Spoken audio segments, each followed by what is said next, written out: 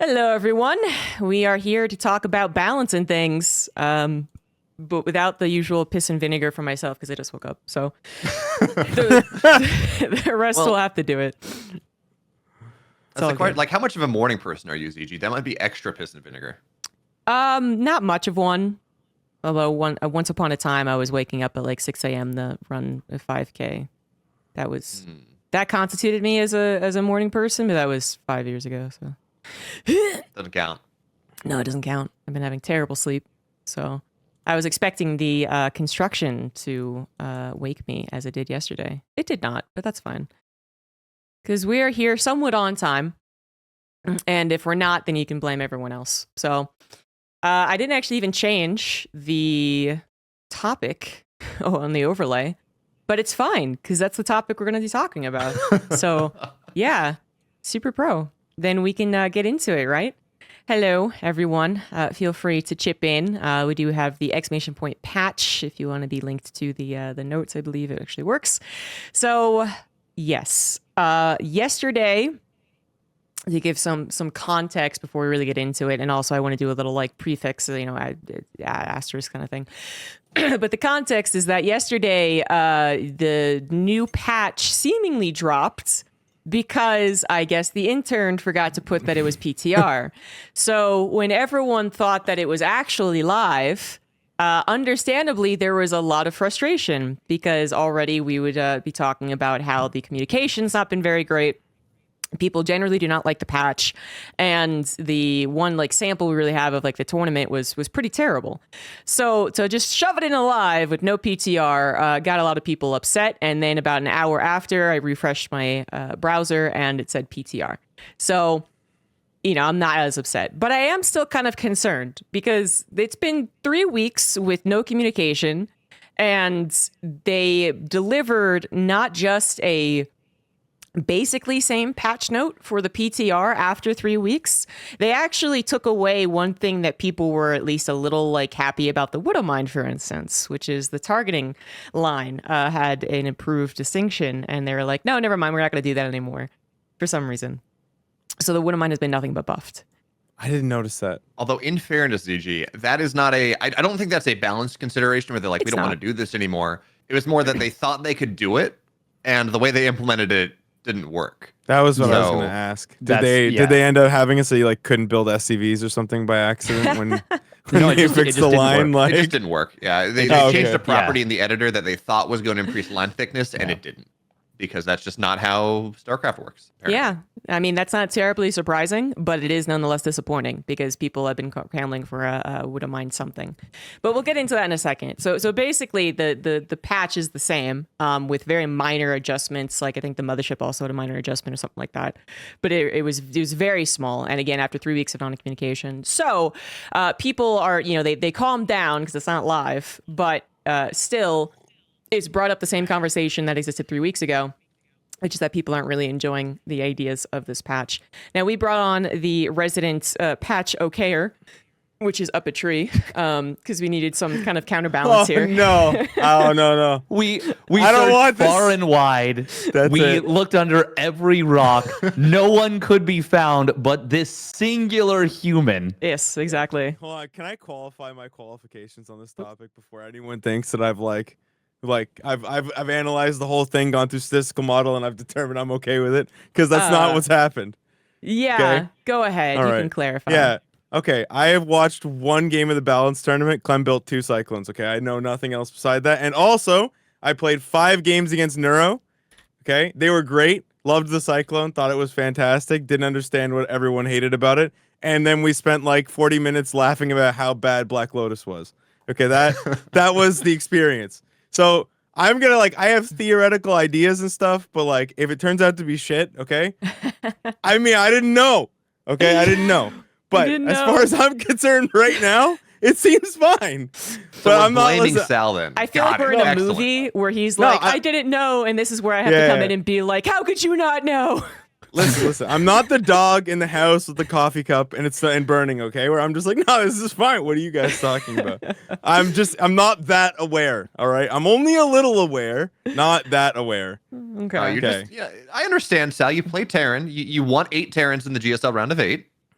That's just how. Well, you want more Terrans than there are active Terrans in Korea in the round of 8. Like that, I understand. I mean, okay. you don't have to explain then I can actually watch the whole thing. He wants. Who's that guy who like signs up for like Korean broadcasts, like Han Mori or something? I think he wants them to also be in the GSL. Yeah, Han Mano. Perfect. There you go. Oh, Han Mano. More Terrans, the better. I'm looking forward to Dave's retirement from Zerg, so we can really, so that he avoids watching any ZVZ and PvP in ESL Open Cup. Nice. It's great. That's what I want. So it's perfect. Yeah. Pushing me right away from. Yeah, excellent. Yeah. I'm bringing you into the fold, right? That's the plan. Well, thank you very much for that too. I had to have my qualifications out there before anyone thinks that I really know that much. Cause fair enough. Fair enough. I am going to try and find the balance test, and I'm going to see if we can get it on stream. But I just wanted to thank Bobo Bagoff for the $3. Truly one of the Terrans of all time. Nice. This is true. Exactly. Of all time. Yeah, so that's the context, guys. Now, the preface kind of that I wanted to do before we got into this, because, there's definitely been conversations about how mean everyone's being to the Balance Council. I feel like this is kind of supposed to go without having being said, but just to do it. Yes, these people are not paid.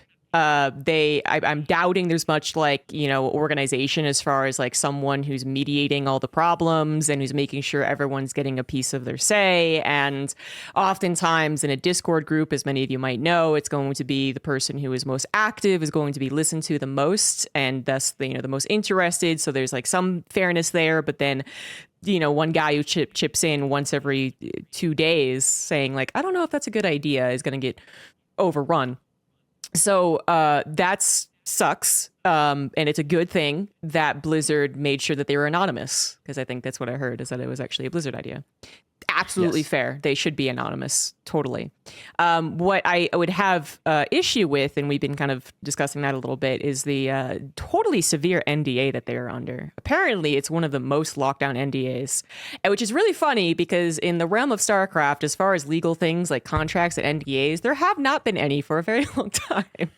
So this is a surprising, very, very severe one. For the only one that I've heard of in again, a very long time. Aside from, I guess, the last balance patch, which also did have one. But that wasn't nearly as contentious, so there wasn't as much want of them to actually be able to discuss it a bit more at length. So, yeah, I just want to get that out of the way. We appreciate their attempts to change up StarCraft and make it fresh, and that it sucks that we're in this position as StarCraft 2 because Blizzard abandoned their baby, but it is what it is. And nonetheless, you can still critique and be even extremely negative about the balance patch without having to constantly be like, well, I think they're going to work really hard. And I just, I want to do, you don't have to do that every single time, because you're not talking about a specific person. You're talking about an amalgamation that is the balance patch. So great. Well, ZG, you're a creative type, right? You understand that there's this big saying that says that, if you want to really be successful, you got to kill your babies. Yeah, that's what they taught me in art school. They understand that to succeed, they need to kill their babies. That's why they've abandoned StarCraft. Yeah. Yep. We figured it out. Yeah. This is a long-term play. But they could have abandoned it and been less violent, it would have been fine. If they just left us on the side of the road, that would have been okay. They took it a few extra steps. They went full Spartan on it, off in the woods at the edge of a wolf's lair. Says, hey, this is fine. Yeah. I see. Wordy snuck in the balance patch between a KSL qualifier and a OSC King of the Hill. I'm not crazy, right? There was only the one. It was the finals. I went looking. Was that the finals? It was the max finals. Wasn't it? Okay, did I miss the? I missed the finals. You must have missed it. I mean, Wardy cast so many things. This wouldn't be the first VOD that's titled something totally not what you want. Yeah, something you want, I'll go something you don't want. it. I can just link it here. Did he do another one on the most current thing? Or was it? No, not the 831 change. So this was back. Okay. So what were the changes at that time? Didn't they change the Cyclone again after this? I'm not 100%. The armor? They nerfed it a little bit. Or the attack? Okay, so they changed it. They changed it a touch. Okay, so it's not exactly the same. Because I played on this one with Neuro. It does a lot less damage versus armored now. Was the big change? And that's huge. Yeah, that's a massive difference. Yes, and no. and that it doesn't really solve the problem of Zergs getting run over by this change when it's supposed to be when it's supposed to be a Protoss change, right? Because I think it's a general change, no? It's like it because definitely it sounded serves like the same it serves the same niche ass role in like both. I guess you can play Battle Mech at TVZ, but it's kind of out of style right now. So without Battle Mech, But it won't be Cyclone- anymore. No, it it won't be anymore. It won't be anymore. But like right now, without if you're not a Battle Mech enjoyer, you build Cyclones to defend roaches, and that's it. And then it's the same kind of role in all three matchups. Like they're like the 1 or 2 unit utility meme unit that you build because you're like, well, I want a tank, but my tank doesn't move, so Biles will kill me. Like I need something that does damage but won't sit there and die. Like that's so you buy a Cyclone. But I'm fine with that. Like, I'm fine with its Oh, position. I'm fine with it too. In TVT, okay. Yeah. I think it's microable and interesting, and there's always that little bit of choice about like whether you actually have one in certain builds, and then you get punished because you don't. Yeah. Or whether you go into a tank first, and then TVP.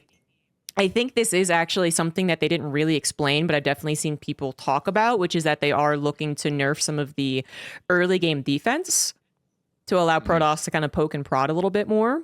But that's never been their official stance. So I don't know. That'd be weird. And I also don't necessarily like it because I feel like the amount of pressure that a Protoss can apply, like Max Pax is kind of showing that, right, is pretty severe. And a Cyclone is the best bet there, but I think it's a fine dynamic. I enjoy watching, the Phoenix play around it or the occasional collapse of Adepts and Oracle on it. But obviously it's not even really gone versus like 4 gates, which Max Pax again leading the charge there. And then in TVZ, I was also fine with it because we are seeing occasional battle mech. We saw Cure do the surprise battle mech multiple times throughout the tournaments in the last 3 months. Every tournament he did that at least once. It's right, and I'm actually perfectly fine with it having a more niche role. I don't think there's any reason. It's not like.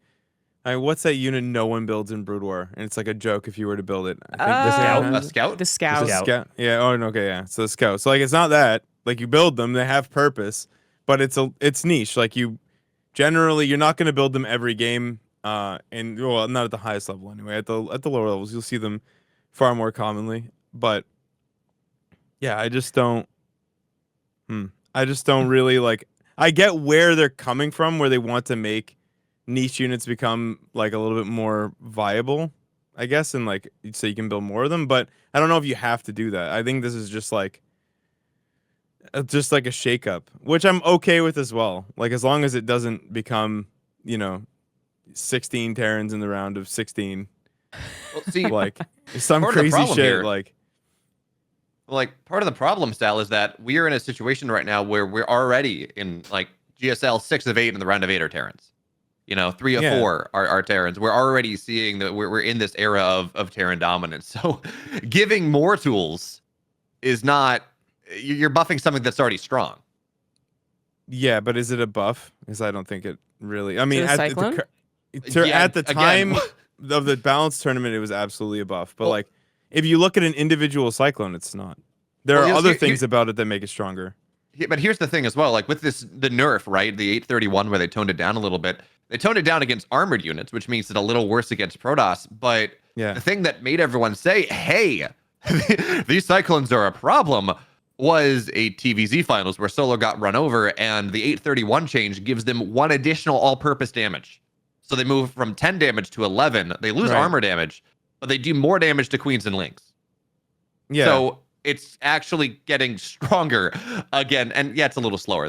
But again, with this early pressure that snipes it's on a the lot Queens, slower until you get the upgrade. In which case, it's faster. it went from it was almost 4.96. It drops 0.2. Yeah. Actually, no, they dropped it even more. Never mind. The I thought two things the about Renter it change that was the are last one. really big have very little to do with the unit and everything to do with its cost and the fact that you can reactor them. Mhm. Like the reactoring of them is incredibly interesting from like how it affects stuff because now you can just like build a Cyclone with 4 Hellions or 3 Hellions. Like you can just build a Cyclone where before you had to go out of your way to build one. Like, one of the interesting things that I tried was when I do like 6 Hellions, now I'll do 5 Hellions and 1 Cyclone. I'll just run around the map killing all the Overlords. Because like, why not? Is that good though? That's like I'm just saying that's one of the differences. Like I said, I think that's a point against it. I think that like now you don't have to choose, and that's like that's like a problem. Sure. Yeah, you should have to make make a decision. The major changes about it are much less, I think, in my opinion, to do with the unit itself and more to do with how you get the unit and how many you can build of them. Yeah. Like a Cyclone now is worse than an old Cyclone, but like it's not about that. I can build like 4 Cyclones. Like exactly. Right? Like it's a huge difference. And that's so in that way, I kind of think it's gonna in like an ideal world, it becomes kind of like the Roach, where like you build a ton and then they fall off really hard because they still die really easy in like later game situations. Like you can build a lot, but they don't have as much range, and they don't have like the same amount of like ridiculousness in that sense. But I don't know. Like we haven't seen like one balance tournament, and even like on an older version of the patch is not going to be enough to determine whether or not like you need more matches than that. I really liked what they did back before Katowice last year when we had the last balance patch, where they said, hey, because this is actually dead time, because this is between all the EPT points have been finalized, we're going to run all EPT cups for like a month on the balance patch. And that was excellent. That gave us granted, I don't think they necessarily took advantage of all the data that they got as well as they could have. I think it became very obvious very quickly that Protoss had an issue against Terrans from 7 to 10 minutes, and we didn't see changes that ameliorated that. Even still, they got a lot of data out of that. That was nice. And yeah, you're right. One balance patch tournament doesn't change things, but you talk about it changes how things happen, and maybe they go early and they fall off. What this is doing here is it's turning the Cyclone into a mech marine. Right, you have 2 compositions that function the same way. Yeah, and one of the value people talk about, they want mech because they want mech because it plays differently, right? You have a different way to play the game if you're the Terran, and if battle mech is just bio out of different production structures, what's the difference? Do you really feel like it's that much like the Marine? It's it occupies a very similar role.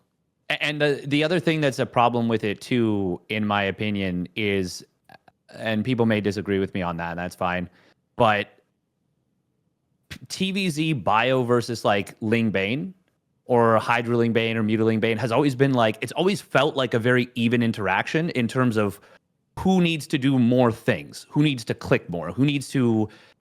It always feels like a battle, and it feels like a fair battle. Sometimes it's been a little bit less so, but it's usually been pretty equal. I think Battle Mech versus like Ling Bane, it's not even close. And that's a problem. Because once you have one side that has to do way, way less, that's when you get people who start hating on a race so hard that Protoss gets nerfed into the ground for 13 years straight. And people are like, well, I don't care if it's not a viable race. Fuck those guys. I hate them more than I hate anything.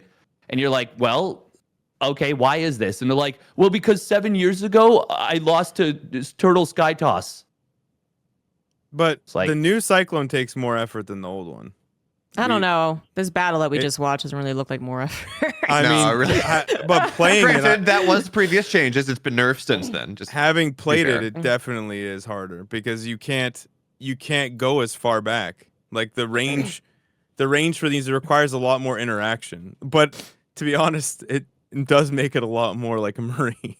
I was like, it's like you're telling me. But I mean, just a mech Marine, man. So I'm just talking about Dave's point with like, it's not the Ling Bane, not even like, I think that, like on an effort scale, it requires more effort because you have to pay more attention. However, it is better. So like, yeah. But it's not just the micro, it's also the macro too, right? Oh my God, look at that lock on. The way that it locks onto the Overlord, it's like it's a Phoenix. The unit is a Phoenix. We can't have a ground Phoenix. That's not okay. This is the one where he wins in like 30 seconds, I think. Yeah, he just snipes all. And this is what I'm talking about with like, okay, yeah, it's bonus damage versus mechanical instead of armor now, and it's less of that. But you give with how fast this thing fires, it already snipes queens really quickly. You give it extra damage on top of it, like there's. Like it or not, Zerg's early game is defined by the queen. And yes, should Hydras maybe be a hatch tech unit and should we change things Yeah. around? I'd be all for that. Take power away from the Queen. It does too much of everything. But the way it stands right now, and again, this is one of those things, can we afford to make a big change in 2023 without Blizzard QA behind us? Yeah. It's another question. But the way it stands right now, without massive changes to the Queen, a Zerg without Queens in the early game just dies. And if you have this unit that just snipes them all like that, even when the presence of a bunch of speedlings, it's a problem.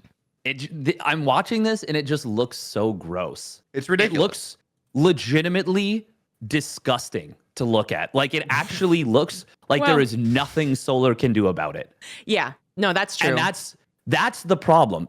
Well, okay, there's many problems with it, but I think that's the biggest one is you need fucking counterplay. You need there to be counterplay, and it doesn't look like there's counterplay to this. Yeah. Like, this does not feel like... This feels like it's, does the Terran screw up? If yes, the Zerg might have a chance. If no, get fucked. End of story. I also don't like how it actually looks. Outside of the Zerg can't do anything. It just does not look fun because it's a fucking box. And maybe people will push back on this because, like, oh, we really shouldn't like focus too much on the graphical design. This is we're talking about esports, not the casual audience is going to be like, oh, boxes. But seriously, this doesn't actually look like Battle Mech is already kind of teetering on the side of like, this is not cool to watch, but it manages to be okay in its current state, and then just to encourage it more and more. It's just not what I would want to do. Like shit. Yeah, it does not match the design aesthetic of the race. It does not, and the dynamic of its attack to be masked is also, kind of questionable. I certainly didn't like it when it was massable in TVT for that one meta, and I think Battle Mech back when it was kind of considered like broken, like 20. When was it? Like, was it 2020 Katowice leading up to it? People thought that Mech was going to be dominating. And then the Zergs figured it out. The Zergs figured out how to deal with it, and it wasn't a problem actually. Like, I just don't want to encourage that. It's already teetered so much, I feel like, on being just not fun to watch, and then it's been just restrained just enough that it's I haven't really had any complaints about it. Again, I feel like this is a unit that is in the back of the class, hoping that the teacher doesn't call on them, and the teacher is now purposefully calling on them because it builds character. And it's also one of those things where, like, you talk about, I guess this is more from an esports perspective and from a gameplay perspective. What are the styles that are boring? Not just from a visual, hey, battle mechs are too, or cyclones are too boxy and they don't match the visual design of the race. Mech is boring more often than not. It is this style where you sit back, you mass up tanks, you defend. The Protoss or the Zerg can't beat you, can't break you. They run out of money and you win. Like, this should be a change against that, though. Yeah, but then the problem is that you are making basically bio, as we've discussed, right? So they're like, we want mech to be viable. Okay, why? It's like because Sky it's Toss. different. No one likes. Because no it's one different. likes, I don't know. It's not different. No one likes now. Sky Toss either. I feel like they're unique enough, but maybe I'm just that's just the Terran brain, No, I think that it's fine right now because it's a nice change of pace, right? So when we get like bio versus mech or a very active Zerg versus mech, we kind of appreciate it, but it happens rarely. I don't think anyone preferred when it was always mech back in like Heart of the Swarm. And it's just like I feel like we've been given kind of like a gift in StarCraft 2, which is the super hot, active mobile Terran. And there's an obsession with trying to make everything work everywhere. And it's like, it really doesn't have to. Brood War, you don't do bio in certain matchups. And that's totally fine, aside from, very niche situations. Yeah, like, and that's fine. I don't see why we have to try and one up for... I still don't really know the reason, honestly. I don't know why we have to push mech in every single matchup. Have you... ZG, I know it's early... But did you forget your rose-tinted glasses? You gotta put those on. Getting up in the morning. For what? What am I missing out in the rose-tinted?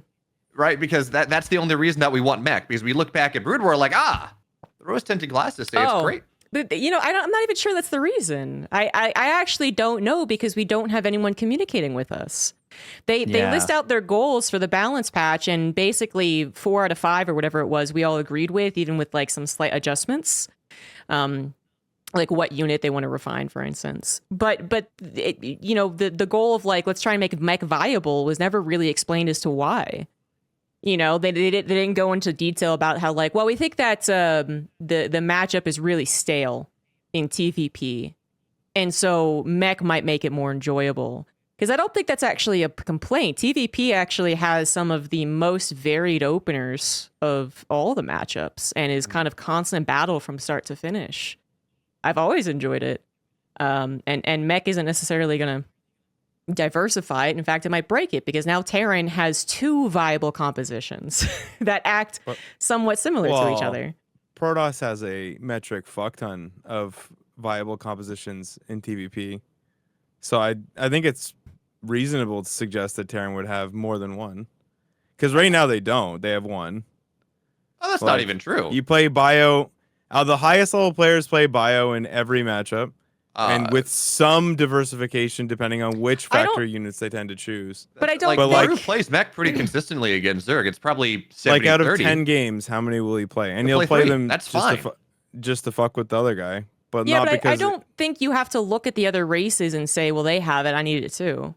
As long as the I'm simply answering why you might think that players would want that, because like they want some sort of diversification in play style. They don't want to play the same shit every game. All right, which I get. Like, I personally agree that mech is quite boring in the way that it is right now. Like 10, yeah, and I don't even think good mech players play boring. I think that it enables a certain kind of player who doesn't want to do anything and will sit on 3 bases, mine them out, take a 4th. Like.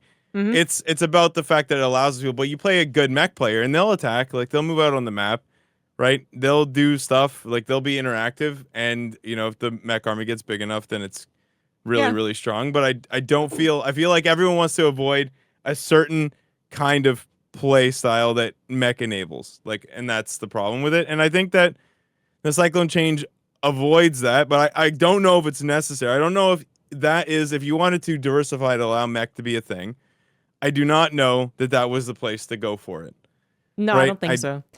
I don't think so either, but like it's not a step in the wrong direction if you wanted to do that. If you wanted to make mech viable and statement, if that's what you wanted to do. Yes, but then I think you make a great point to explain why people might enjoy mech, and that's certainly true.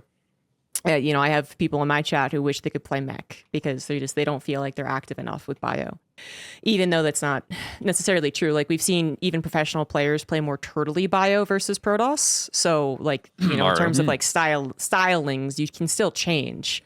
But the end result though is that one, they're not making it so that you can play passively. They're not making it into a Brood War style mech where a turtley Terran can expand slowly with some map control to then build up to the ultimate composition in which the Protoss has to trade or counterattack to win out, which is a beautiful dynamic in that game.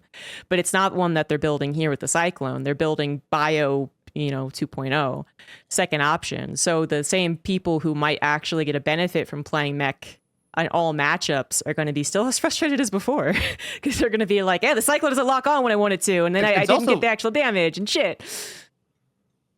And it's also this other question, right? Like, okay, so we move mech. So we say we want mech to be viable. And we specifically, because I think one thing you said, Sal, is like, okay, Cyclone's being buffed like this. It means mech becomes less turtley, which is a good thing. At a certain point, you're moving mech towards what bio is anyways. And you say you want players to have 2 separate playstyles. If say Battle Mech, for example, because we talked about Cyclone is just the mech marine with these changes. If you have the same playstyle as 2 different sets of units, is that actually 2 different playstyles? I mean, it's not really like they're analogous in their function, but you can't heal a Cyclone on the field. They're not exactly the same. It just allows you to be a little bit more mobile without the cost of sacrificing siege tanks. That's what that's what the change is. Because before, I mean, we talked this a little bit before the show started. Like before, you had to build. You're building Cyclones or you're building tanks, and you build Hellions, and that's it.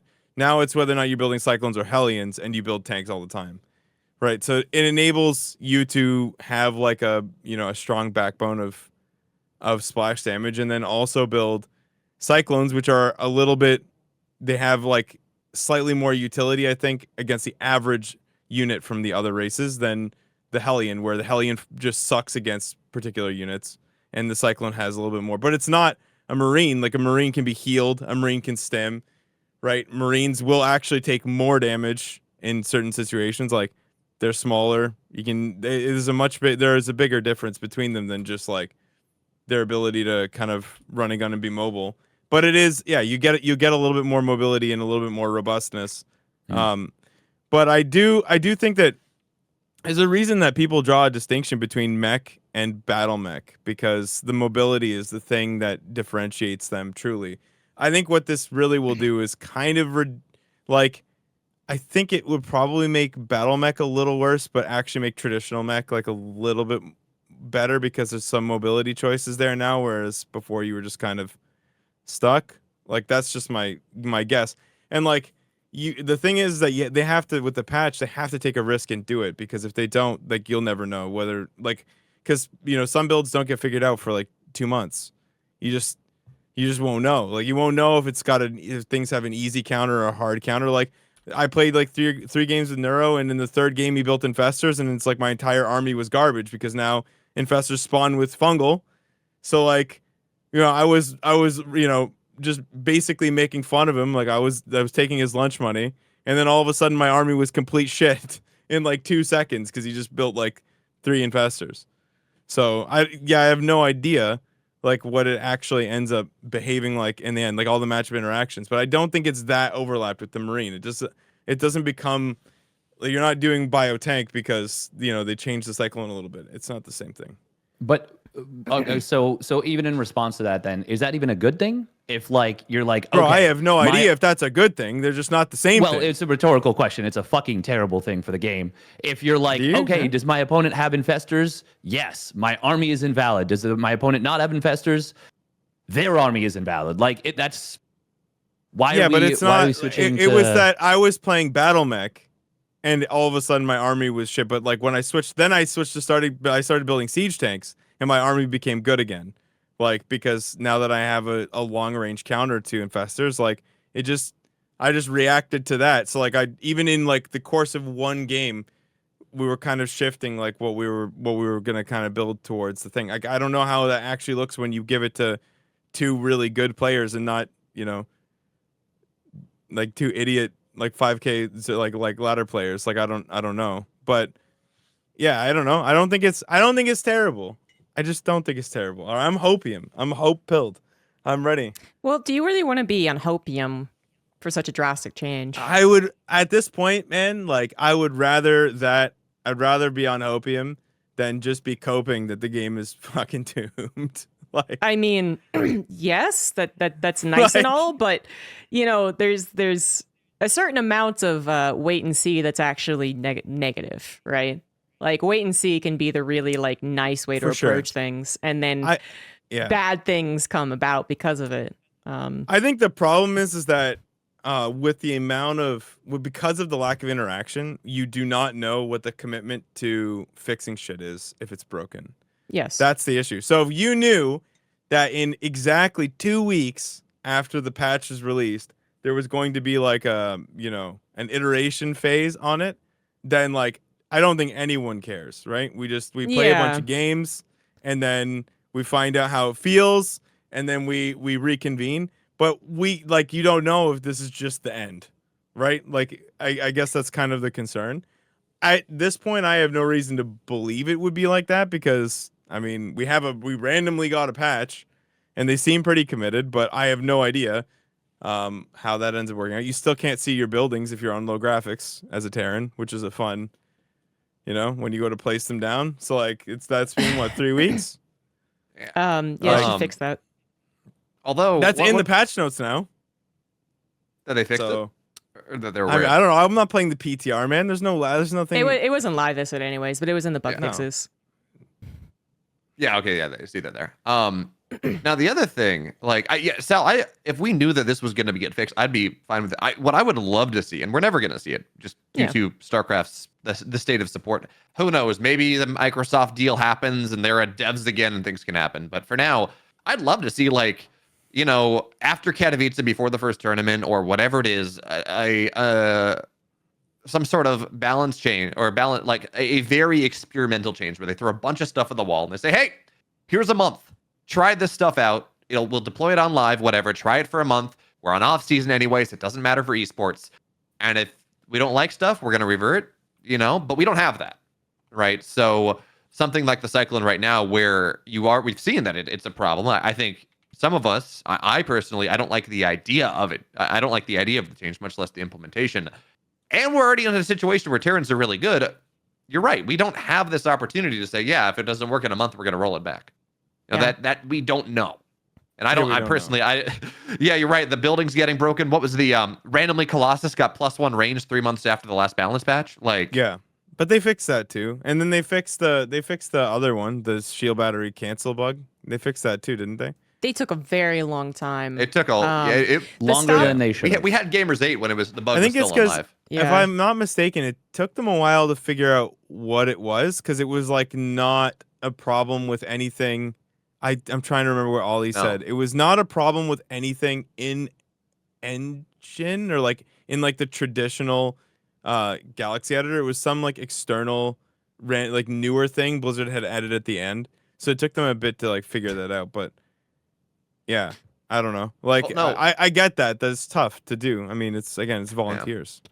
Although, in fairness, the Colossus change, they updated it in one place back in April, and it didn't affect live.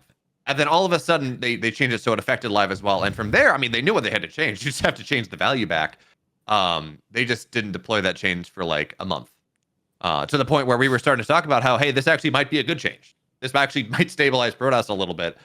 Maybe we should keep it because we weren't sure if it was ever going to get reverted anyways.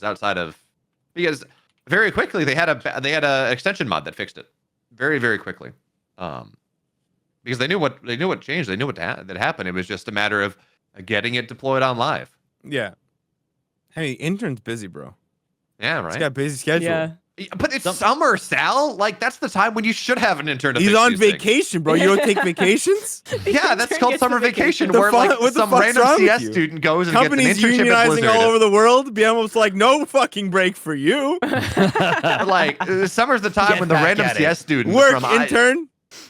Use when your you're gonna army have of interns, free Sal. help. Jesus. The thing that's wild about this whole, like, because think about how much we're focusing on the Cyclone right now. We haven't said a fucking word about the rest of the patch. Oh, yeah. Look at the rest of the patch for Zerg. Yeah, Look at what happens to the Baneling in TVZ. Oh, sucks. Yeah, we've been talking about how Cyclone it feels like this is the biggest gaslight of all time. If the day Shucks. before, they're just like, oh, by the way, we're not going to change the Cyclone. Don't worry, bye. Yeah, I brought this up. I brought this up when I was ranting about this yesterday. The biggest funniest thing is going to be because no one is playing bio, everyone is experimenting with Cyclones, either because they are better or because that's what happens when things change, right? They always play the newest thing. And then no one gets to experiment with the Baneling change. And they're like, you know what? We heard the community guys, the Cyclone ain't it. We're going back, play bio all you want. And then the Baneling's going to be fucking terrible. And they're going to be like, oh, right. So I have a question for you guys. Sorry. I think that's why I am actually do? so upset is because, like, this is a change that we shouldn't even be exploring this change right now with how big the potential impact of the other changes are. Dave, how hard are you going to cope when Cyril and Raynor still win everything? I'm not going to. Okay, I have been very firm that we cannot have a GOAT right now. If Cyril keeps winning, he's the GOAT of every esport in history. If Cyril keeps winning with this balance patch going through as it is, he becomes the greatest esports player of all time, regardless. You can fast forward 700 years after the Martians have taken over. Elon fucking woke up the hot colony there or some shit, and they took us over, and they made esports mandatory for everyone. There's 700 new games. It's still fucking Cyril. Because for them... Wasn't he quoted saying this is a minor change? He is, which is the most Giga Chad thing I've ever heard. Yeah. Because he's so Cyril wrong. is known for not caring about balance. I don't think Cyril knows what he's talking about, to be honest. I think he's wrong. Yeah. You also have to remember, like, you cannot balance around Cyril. What was the stats for, like, this year? Cyril has a 94% win rate in ZVT and a 91% in ZVP. Next closest Zerg is like It's like 60 or 70%. like 62 or something. He's such an outlier that it doesn't matter what race he plays. He is such an outlier that saying, wow, Zerg Zimba because Cyril wins everything is you have to remove his data. You have to remove his win rate. You're right. Because But it's just not relevant to the discussion at that point. The banelink change happens here because of what, like probes and ZVP, and then there are two changes. Because right? you There's nerfed like the ghost. 4 changes. Well, but The like you have to ghost talk gets about them nerfed. as 2 different changes. +2 versus means that +2 no Yeah, longer the kills probes. probes and drones. Yeah. I think uniformly that's a good change. Yeah. Yes. Nerfing banelings against bio by removing the health and trying to make baneling speed happen a little faster is a horrible change. These Terran pushes are going to be so hard to stop. They're gonna we're not gonna see Cyclone play, But I because mean- Bio's gonna roll it over. There's a reason that all the Terrans split the map, right? Oh, it's because ghosts are so good. Yeah, but that's not the real reason. And because late game Terran is so hard for Zerg to deal with. Then that's not the real reason. It's because no Terran wants to be stuck in a 30-minute ZVT where they have to be stuck in the mid game because it's not. Because they don't have to be stuck in No, mid-game. Like, well, yeah, of course you don't have to one be. player decides I mean, to tech to late game and the other one if doesn't, Maru the one could that kill you doesn't in the tech to late mid game, is bro, gonna he'd lose. do it 100% of the time. But that's not how it goes. But You can't, like there's a if you nerf the ghost, you have to adjust the mid game. That's the ploy. That's the thing. For every Maru and Clem, for every Maru and Cure though, there's a Clem and Beyond who live. I in the mean, mid-game. if we're gonna just pick the top names, then you guys should nerf Zerg harder because Cyril wins But, too like, much shit. Like what? But like, if we're talking about Maru here, like we got to talk about that. That is a stylistic choice. My point is that Maru will shamelessly abuse whatever wins. So whenever it's late game and mid game is unwinnable, that's where you find Maru in 95% of games. And then whenever it's a proxy, bro, proxies his way to a GSL finals. Like he will not do things. Yeah, he plays smart. He plays the way you should. plays whatever he'll play strong. exactly. So For sure. there's a reason that he's not winning in 15 minutes. He's trying to win in 25. Because last Katowice, every Zerg was talking about how literally Maru could not lose after 24 minutes. And granted, Cyril. Yeah, he can't because the split map is ridiculous. It's ridiculous. We all know this, and it should be nerfed. The ghost change is a great change, but you can't nerf the ghost and then be like, it's gonna be fine. Like, what's the worst that could happen, bro? Let's just remove the only thing, like the reason that Terrans are surviving in the late game period, and then let's find out. Let's fuck around and find out what's gonna go on. Well, like we all know. It's still too thing is, I'm not like saying that necessarily these changes are bad. I'm saying that they are a really big hit to the face for Zergs. But what I am saying, and it circles back to the point we made at the beginning, which is we don't fucking know because everyone's like, oh my God, the Cyclone is so strong. I'm just going to make it forever. And then it's either gets rolled back or someone plays bio and it's going to be a bad time. Unless they've just got to listen. You guys seen Spider-Verse? Yeah. Is it a new one or? It's a leap of faith.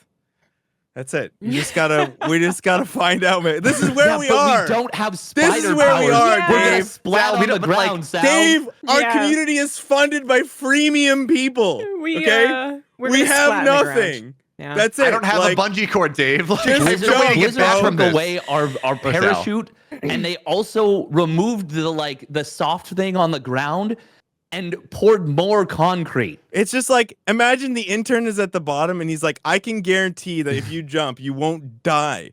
But anything else, I just can't promise you that. And we're like, well, should we jump? And I'm saying, as long as I'm alive, it's fine. Like, let's go. That's Personally, I would like my bones intact, is what I don't know. That's but I will err on there's the a really side small of being. pool.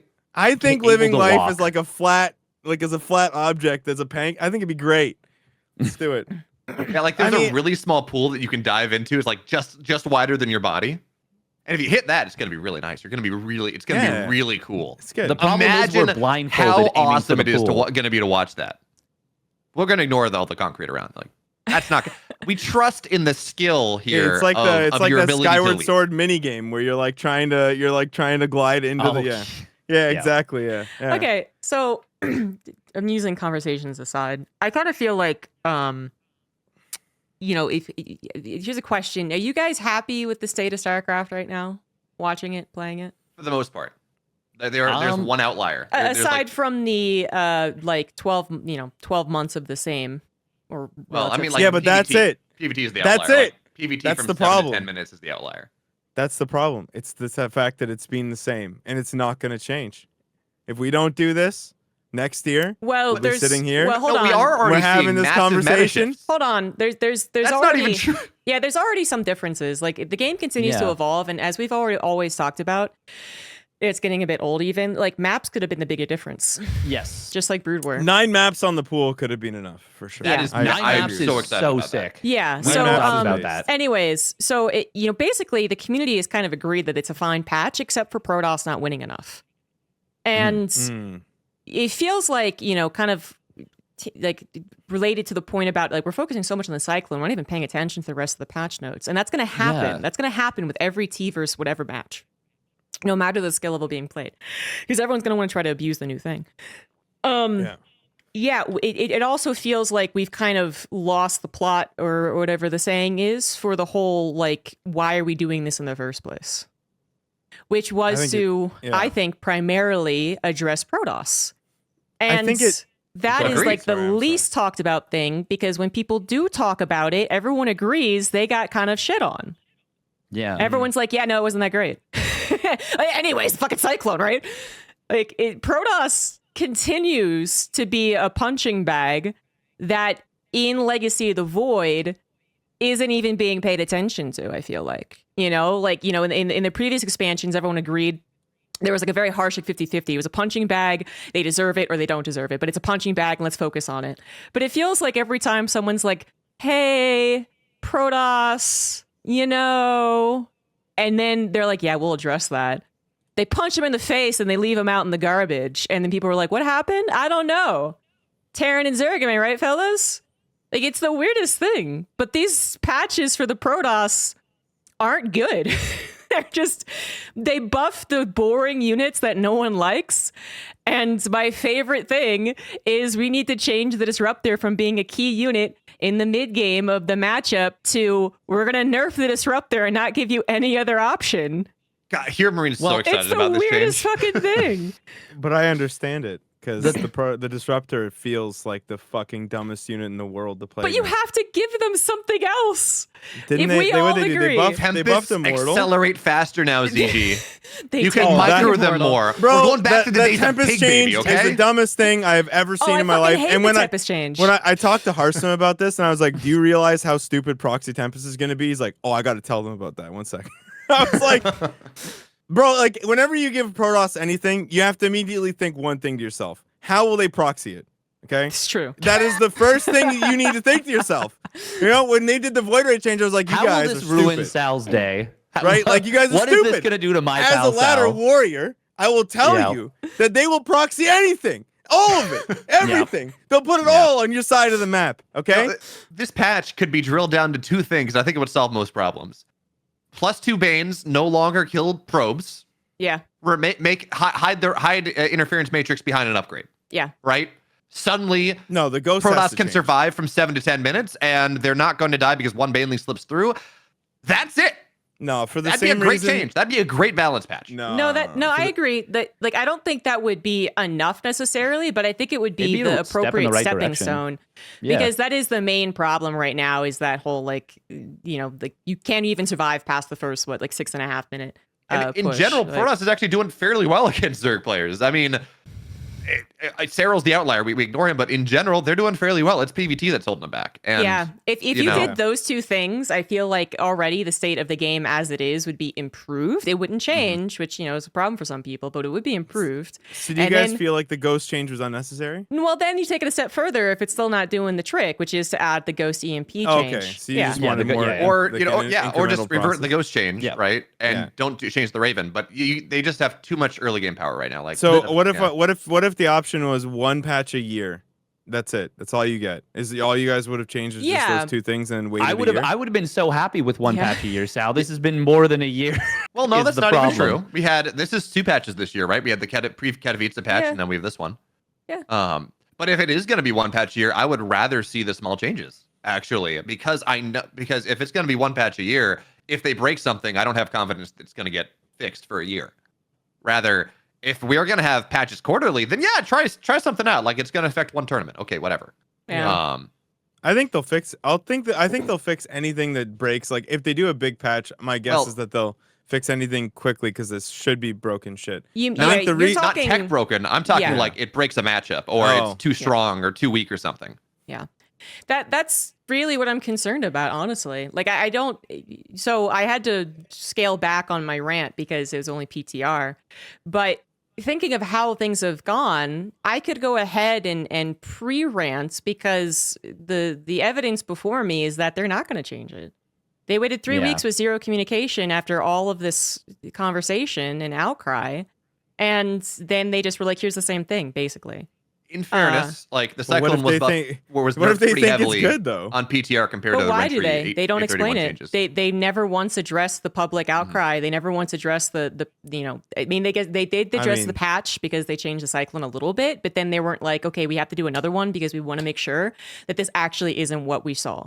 They haven't done any of that. In all fairness, did Blizzard? Because I don't think Blizzard actually was a little bit more up to date, I feel like, and actually did do a better job breaking down things. Sphere Dragon brought up a couple of old patch notes. Yeah, and they were actually pretty impressive. They did like community. What did they call it? Community update or something like that. Like it was actually like a concerted effort to be create a line of communication, and that wasn't until like 2017 or 2016, 2017. But like at that point, they were starting to figure it out. Yeah. I actually would love to bring up one if I could find it. I mean, Fear Dragon's the one who linked it to me, but oh boy. Because what also happened in some of those previous patch notes is that they actually had really how to say, like they had a what do I want to call it? Like a not a lighter touch on things, but they had some really interesting approaches to things, I guess is, no, that's not a good example of one. Well, I guess it's okay, but it's not even what I was thinking of. I was thinking of a really big change that they made during their like year end, like we're going to change things up because we want to change things up. Right. Because that was an original goal around 2017, 2018, maybe even 2019 was they wanted to do like, they're like, okay, we want to do the Dota 2 thing. We want to basically reinvent the game every year. And I think they might have even workshopped like every 2 years. I'm on the outside looking in, so I'm not 100% on all of this, but that was my understanding, is that they wanted to like really, maybe not as big as Legacy of the Void, because that was obviously like a worker change, but like, how cool would that have been if we could have gotten that? I still have the tiniest bit of hopium that maybe Microsoft might do that.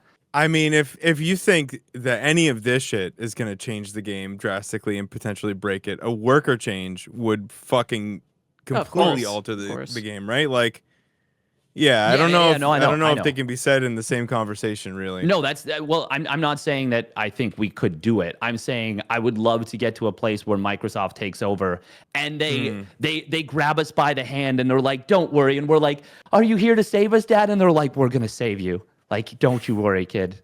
They might be too busy trying to take over Nintendo. Yeah, I saw that. Yeah, they will. And Valve. That's so stupid. Nintendo won't sell to them. Are you crazy? Yeah, that's fucking no stupid. shot. Everyone's got a price, Sal. Shot. No. Nintendo has no price. The government of Japan would fight them. Dude, Nintendo Seriously. has I think no. they would, yeah. Did they even count in the acquisition for Nintendo? Would you even in the Nintendo acquisition? Would they even acquire Pokemon? Like, there's no way they have the money. They don't. You mean notorious playing card company Nintendo? Yeah. No. Yeah. Poker cards. Yeah. Oh God. Like, we're gonna go from poker playing cards to making video games. Like that's our company's trajectory. Makes sense. So, I kind of forgot where this stemmed from, to be honest. What were we talking about? Oh, I don't know. Widow Mines. We can talk about the Widow Mine change. Patch. The intensity of the patch. Yeah. How much? So for me personally, almost all of the changes, like subtract like maybe 4 of the changes, and I'm happy with the entire patch. Yeah, the Immortal change is good. I think The Immortal change is literally a bug fix. Like there's But, multiple bug fixes. I in here mean, that so, are a lot of good buffs are bug changes. Like it's sure, it's a bug, but it's a huge nerf. Like it's a double nerf on the Ghost, right? Ghost gets nerfed. Like the because of Immortal the should have EMP always radius. functioned that way. Like it's sure, but it didn't. Yeah, Okay, now it's but what buff. I'm saying By the is way, like sorry, like I was like, let's move on because I don't remember where we started from, but I did literally just find a great example. Whoops, a daisy. Of their breakdown of a patch note. So this is from 2020, actually. Here they actually straight up address every single matchup with a paragraph of what they think is the problem, what the community's been talking about, and what they could do to fix it. We do view this matchup as favoring Zerg, especially in the late game, as evidenced by the lack of late game PvZ. After talking to professional level Protoss, we identified the most common threads: effectiveness of the Queen, efficiency of the Baneling, inability of clearing creep, difficulty of late game, so on and so forth. PvP, 2 core issues: volatility of early game, difficulty of holding a third. And then they have these really, targeted patches towards their goals. And this isn't one of the biggest ones that they've done, but this, for instance, before it is even bigger than that, actually. And then there's even previous ones where, like, do you remember that they changed Warp Gate to being automatic? It used to be that you had to change that physically. Yeah, because Protoss was too hard to play. Yeah, So that patch actually had so many kind of like subverting expectations is also not the right phrase, but it had so many, not just like health, speed, mobility. It wasn't just those face value metrics that I think are, more likely to also break the game and just simply aren't clever. So that, and I hate the Broodlord mobility update. I hate the Tempest mobility update. I absolutely hate it. And so, maybe we've forgotten some of those. I forgot how recent that Warp Gate change was, but there definitely are better examples. 100% of how to address the community. We do have to be a little fair here, ZG, is that the Balance Council does not necessarily have a PR person to write for them. No, right. but no individual one of them could do the update, right? Right. No. So we have no idea how the coordination goes on with the Balance Council, right? My assumption, honestly, is that they're in a Discord and they're chatting, and then some guy comes in and is like, "Oh, is this the final answer?" Because I've done the same thing doing like adminning work or whatever it is, right? You watch on this talk show, right? Like you guys will talk for 30 minutes and then I'll have to be like, okay, so what was the consensus? Okay, great, moving on. Yeah. I won't even sometimes be a part of it, right? And I gotta imagine that's what's happening with some like ESL dude who's in there. And so they take that, they post it, and then there's no further update because they're not even really involved. They're just there to be like, okay, can you guys decide? Okay, great, thank you. And that sucks. And then any further explanation that could be given by a representative of the Balance Council is apparently nipped in the bud because of the stupid NDA thing. It's that's one thing that everyone... You have to imagine that they are considering everything in right? You would think that they are considering everything. I don't know, because again, you don't know. Imagine the way that any type of group conversation works if you have 50 people. Oh yeah. Okay. I mean, you're going to have one or two loud voices that are going to eventually collate things and say, hey, Blizzard, here's what we want, And it does beg the question, like who should have been... It's too late now. Like, the Balance Council is the way that it is. But, like, who should have been on it? Because there are some people that I think are really good faith actors. And they will, they will properly look at everything. They will do their best. And then there are going to be some that are like, I want to do what is best for me. Yeah. I even just like this unit. It may not even be vindictive, but it might be something to the effect of like, I really want the Cyclone to be viable. Sure. So I'm going to do what I can to make it viable. And like, they might have had a real passionate thing. Like, I don't know. That's fine. As long as the Balance Council is evenly distributed amongst the 3 races and everyone has that opinion, I think it's... And that's not the way it's going. That's not... It's not even distribution. It's not even distribution. It's even distribution and I've heard even stories, attention. So. I've heard stories like you have people who just like they were in on the Balance Council and then they were like, well, this isn't going to change anything. And they just fucked off and don't partake. So it's like, well, then who's left? Right, I think Harstem has actually said that he was not super involved with these changes because he was been busy with other things. Yeah, he said that. Yeah, a lot of I mean, some people talk more than they, yeah. More, I don't know what they're allowed. I don't know what I don't want to throw anyone under the bus. Right. They're not allowed to talk at all. Yeah, we don't know anything. Yeah, that's why he made that AMA. Yeah, the meme. Yeah, the meme. Yeah, it's a meme. Yeah, they can't say shit. But Ask the meme anything. Thank you. Fear Dragon finally arrived at that balance patch. That this is one of the ones where they purposefully tried to change the game. Right? They were like, it's the end of the year. We get to do whatever we want. Main goals: balancing late game power, broadening unit composition options, which is certainly one of the goals of this balance patch, apparently. And they did things like, the bug fix or the random delay fix with the battle cruiser. Remember that? They added can move while shooting. Did you guys remember that battle cruisers didn't used to be able to do that? Yeah. This is when they added permanently cloak once Drilling Claws is researched. They totally changed the Punisher cannons. Medivacs got changed, Banshees got changed, Ravens got changed, Engineering Bay got changed.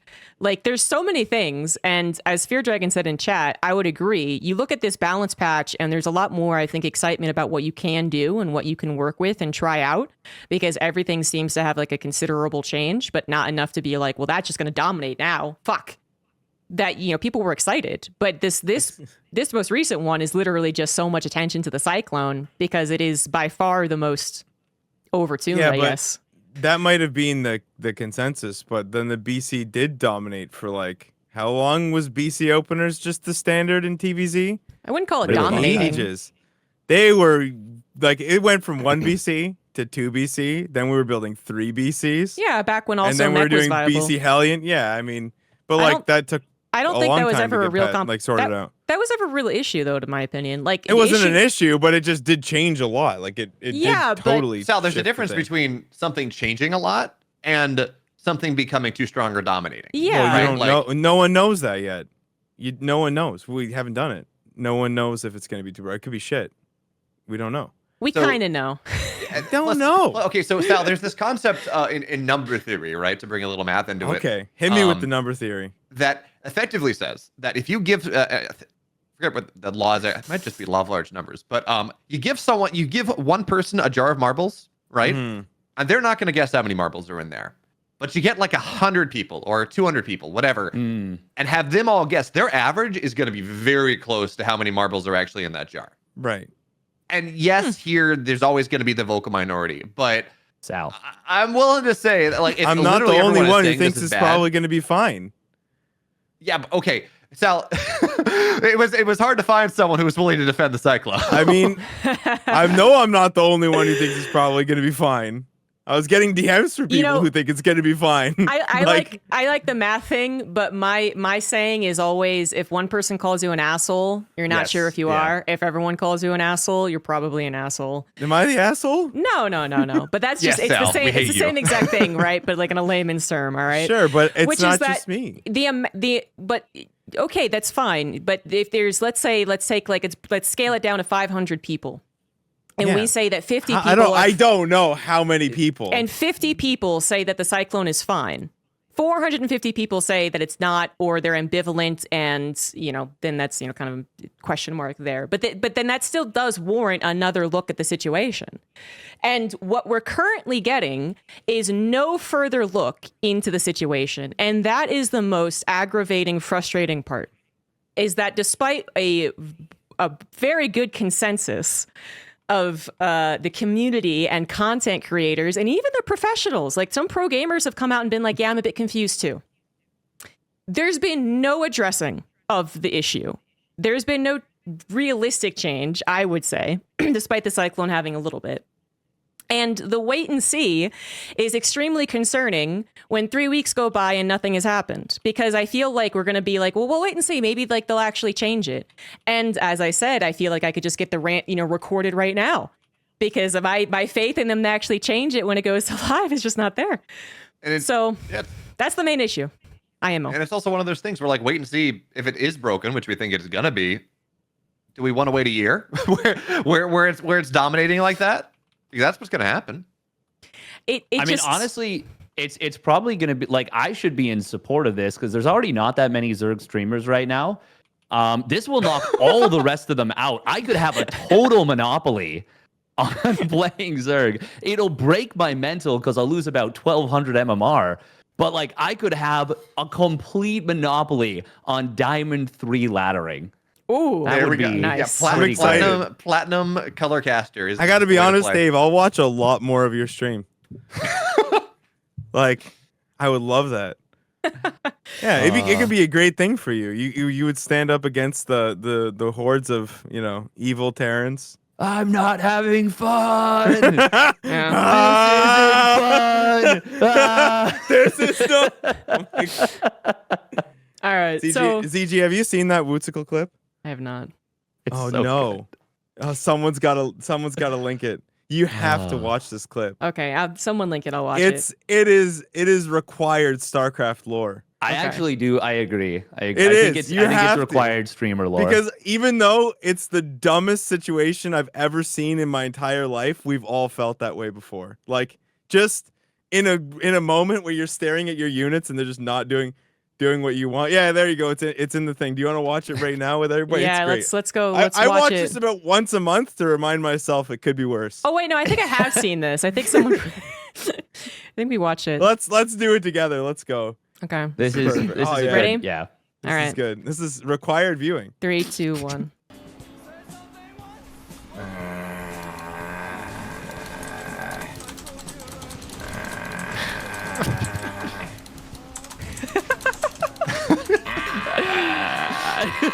He revs like a car.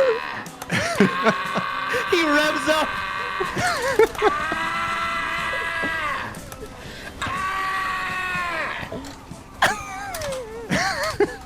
You're telling me, man. You're telling me, man. You're fucking telling me, man. Get me out of this. Get me out of this. Get me out of this. I don't think I've seen that before. It's so relatable. The inability to escape. You can't hit F10 and you just can't find it. You can't even get away from the prison you're in. That's not even this isn't fun one. That's a That's different the one. wrong clip apparently. yeah. There's another one. Yeah, there's better. another one. But There's anyway. another one. Oh yeah, here we go. Oh, okay, fine. We got another one. One more. Okay, good. Hopefully, Especially because he's playing music in the background. Oh yeah. You don't have that separated out? No. Oh my god. You can just separate it on YouTube. It'll let you. This isn't either. Jesus, all This right. isn't it look, either. No, it's I'm not. gonna get a. You know what? Okay, we'll have to Consensus has to be link a made. bunch. Yeah. Okay, All that's right. fine. So going back to trying to I think kind of hone in here because we actually have talked about the balance patch at length because it's effectively the same. And I think that we should focus in on what I was talking about because I'm brilliant, which is the communication. The 3 weeks gap into the coincidentally timed, by the way, here's a PTR after like someone made a Reddit thread, which is like, I'm still calling tinfoil hat on that one. I don't care what Hearthstone said about its goal of release. It's been bad. You thought it was supposed to actually come out, and then they were like, "Wait, no, maybe not." No. So I thought it came out because they didn't have PTR, but then Yeah. I thought the same thing. Yeah. You okay. refreshed, said PTR, and then I made a tweet that said like the sus timing, because literally 2 days ago there's a Reddit thread that said why has it been 3 weeks, and someone responded to me and said actually Hearthstone has mentioned that the goal of the release is around this time. I mean, that's like a tinfoil earring, man. Like you don't even need a full hat. Like that actually probably is exactly what happened. Like, Thank you. I really feel like it is. Okay. I don't care what the like- goal or whatever was. Yeah, Hearthstone wakes up in the morning with his morning coffee, looks at Reddit, and is like, "Yeah, man, it's been a little bit. It's been a couple weeks. Yeah, guys, are we gonna? They're getting antsy. We gotta say Again, something." Hearthstone apparently actually not really involved in this balance patch, but we The just other problem, they though, love is that referencing him. He's Kevin Kim de Kronig, man. He's the new David Kim. Oh my Yeah. god. Another problem I'm here. working so hard to push this narrative. I don't know why, but I just feel like it's right. You know It what? fits It's him. punching up at this point because he's fucking rich off of all his StarCraft 2. Yeah, There we go. exactly. Yeah, that's 2 it. years You're gonna ago, bring him punching down, down a peg. on this poor programmer, you know? But this is Yeah, truly the year of Hearthstone. I was gonna say it's funny that we haven't seen anywhere near as many Year of Hearthstone. Like Now that it memes. really is the It is. year, It really is the year it's of Hearthstone. been the like, year of Hearthstone. That's how yeah. you know. Yeah. Anyway, so yeah, I think we all can agree at the very least on that, right? Which is that it's just About it's communication. Yeah. the communication. There's there seems to be a gap somewhere along the chain of communication, because it's not the pro gamers' jobs. They're discussing, they're trying to reach a consensus, whatever. I am almost positive about that. And it's probably not the guy who's like moderating the Discord. He probably compiles it and sends it. Like, I'm just completely Assuming guessing. someone moderates. Assuming someone moderates, exactly. And it's not just like Showtime actually being the voice of reason and otherwise can't give his actual opinion because then they won't trust him. Oh yeah. Something along those lines. But then they actually push it out on the official stance, and it's just like, it's just nothing. It's no change. It certainly seems like 3 weeks went by and there wasn't much conversation. And I refuse to believe that in those 3 weeks there was a lot of conversation about whether or not the Cyclone was truly the good target or is being overtuned or whatever argument you want to make. And everyone agreed that it's fine, we should continue trying it. And if they did, their total lack of awareness of being able to be at least like, hey, we heard the community outcry, but we still think we internally think you're all stupid. Well, Yeah. you could easily say internally we've actually tried this, which is actually something that they should have done for the Hydra patch before they took that away. So this is a great example, I would say, from what I've heard anyways, because I'm not part of this, which is that they initially released this patch and they had that Hydra change, the one where it combines the upgrades, and everyone was like, we tried this. What's going on? This doesn't work. And so they immediately changed it. But apparently, rumor, they actually tried it internally and it was okay. The Protoss said, this is fine, we can deal with it in some ways. But we never got that explanation. And I feel like a simple explanation of being like, hey, we have like very high level pro gamers and they're testing it out and we still see some validity here. Not only do we see some validity, but we also think that it is creating exciting games. And we're excited to show you some of the examples, hopefully with a tournament coming forth or something like that. Because that's also something they could do. If they're doing internal games, slap a barcode on it and just be like, these are the guys who are playing it. And even if people figure out because like the hotkeys or the play style that it's Clem versus Solar again, they're just playing the game. Yeah. I mean, but we know why. It's because they have one guy employed, and that guy probably does a lot of stuff. Oh yeah. And no one, and it's like, which pro gamer are you going to get to write out a blurb for every single one of these things? But then what does that say about the future if this does get broken? That's what I said. It's fucking But I it's mean, not I a guess, state of the game in which well, it because requires they're not such a even big the ones risk. fixing it. No, but they're not the ones fixing it. Like Ali's gonna fix it. No. The guy who's like on the outside. Broken meta. Broken meta.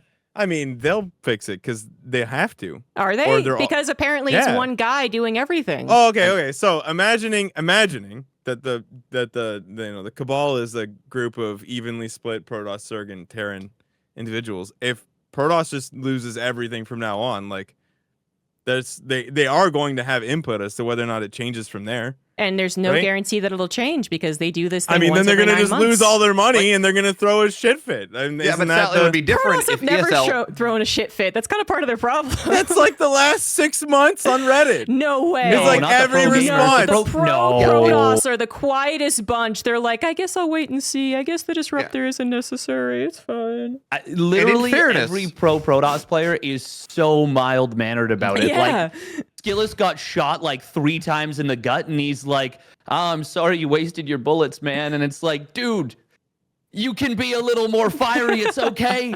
I don't know, man. You haven't won shit in a long time. It's all right. I think that's like, in fairness, I think that's also one of the issues that Protoss players have as a race in terms of like why they're not succeeding as much, is that every other faction has multiple thought leaders that are pushing metas. We have Protoss as hero, sometimes max packs, but not all that often. Right. Okay. So yeah, you have people that are beyond mild mannered, but also there's not a lot of diversity in thought, it seems like, in how Protoss gets played at the high level. Maybe that's just because there is no option, but I don't know. I look back at Hero and he comes back and changes the way PvZ gets played and suddenly wins the GSL. The thing that sucks about Hero though is that like he is, so he's very inventive. He's sometimes bad. But it's not even that he's sometimes bad. It's that sometimes his decisions are baffling.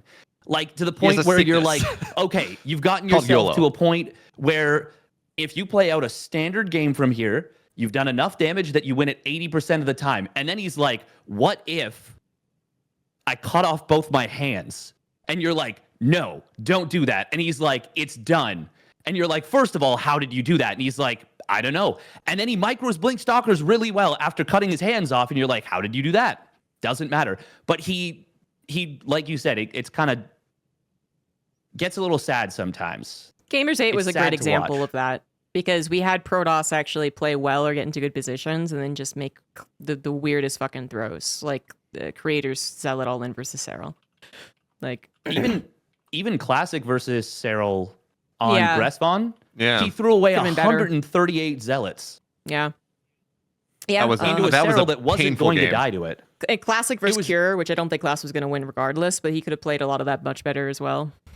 Like it is weird. We're in a weird state for like Protoss frontrunners, I guess you could say. Yeah, or it's just a matter of we're seeing active meta evolution. 2 racks openers in TVZ, Eric builds into Roach play, into like all the random stuff that Serral has been doing at in Masters Coliseum. Dark's Roach play being very different from how Serral and Raynor play for the most part. Hero makes a build up and makes his way to Europe 3 months later, and that's it. Maybe Classic Charizard Archon Storm bringing that back into the meta when he came back, but Which there's just not as much evolution. Like, I actually am really happy with the way that things have changed, even being on the same map pool and the same patch for so long. So like I would still be on the side of Protoss need something, but I really just haven't seen this as the Cyclone's a baffling choice, and the push for it and the lack of communication is becoming increasingly more frustrating, and is making me increasingly more pessimistic, because if this actually gets pushed live anywhere close to what it currently is, I'm going to say it's going to be much worse. I'm not looking forward to it. Would you be more okay with it if not Blizzard, but if ESL committed to say, yeah, we're gonna push a balance patch every 6 months, every 4 months? No, because it still affects Katowice. I'm even worried about it just affecting DreamHack Winter. Assuming Or World Championship is Katowice. Like, it affects one tournament, who cares? If I'm gonna be honest, I'm gonna watch a lot more StarCraft if this goes through. So like that is a true thing. I think a lot of people are gonna tune out. Wait. He might be right, but guess what happened in Heart of the Swarm? Every time but we that's had 'cause the Swarm host was terrible. There's a possibility Swarm this will host be. nerf. It's a possibility. It's There's not a a free unit possibility. generator. It's But impossible. It doesn't matter. It doesn't matter about what the issue was. My point, as I'm sure you saw me going, was that our highest viewership was when we had terrible 50-minute mech for Swarm host games. Yeah, So it would have there- been great if they just nerfed it right there. Then it would So- have been like, And then you want people to cry because literally there's no way to beat mech. I'm saying the initial surge of interest might not actually be worth it. Because then afterwards, people go back to immediately being like, well, okay, it's either back to what it was, which would be the best case scenario, or it's worse. I think there's a very small chance that people surge forward to see the dynamic changes, and then they're really happy with it. I really don't think that's going to happen. Yeah, Absolutely not. It's also one of those things, right, where like it would be okay if we had a new balance patch for every tournament almost. I mean, maybe that's a little too fast, but then you can ride this like, stuff is new, stuff is cool, let's check it out. And it's like, okay, well, this is broken, but okay, we have the next. Here we go. We're back. All right. I believe. Okay, good. All right. Hey, guys, we're back. Welcome, everyone. The internet cut out, not because of the construction outside, but because Katz has decided to grace us with his presence. Yeah, It's too powerful. Oh wow! and decided to join. I mean, I've been watching on the side while working, but yeah, this topic I think is really interesting. So I asked if I could join. I think just pretty much covered it because I think you're both right in that. Yeah, like this entices a lot of like we're having this conversation because the change is happening, right? So clearly that's a good thing. Like it makes the space more lively. But I think, like Jess said, it's an issue of is it worth it in the long run? And like BMWolf was saying as well, like. Do we have the capacity to actually risk something like this essentially, right? Because We don't know. That's the truth. We're Right, pretty sure right, but- we know. Yeah, we Well- don't know that because we didn't think this was coming either, and then Yeah, all yeah. of a sudden it was here. So you don't know. So no here's one knows. yeah, and that's I the agree. problem. So we don't know if the change is good or bad. I agree with you. But what we do know is that we don't know. So it's a Yeah. risk. You see? I like agree, it's always a 100%, risk. So it's yeah. whether that risk is worth taking in the state of things, in the current Yeah. state of things for the game. So what do you think? And that's the decision that I would contend with more than like, is the cyclone a good thing or a bad thing? Like, I think immediately it's good and it entices conversation. It'll make people watch, but then, will it make people like, because there's always a spike after there's some sort of update. That's to be expected because it creates discussion. That's what it's doing right now. But then if it makes the game worse over time, then it wasn't worth it, right? And then can you change that quickly? Can you be agile? Like, is there a risk there in alienating people, right? Like, so yeah, I don't know if the change will be good or bad, but that's just the problem. Is like, can we risk it? I think it's a high risk for where the game is. If I'm not mistaken, Hearthstone has publicly said that they'll be monitoring it and will be willing to change it like pretty quickly. But like, I don't know what that. Yeah, I mean, it's just a lack of communication. You just don't know. Like, you don't know whether or not the intern goes on like a 2-month hiatus, and then like they come up, because there have been times where they've come up with a patch or a change, and then it just like the conversation just dies. Like, I know that's happened. Like, you don't know what's gonna happen. So we're gonna have like 3 months where everyone just spams cyclones and like wins everything, or like the cyclone is now garbage. So because no one's really discussed what happens if the cyclone's really garbage. Is it like now Terran early game is like super fucked because you can never build a cyclone to deal with anything? Like, you just don't. Yeah. What if it's really shit? Like, that is something I had a thought about, is like, what if this actually is the biggest buff to Protoss in the entire patch, is now like 3 Oracle openings are just busted because Terran doesn't have a solution. Like you have to build like 2 Vikings now, and it just completely ruins Terran build orders. Like, it makes Protoss super secure. That is something I've thought about and is actually a real possibility. I mean, ruins is a word that I like. I don't like. I want to learn some new shit, man. Like, yeah, I know what you mean, but I want to learn new stuff. Like, as long as eventually the game is better off, like, let's see some new stuff, man. Like, it'd be fun to learn something new. I mean, everyone is clamoring for the release of new RTSs. What do you think that's going to be? Like, is this StarCraft?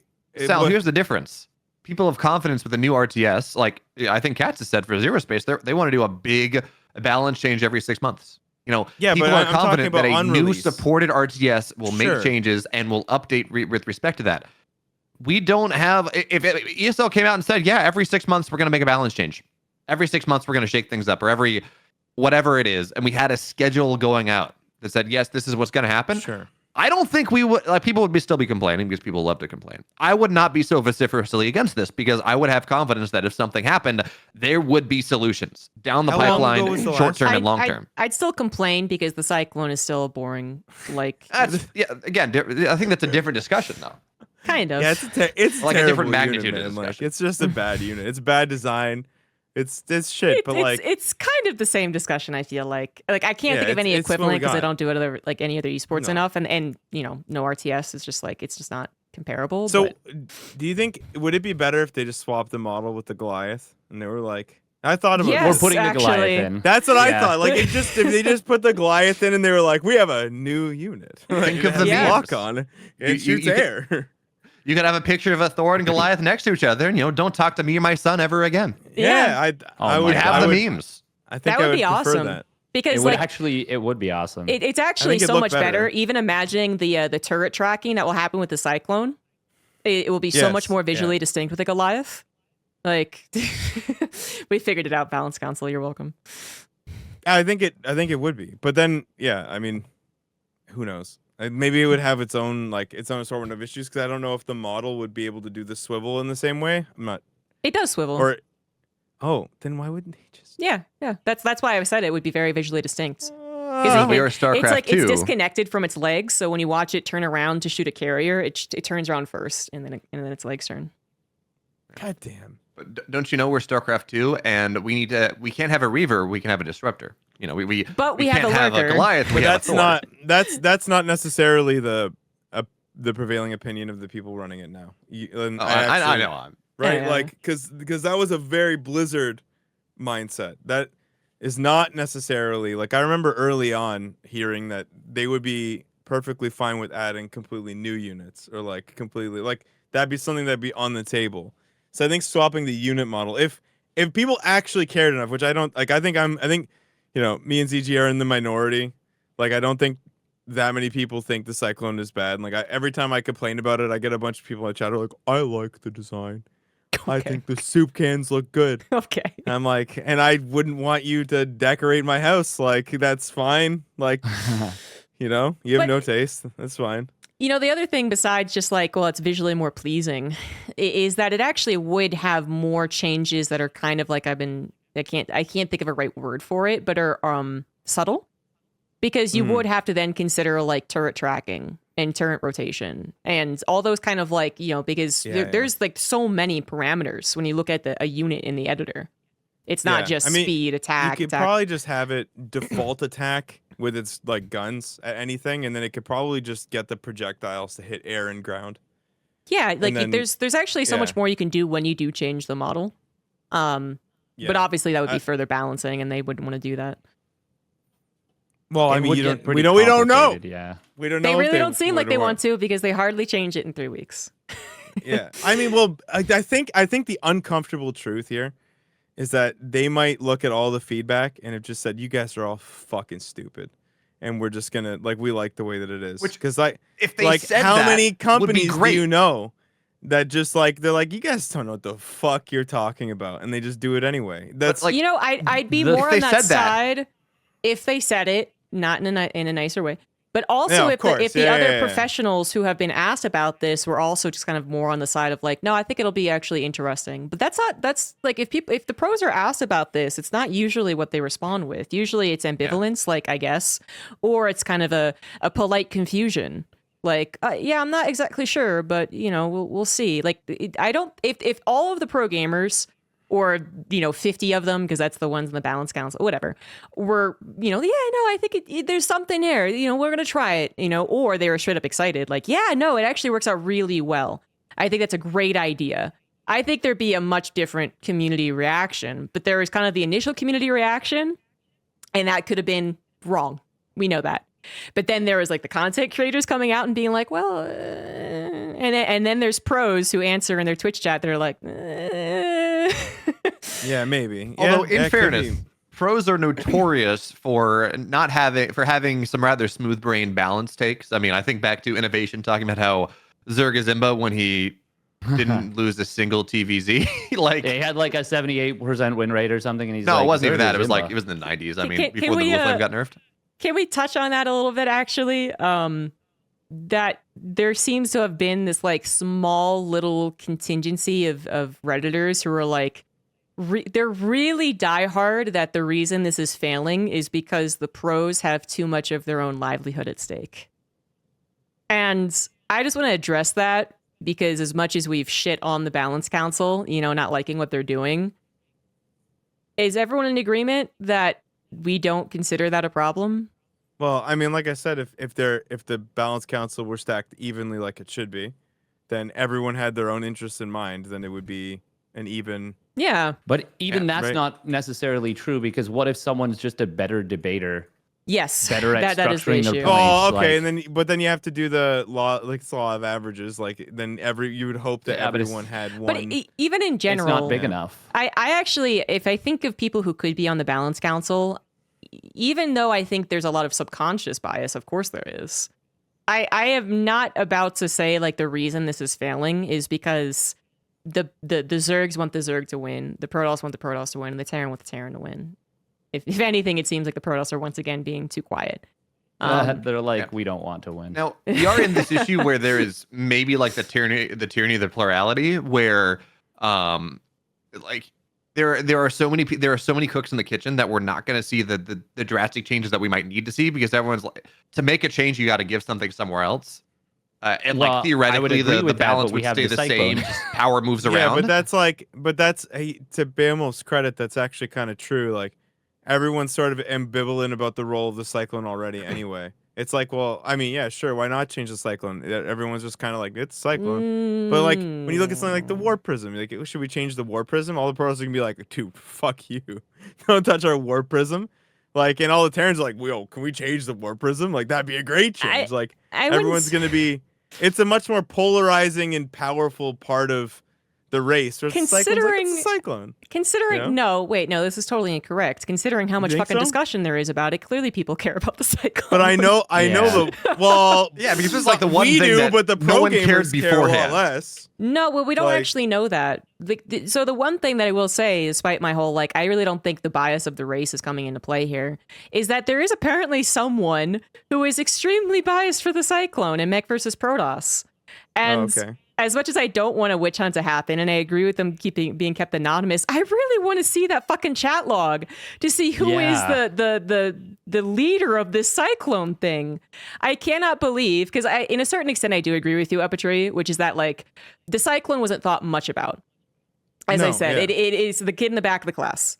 But someone came up and was like, how about the Cyclone? And I'm, maybe it was like a game of telephone or whatever, where it's like, well, the Cyclone could be cooler. Okay, how could it be cooler? Well, maybe if it was more active. Okay, well, let's make it more active. Okay, well, let's completely change it because we can't make this particular unit. You know what I mean? It might have just been a throwaway idea and then someone caught it and then someone, caught it. But it's a very bizarre thing to think of how that actually even ended up happening. the focus on the Cyclone ended up happening. That's what I want to be in the fly in the wall for. It's who's doing this? Because everything else I kind of understand. I could see how that came to be, but the Cyclone, I'm really confused. Yeah, one of those things that I think I agree with Sal a little bit, where it's one of those things that no one cared about. It's a Cyclone. So they could make drastic changes, and now we're like, holy crap, this is a problem. But I don't know if we're having that holy crap moment. I don't know if there was, it would have been changed, and they would have immediately right after the balance tournament where Clem rolled down a hill and avalanched Solar to death. That would have been an instant time for them to be like, okay, maybe we should just scrap this. Maybe this just isn't going to work. But sunk cost fallacy is a thing. They've already put it out in the open and said we want to try this. So it takes a lot more theoretically it takes a lot more inertia to just yank it out after you've already kind of staked something on it, rather than trying to make it work because you're already trying. Yeah, but is it a good idea? Is it a good idea to I'm not saying I think it's as good an idea as it is a bad idea. I'm not making statements on quality. If I'm it making works statements out, on how I think it works. If it works out, it's a good idea. But if it bombs, it's a bad idea. No, I actually think that it was more likely to be a bad idea because of the Cyclone's place in the game. A box, boring, not interesting. Mech, okay.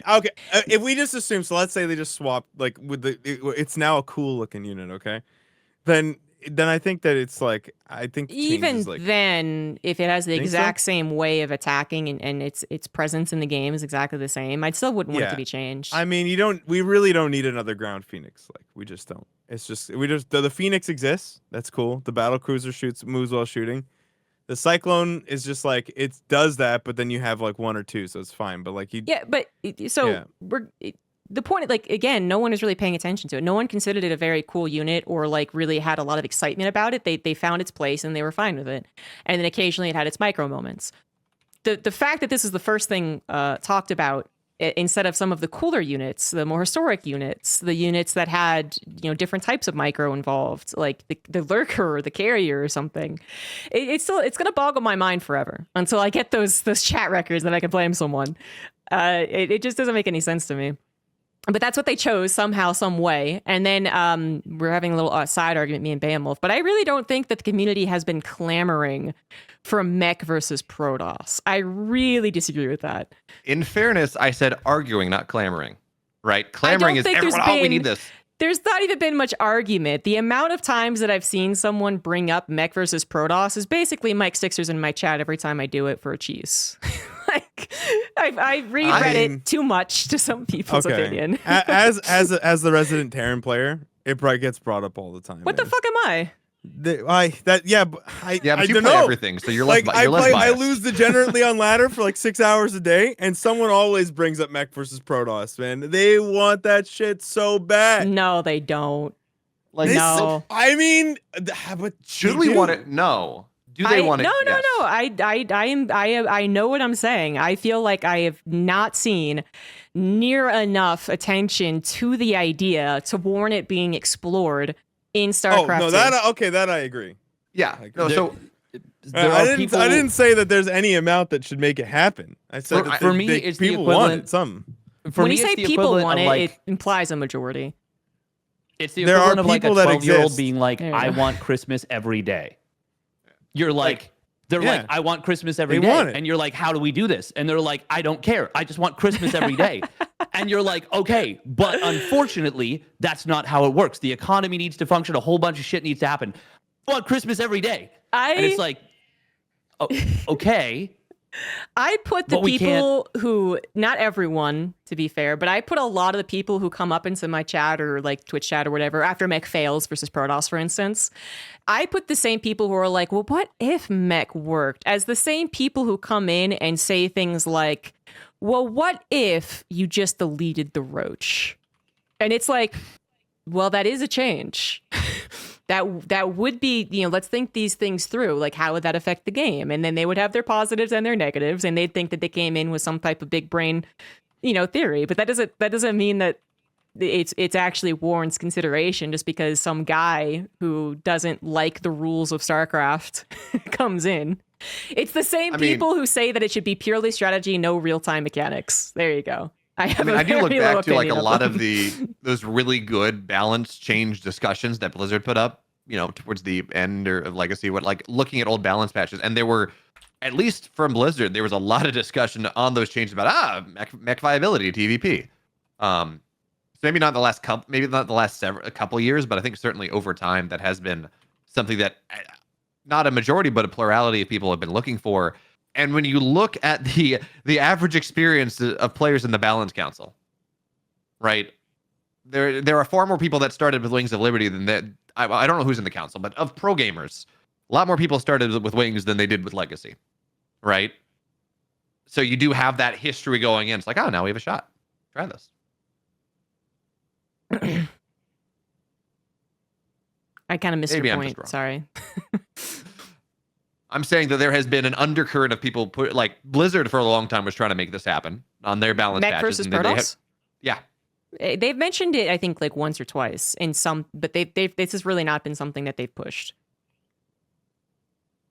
I feel like I've seen it more than that. And the other point was like we have all the majority of the pro gamers are so experienced. Like they came in with Legacy or with Wings, not with Legacy for the most part, Uh-huh. So you have that kind of history going forward. It's like now we have a shot to maybe do this. One of those ideas that's just kind of been built in the back of your head over time, rather than in the last 6 months I've seen everyone saying we need mech TVP. I don't think I agree. That's valid. I mean, I don't know. I've said it before. I'll say it again. I don't think that Protoss was something that people were actually like enough people were because interested in. it would be ever. shit to watch. And that's one of the reasons, right? yes. Because they're both like Yes. slow and powerful. It's like Yeah. we just be what we That's- have PvP.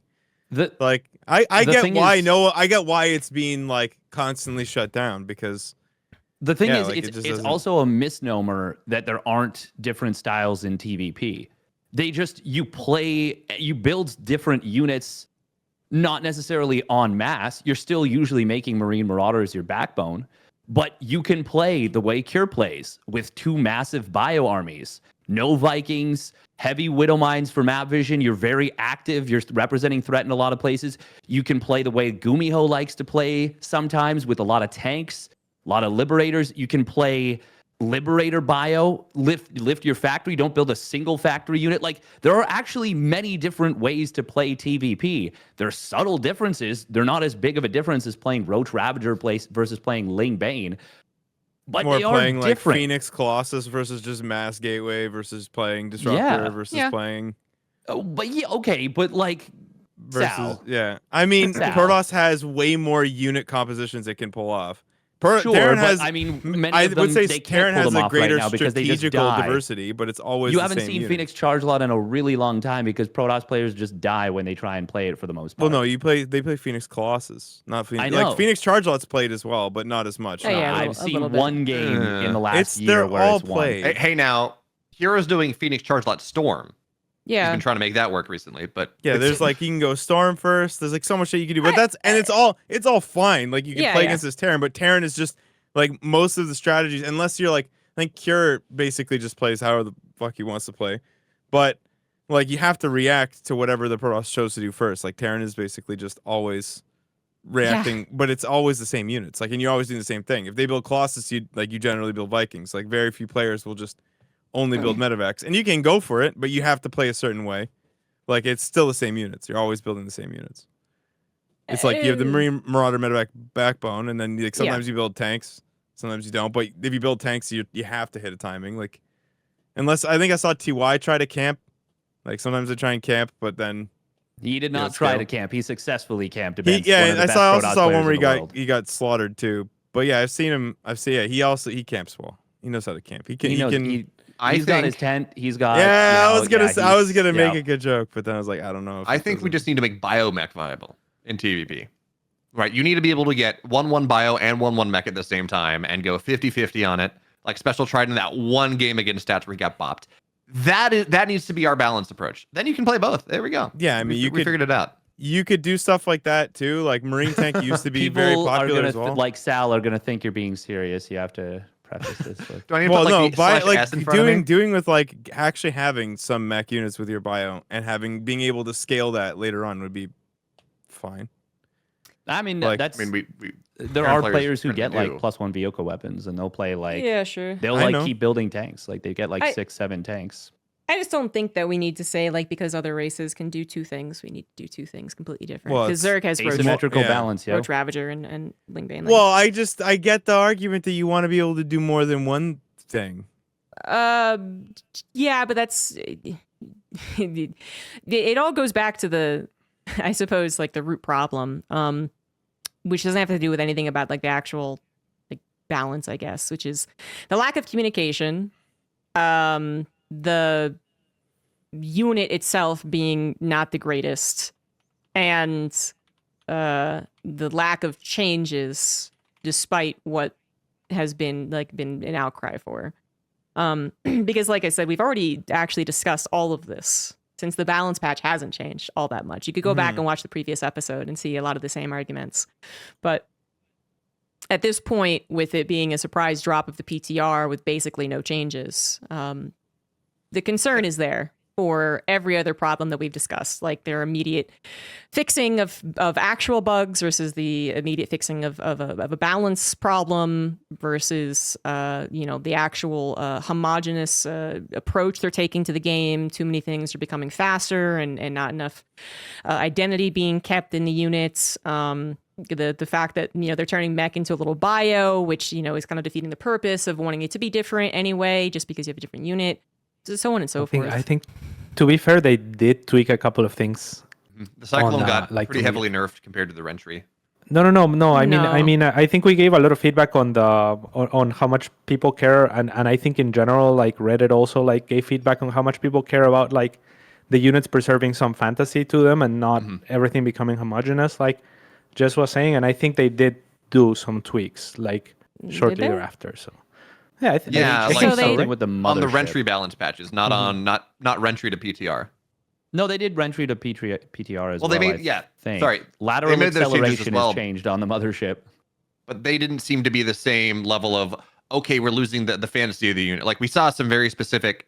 Okay, let's maintain the idea of the unit changes on the Rentry, like back in like the 29th or something. One of those day of changes, but like the August 24th changes were like they scaled back. Oh, people don't like that the idea of the mothership changing. We're doing that. I don't know that they did that on the Rentry to PTR as well, but I could be wrong. Okay, we've been like obviously fixating on stuff and we have our gripes. I want to give two huge ups. Really, really, really happy about these things. I know this is kind of like a side thing, but I just wanted to say it because I'm looking at some of the maps now. A 9-map pool makes me moist. God, it's so and we good. got rid of Black Lotus, and that makes me not want to put my head through a wall. It is. So these are two good things. Such Wait, a good you weren't thing. looking forward to winning exactly 0 ZVTs on that map? Yeah. You So the weren't- 9 map pool is definitely like, and we should be moving on. I really wish that they actually would change things more drastically than just the 3 changes. This is the map pool that they came out with. So there's 9 maps, almost all of them new. So cool. They have yet to update, I believe, anything as far as like the rulings, as far as vetoes and stuff go. I have a dream. I showed hesitation at whether or not it would actually cause diversity. So one of you maybe or someone said like can confirm 9 map pool did cause diversity. I'm still pretty hesitant to believe in it just because I mean I think we're gonna see the same maps roughly over and over again. But well, like I think this is a change in which I think there's almost no downside that I can think of. So. You know, I'm not worried if it doesn't work out that they're going to be like, oh, sorry, we're leaving. Goodbye. The big benefit here, because I've been banging this drum for a while now, is that it means that we can have maps that are imba in a certain matchup.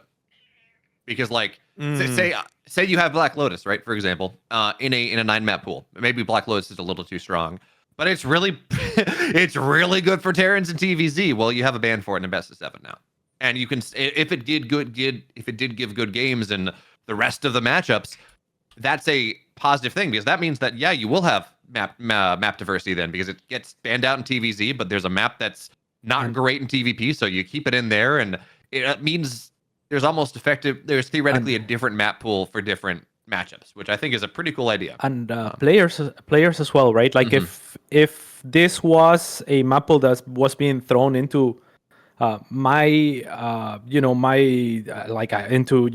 career in 2010 or some shit, I'd be pretty excited because I would get to see what other people are doing and then kind of pick my own map pool, right? So players can now strategize around knowing that not all the maps can be banned. So you could just be a clown and train in the weirdest map ever, because you know everyone else hates them and they can only ban so many, right? So if you decide I want to train on the 2 least played maps as a strategy and one of them will get through, awesome.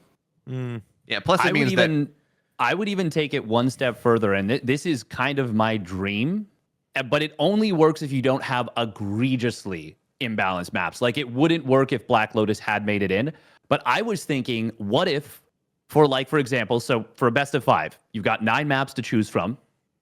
You only have 1 veto each.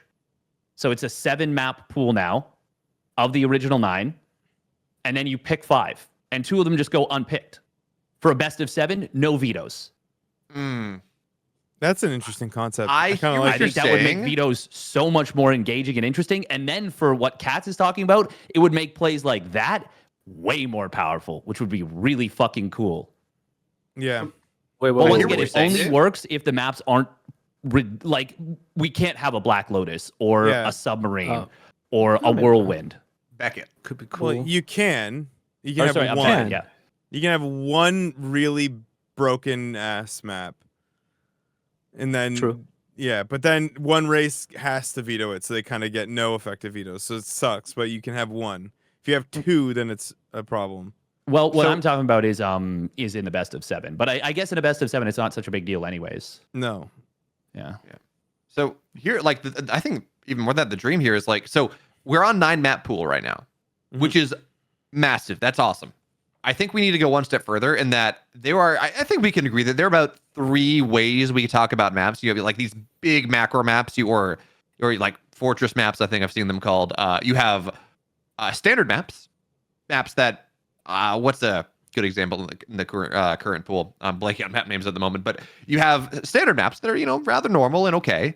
And then you have rush maps or aggressive maps. Beckett is a great example from a previous pool.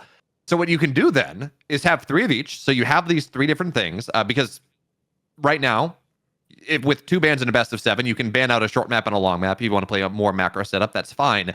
And then because of that ban setup, you can have one experimental map of each type. You can have an experimental rush map, an experimental standard map, an experimental macro map.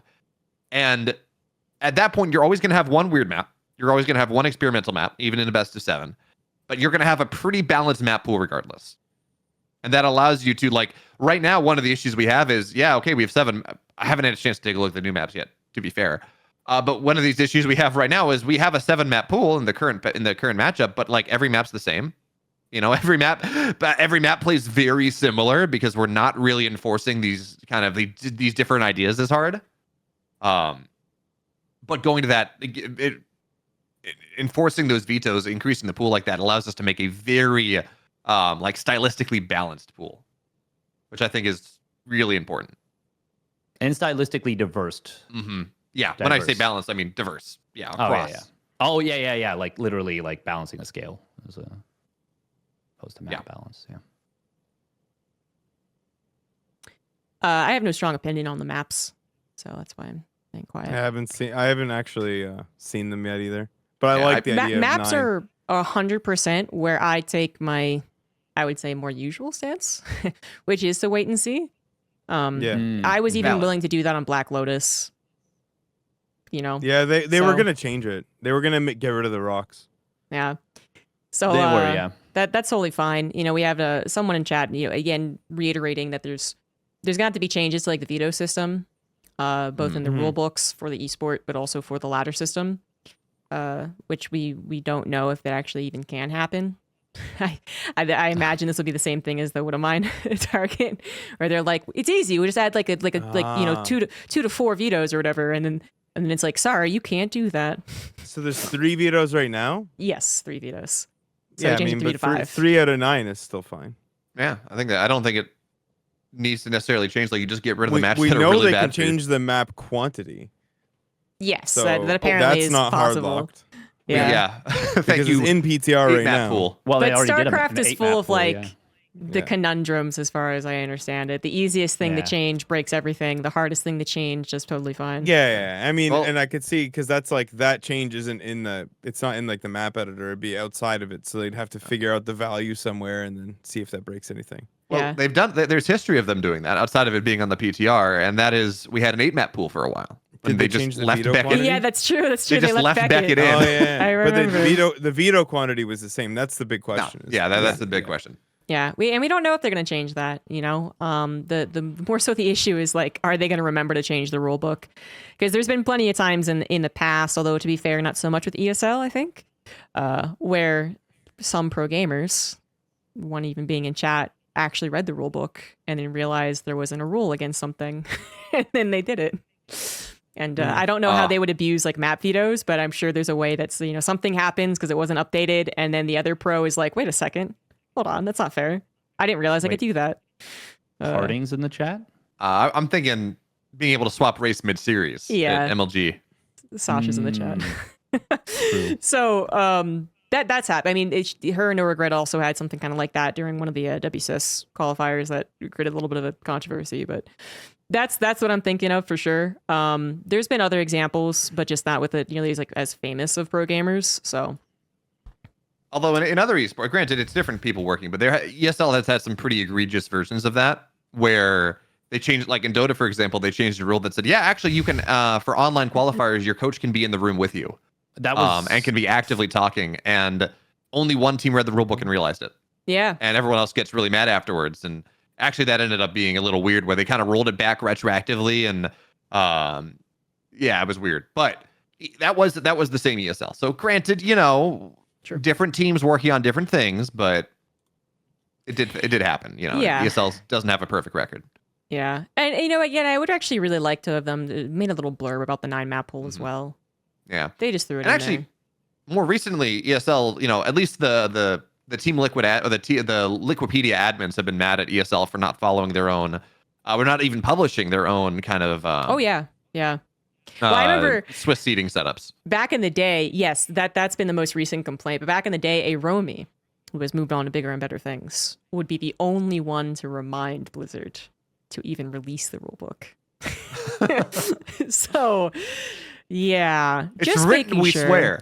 Yeah, right. Yeah, you'll get a contract anytime soon, we swear. So, yeah, cool. We all in agreement. 9 map pool is good. I don't see a real like huge problem with it. That's going to cause us to be like, oh shit, we can't fix it.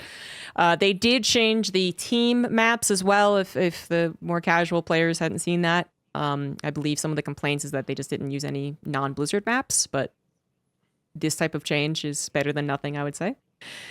And I think that's kind of it. I think we can move on after 2 hours of balanced patch talk. I will say the 2v2 community is actually very upset. They're like, from what I've seen, they're like very upset that it wasn't the new stuff. They're like, these are old maps. They've been around before. They're crap. No, people are like, they're very unhappy. There's dozens of us. So, yeah, Literally dozens. Literally I'm dozens. sorry. I mean, What does ProTech have to But say? like, That's why the even important bother question. changing it if they're not going to put the new ones? that is Why- that is a valid Because question. it's the easiest thing to do. They don't have to do any Q&A, right? Or Yeah. not Q&A. There's like QA, yeah. QA. or ESL's So been you're talking for a while now about so wanting close. to find a yeah, way. so close. Yeah. Yeah, Oh. it's just much easier, I think. Yeah. More Sucks. 2v2 players than pro players, but far less 2v2 players that actually care about the balance, I would say. Yeah. I mean, they could just dump every 2v2 map. So into many, the pool map, so right? many You 2v2 can just tiers. get one of 55 maps. Yeah, why not? Why not? Like That would then actually you be just- kind of sick. You That have would like be- Why infinite not? diversity. Yeah, Yeah. it'd take you a month straight of playing to play every map. So By the way, I really appreciate that some guy in minute 5 of this stream made a meme that's just carrying on for 2 hours. the Name name them. them one. Name them. Say my name. Say it. Big shout out to that guy.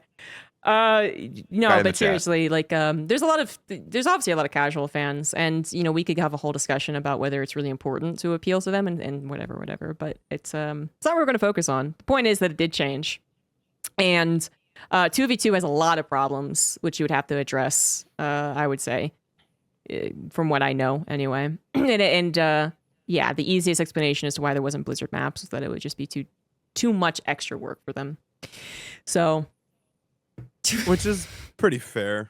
I think so. Yeah. I Small think indie you could have company just and all. tossed in TLMC maps and it would have been fine. No, They could've can't just- do that. No, they this really is- can't. Blizzard can't do that. That's illegal. yeah. I'm actually surprised that you wouldn't be in agreement, Steadfast. You've been around long enough to know that that's not something that they do. They have to. No, but I mean, They have to do think quality assurance. They have to make sure that like certain amounts of like rig power can actually like handle some of like the doodads and effects on the map. Or Especially the that bigger you- it gets and the more doodads there are, the more that they have to consider it. Or that you can't put one pylon on the low ground and then block off the natural and cannon rush it. Or literal balance things. Yeah, exactly. Yeah. But I always think back to one of the maps that had like bedazzling everywhere. And people were like, not only is it super distracting, but it literally won't work on some computers. And Well, StarCraft yeah, I has mean- always been great about working on low budget computers. Even with the modern maps, like I start most games with like 512 FPS, but there are some maps you load into and you're like 250, and it's just like, huh, that's a pretty big difference. Yeah, or like, what I was it, wonder the, what's different about this map. Bull Yeah. Mulyelja, actually, the admins know about that, and the admins have said that there's supposed to be a new map Yeah, it's been updated on the PTR. updated. Yeah. Yeah. I stepped away for a second, but I just thought about something that could be a problem from the 9 map pool actually.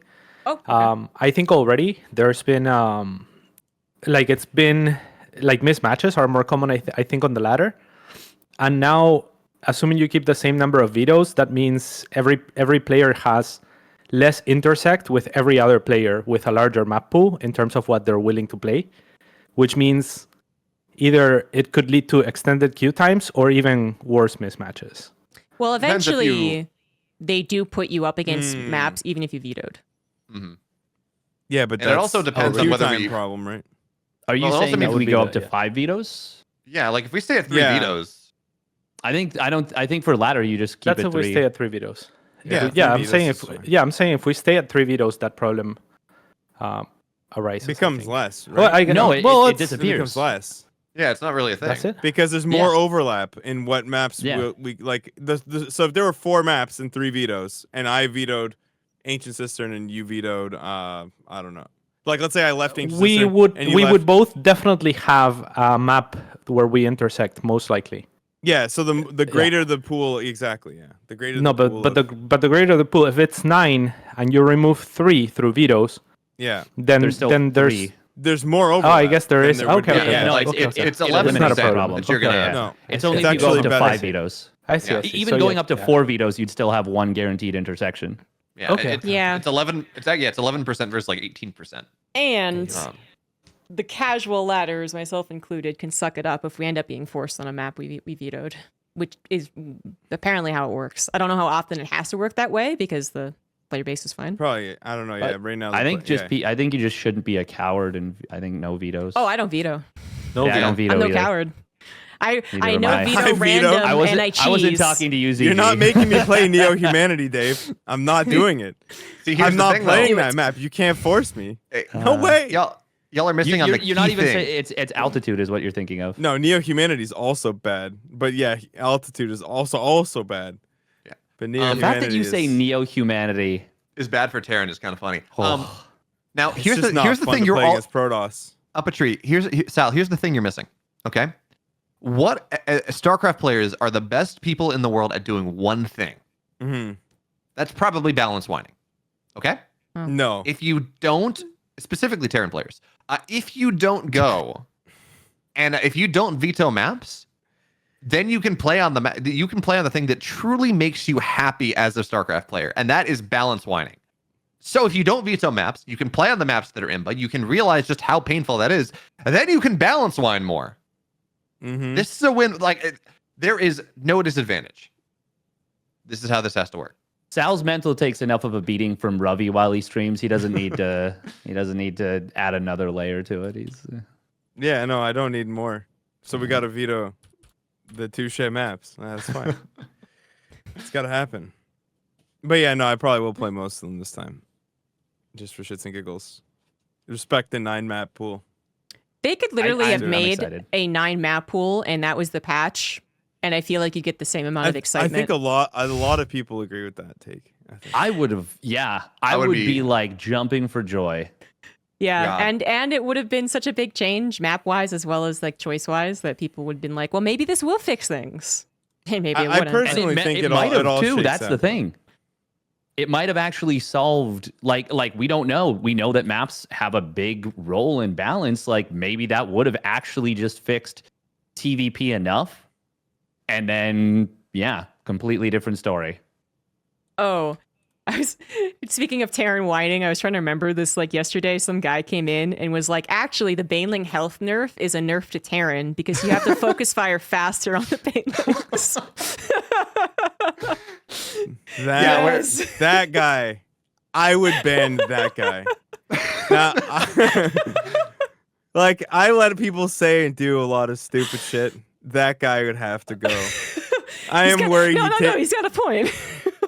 I would understand. He's I'm nerfing worried he would Beyond. take the average IQ of my chat just a little too low. Oh, he was joking, Like- 100%. He actually wasn't dumb, but I fucking Oh, loved okay, it. okay. I loved that would be the Terran thing to do. Best thing. Was he serious? And then he was like, "Wait, Because there's no one." This happened. This happened with the Widowmine radius increase of its explosion, where TLO actually was like, actually, it's also kind of a nerf to Terran because if it splashes back, it kills more Marines. And I was like, yes, that's Talking right. about changes like that. Because we were looking back at the old like well described patch notes. I love looking. It's also fun to look back at the old like, oh, we're making this change and we think this is gonna make something happen, and then it doesn't affect things at all. Like they were like, yeah, we're gonna make burrow time be faster on Hydra so they can pop up and catch medevacs on drops. And the corner of the map, it's like, no. Yeah. these takes that you have, these ideas that you have, are just so detached from reality. Wait, are Yeah. we talking about the size of the thing on the minimap? No, there was he's a just Oh. giving examples as to when they made something with the hope of it doing something, and it doesn't do anything. Doesn't do Okay. anything. I'm And excited there's for plenty that of to happen. examples. With I just don't the- remember them. Well, Yeah, there's I one just- on this patch. It's probably the Ultralisk burrow changes. So apparently the, that the matches the flood- rest of the burrow speed, Zerg. units. So it's kind of like cool. a bug fix, kind of. Big one. No, it's a buff because like the ultra's big, right? Oh, of course like it's it a buff, should take but longer. bug fixes can be buff. Like It's they're true. stabilizing. They're Immortals. stabilizing things across the board. You know, like the mini map radius and stuff. So No, the big change that is not going to do anything whatsoever, but they're selling it as if it is the 25 mineral buff on ultra cost. Buy one I like ultra that. list, One free. link. I like loco I speed can't on believe that. I can we've get spent- one more set of Zerglings. excuse me, I can't believe we spent 2 hours on this and we didn't bring up the fucking Viper not killing buildings as fast anymore. It ruins Zerg my power players- fantasy, ZG. Seriously, get away with everything. God. Zerg's just so broken. They're turning up that gas, you know? I'm sitting here in the house. I'm not really paying attention to Zerg as much as that fucking cyclone, and they're turning up the gas, man.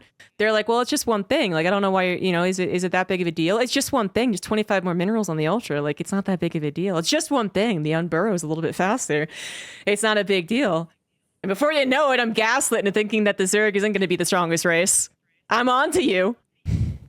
But ZombieGrub, the problem here, now Zergs are going to consume more because it costs less HP. So now feedback is going to do more damage to our Vipers. It's a nerf to Zerg. That's the equivalent take. Man. That is the equivalent take. That's Yeah. a good take. That's a good take. They You're should right. just get rid You're of right. that one. You're right. You're right. You're right. You're right. As usual, the Zerg's the true victim. There we go. Yeah. Yeah. Sarah will still win. Seriously fine. though, 2 hours. We're gonna move on a little bit. We're gonna talk about GSL Groups. Ooh. Yeah, there's actually other things about this talk show. Apparently. Oh, yeah. Are there? I said we didn't needed sign up more for than that. just the balance patch, but apparently we could have just stayed on the balance patch. So We could have stayed on the Cyclone this whole time. we gotta say, yeah, exactly. You put a bunch of you put a bunch of casters in a yeah, no. The 8-hour podcast, we can do that. I mean, that is absolutely true because again, we'd be reiterating things that we talked about previously. True. So GSL did finalize. All the players are there and everyone's ready to go. And then the groups are released. So some notable people who didn't make it were like Ragnarok. I know people were talking about him. SOS, I don't believe actually made it through.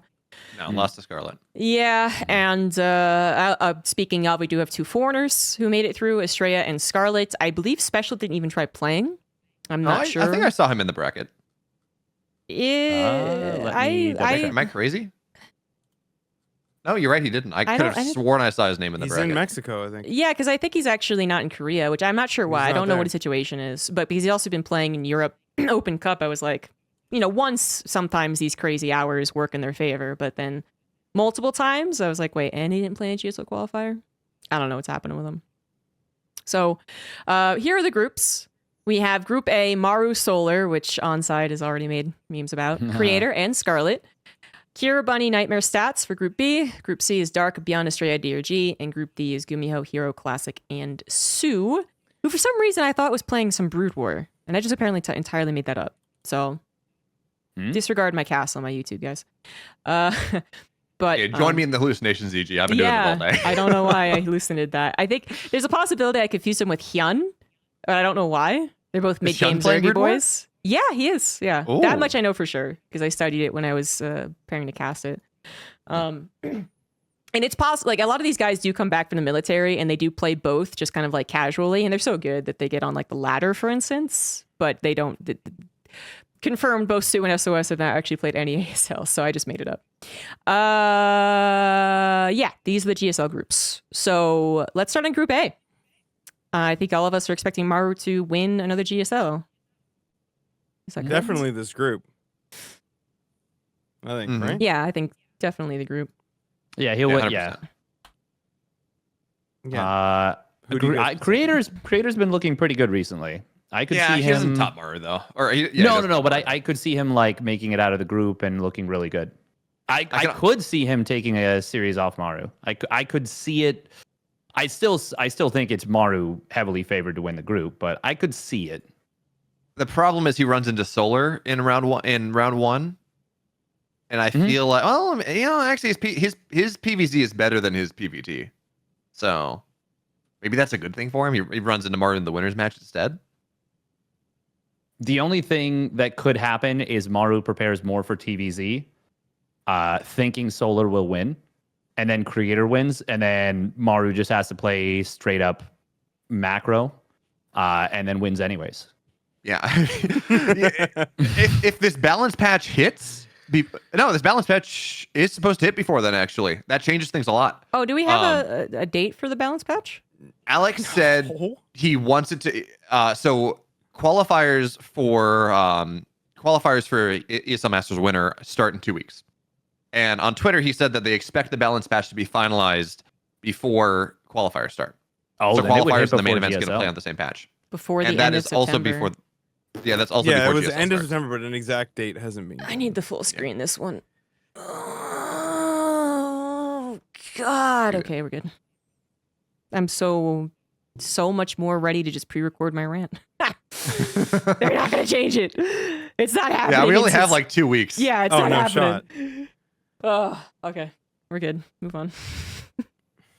So, given that situation, suddenly, theoretically, based on all these changes, if nothing changes, it does seem like TVP is not going to be nearly as Terran dominant from 6 to 10 minutes. And then, to quote Hearthstone, Protoss are eating. Maybe this is, I think maybe our predictions. I think Mario still gets out, but I think Creator has a much better shot in this group now than he would have if we were playing on the current patch. If things go So as they've Mario predicted. proxies 2 factories with reactors and builds 4 cyclones at a time. And wins Nah, he every won't do that single till the team. round of 8 No, when he needs he to. will do that the whole way, baby. Even though you know it's coming, he'll put them as close as he can. He'll do it. How much time did they give the last balance patch before they implemented it into a tournament? Wasn't it a full month of EPT Open Cups? That was different though, right? Because that was off season, so the Yeah. cups weren't giving points. Yeah. Yeah, Like, but I would I'm- love for them to do that But again. it was a patch that was playable. No, it wasn't. It was actually only wasn't deployed to live, no. truly playable, for 2 weeks. It's that they were playing on a mod. Yeah, exactly. Yes. That's still pretty different though, because like not even the mod was available. Like question mark We've right had this- now. Well, yeah, true. There's but we've had the October 31st changes available on a mod since October 31st. Okay. So, But just no like, real reason to be playing it until now they realize, oh shit. well, and again, there are changes from that last set of changes on the Rentry side that they've been using compared to the PTR changes. So the changes on the PTR have been have been available to play since yesterday. Right, yes. For the PTR. Yeah. Yeah. No, but I think at the end of the day we can agree that this is a bit more of a rug pull, isn't it? Especially because we have no guarantee that they could drastically change things. I mean, I think even when they announced these back 6 weeks ago, maybe they did talk about how they wanted this to be finalized. Even back then, back when this was the Reddit post was made, they talked about how this wanted to be finalized before the ESL Masters winter season got started. Yeah, but winter doesn't this was start something that was- for a while. Sorry? Winter doesn't start for a while. Well, yeah, but qualifiers are the start of the season, and that is 2-3 weeks from now. Yeah, pretty soon. They don't want to run it. They don't want to run something where qualifiers in the main event are on. different patches. Yeah. No, and that makes sense. No, I think for ESL Winter, it's probably appropriate. I'm thinking specifically for GSL. I mean, GSL is just a qualifier anyways now, right? So- Yeah, GSL is in the It is. GSL is in the. It's just a different name for That's true. EPT Sad North but America, true. whatever. Yeah. No, Sadly, that's, only half a meme. No, that's still really concerning though, because I think when the patch was the way it was last time, I feel like, there was a chance it could change a little bit, but people weren't really so upset about it. And there was that time period in which they could test it on a somewhat competitive level. And now we don't have any of that. And it's one of the most controversial patches ever. And it seems more likely than not now with this information that they will just keep it this way. That's pretty big. I don't know. I mean, good.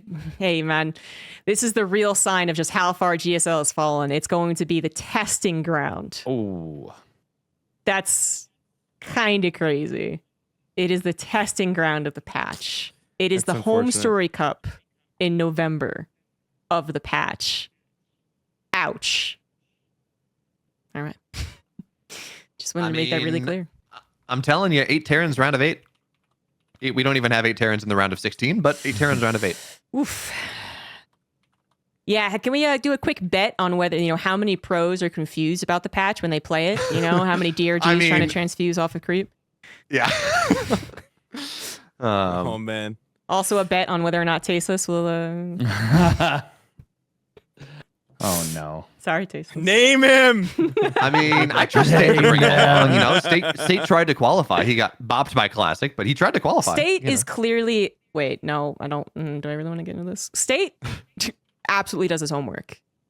Like, as far as I can tell from all the other esports, he does as well.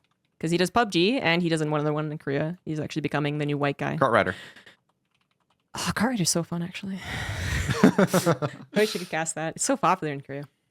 But yeah, exactly. He actually, like, really... I think he approaches it the way that you would expect. Someone who doesn't necessarily think of themselves as, like, fully integrated into the scene. He doesn't take anything for kind of, like, face... for granted. Not face... Yeah, for granted, thank you. Yeah. So I think he would actually, like, not just look at the patch notes, but he'd try to memorize them so that he could make a point. Whereas I think Tasteless being more on kind of like our side, which is like we're so ingrained that we just kind of go in and go like, oh, okay, that's interesting. Okay, that. And then there's a little less of that like mind attachment to it. So you go, oh, that's right. Shit, my bad. You move on. That's the point I was trying to make. So anywho, I'm looking forward to some pro gamer not realizing something about the patch. The mothership's going to be different, and they're going to be like, what the hell is this thing? Wait, why is it 100 minerals and 100 gas cheaper? Why do I have a cloak button? Why is chat spamming -300 now? That is the problem. You're absolutely... Like, this is the biggest problem with the balance patch. We ruined so many Twitch emotes. Oh, no. I need to make my own Twitch emote with the cyclone and a red circle around it. The cancel sign. Yeah. Just a box. And I'm so mad they buffed ultras now. My ultra tombstone emote doesn't work anymore. Clearly the 25 minerals means that it doesn't matter. Not my cyclone. Group B. Group B. I think Kieran Bunny have got this almost no problem. Bunny has had an interesting couple of weeks. Yeah, Bunny's kind of a year. He's in a weird zone for sure. He is somehow he's managed to like split into 2 versions of Bunny, and one of them gets absolutely bopped by Young Yakov in the GSL Code A the WTL Code A qualifiers. And Young Yakov played really well. He's a very good player. He's a great kid. Yeah, good stuff. Good stuff from Young Yakov. This is no shade on him, but Bunny is a player that we consider who could win a GSL or win a tournament. So we don't expect what happened to happen. And then, like, the same time, he's also just regular Bunny, where he, like, 4-3'd Solar today. And you're just like, you okay? I mean, it happens, doesn't it? Dark also lost a map against some random guy. So, posted on Reddit. So I think that Bunny still averages out to be the favorite, but there is a chance, especially with the new patch, that he doesn't accommodate well or something. So here's I think Nightmare makes it out, actually. And that seems weird because we don't think of Nightmare as being very good. Nightmare, I don't know if you've had a chance to take a look at the... Did you see the Nightmare? Did you cast the Nightmare Beyond series from the qualifiers? No. Nightmare... Okay, game 1 was a little weird, but in general, Nightmare played Beyond straight up and beat him. Like, Nightmare is looking very good right now, and I think he can beat Bunny, absolutely. And then it comes down to a PvP. And I think Nightmare's actually really good in PvP. Stats in his qualifier, he lost a hero. No shade to that, right? Of course. He still looked actually really good. Did you do the hero stat series? I did. I haven't done that. Okay. But like in general, I think Nightmare's very good. And I think... Given this, I think he has a very realistic shot of getting out here in second place. I don't think that's all that weird. Considering how off and on Bunny's been looking and how really 2023 has not been his year, And again, Nightmare's PvP has historically been pretty solid. Yeah, I want to that's believe fine. in stats. I want to Yeah. believe in stats. I just want to.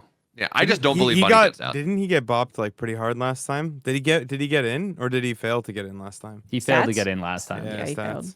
Yeah, but he'd Yeah. like just gotten back, right? He'll do okay. He'll get there. I think he if the patch actually does like make TVP decent, I could see him totally making it through. I could absolutely see him making it through and making a deep run and maybe even winning GSL. I would not be blown away. His mechanics are so rock solid. Mm-hmm. Yeah, we'll see. We'll see. So that is some hardcore copium right there, but I appreciate it. I would like to also point out that Nightmare 2 won to Ragnarok as well on his run. Like, GSL qualifiers tend to be pretty easy because you have 4 shots. I mean, easy, all things considered. But 2-1 Nightmare 2-1 Beyond to qualify is one of the harder runs you can have in the GSL qualifiers. So, all I'm saying, I'm on. If Steadfast is on stats winning GSL copium train, as wow, he just got really zoomed in on that cat. I am very. I'm gonna ride the Nightmare train just as hard. I think I really do think he gets out. Whoa, just as hard. So Nightmare wins the GSL. I don't know if he wins the GSL, but Oh, not just as hard. That's true. I think Cats Maru wins the GSL. That's just the world we live in. Like, anything else is secondary and not relevant. True. I'm with Steadfast on the hype though, because like if Stats can come back like to his former strength, we're talking about one of the Protoss goats for sure. And Classic is now starting to look really good as well. We're gonna have this triumvirate of Protoss again on top of what's gonna be a pretty good balance patch for Protoss, I think. I'm just curious how many tournaments it'll take before we're like, no, this is enough. Nerf them. And send them back to the Shadow Realm. I feel like with the meta and just one tournament, yeah, it's too many. Yeah. Well, it depends on how cheesy it is. I think we're at this point, right, where we're starting to hit 2 or 3 Protoss players are starting to name really them. challenge. Name them. Classic Hero Max Packs. Max Packs doesn't count because he's online, but Classic Hero Max Packs. See, unlike some people on this broadcast, on this podcast, I can actually name the people that I'm talking about. Gemini. Name them. It's a barcode. I can't. Good stuff. Yeah. No, I think there's always a chance for these guys that we don't usually give a lot of credit to. It's just that it feels like there's an oppressive nature, especially to GSL, that still exists, which is that like the expected to kind of make it through. But yeah, we'll see. And most importantly, we'll see with the balance patch. This is gonna be really crazy. It's very interesting, that's for sure. But it just feels very odd to have to change your perspective from holy shit, this is going to impact GSL. That can't possibly happen to, oh yeah, I guess it's fair. GSL is the testing ground. Go ahead. Imara winning it, does it really matter anymore? Probably not. Oh boy. Oof. No, it does matter, ZG, because if Maru wins every GSL this year, it means he has a better chance of winning Player of the Year at the Esports Awards. Fuck that As he's award. the only StarCraft player that has been nominated for it. Can we make a rant about it because it's in season?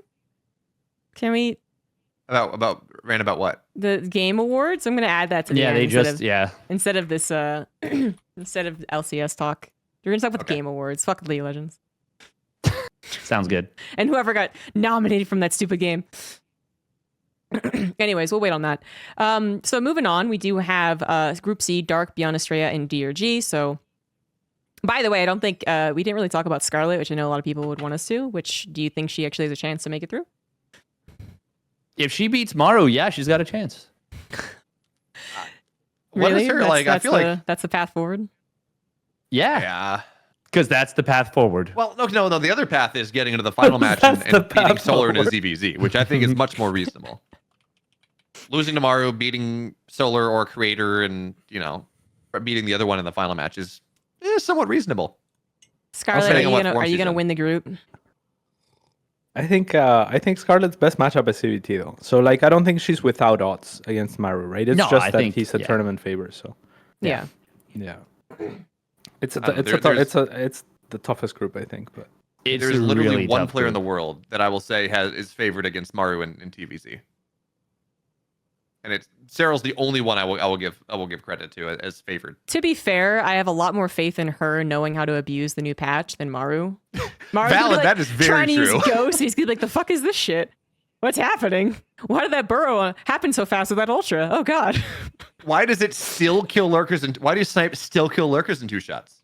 Gonna rush ultras can afford so many lings. That actually, I would, I think throughout the history of StarCraft, you would always favor foreigners drastically more than ever before. Not necessarily that they would win, but you would give them so much stronger of a chance if it was post-patch. Oh yeah, 100%. Absolutely. Well, Especially actually, North Americans, I want to say. Yeah. Oh, yeah. Anyone in the NA Zerg Council, NA Zerg Skype chat from back in the day. What I will say though also is that we saw Cyril get ultras at 9 minutes against Maru the other day. This is a buff to that play style. There we go. We'll see more of that. It was earlier Clearly. than 9 minutes, I think. It was like they popped out of the eggs at 9:12. I think the first one popped. I'm gonna fact infestation check pit you was on that one. 4:45. Oh, fact check him. What a bunch of nerds. Let me go back and check my VOD. Ugh. I'm looking at my YouTube video. So, I just was reminded about, talking about Scarlet, because of course, talking about the other foreigner, Estrella, in Group C. So, Dark DRG and Beyond Estrella. Estrella's, he's crafty, man. But, he's not the race that I give the favoritism for abusing the new patch. So. Beowulf, you were very off. I was very off. Yeah, I pulled mine up as well. I see my thumbnail is wrong. see the first ultra popped at 8:07. A full minute and 5 seconds earlier. All right. In fairness, It's over. In fairness, I did this with good faith. My thumbnail was wrong. My thumbnail also has 920 on it. So, Wow. There's Embarrassing. a back and fix the thumbnail. Yeah, you gotta do that. Yeah, we're back in a Legacy of the Void, except they don't have that one extra armor. Thank God. Yeah. That would be broken. They had, and Chitinous Plating gave them 2 extra armor. That shit was Oh, it was. Jesus crazy. Christ. Yeah. Yeah. And Marauders plus 4. shot twice. God. Good Lord. Oh man. Gosh. Okay. Bad Okay. times. But it was funny watching Solar miss the Curse of Biles for an entire 2 years. So, Dark DRG. Yeah, look, Sasha just revealed her strategy. It sounds legit, actually. Like, look at that. There's a lot of stuff to do that, to the Ultra Rush. Actually. Yeah. Faster fungal. Luckily, Maru's not going to watch the RTS podcast. He's not. It's okay. Maru's gonna make a 25-minute game out of it. Don't worry. Oh, yeah. Sal is here, so maybe Maru will watch. Well, true. Yeah, big fan. Who isn't? Maru definitely watches my stream, man. That 4.7 to 8K gameplay. Yep. Loves it. Yeah, he gets ideas. I mean, shout out to T. Remember the time that TY? What was the build that he? Sensor Tower. Was it the TY? No. There was a build that a Diamond Terran on the Korean ladder did that TY heard about, and he's like, "Yeah, this is actually a really good build. It just needs to be optimized."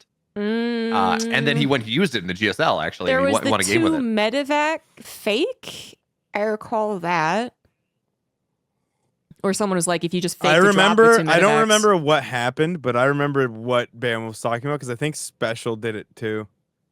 Yeah, but I don't remember 'Cause, exactly what it was. TY I was don't also remember the what it Sensor was. Tower one. Yeah, So, that TY was is a fun willing. one. TY is apparently willing to listen to the masses. Oh, Hero Marine was the 2 medevac one. Sorry. Yeah, no. The I want to say it might have the Diamond Terran build might have been the TY 211, like the 3-base 211. I No, do it not was recall some, that. It was at some all. weird mech all in, if I recall. Oh no, you're correctly. right. Yeah. It was like Blue Flame something. It Yeah. was something weird. It was off brand because that sounds like what a Diamond League player would do.